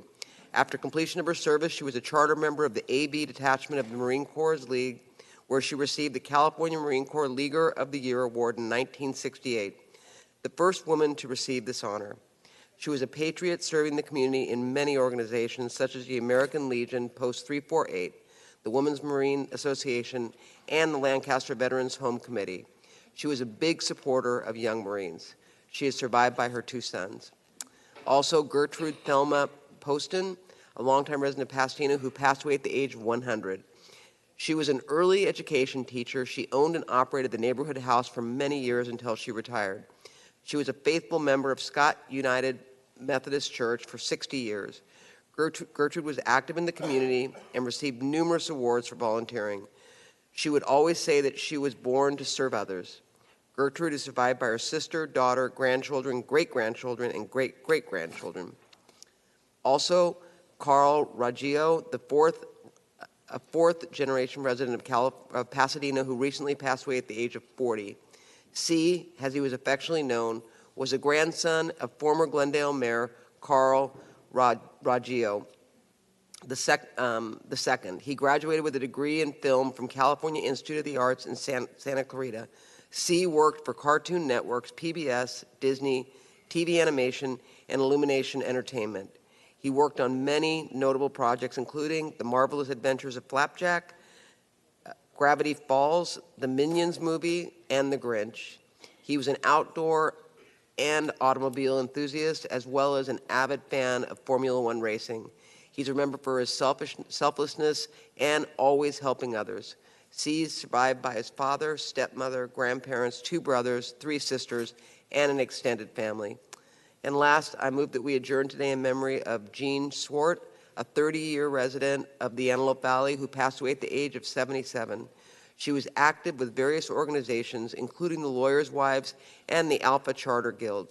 She's remembered for her graciousness and commitment to helping give back to the community. She was preceded in death by her beloved husband, Howard.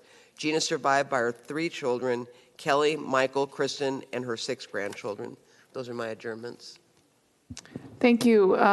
We'll take all those motions as seconded, and if there's not an objection to a unanimous vote, that will be the action. That concludes today's meeting. Madam Executive Officer, please read us into closed session.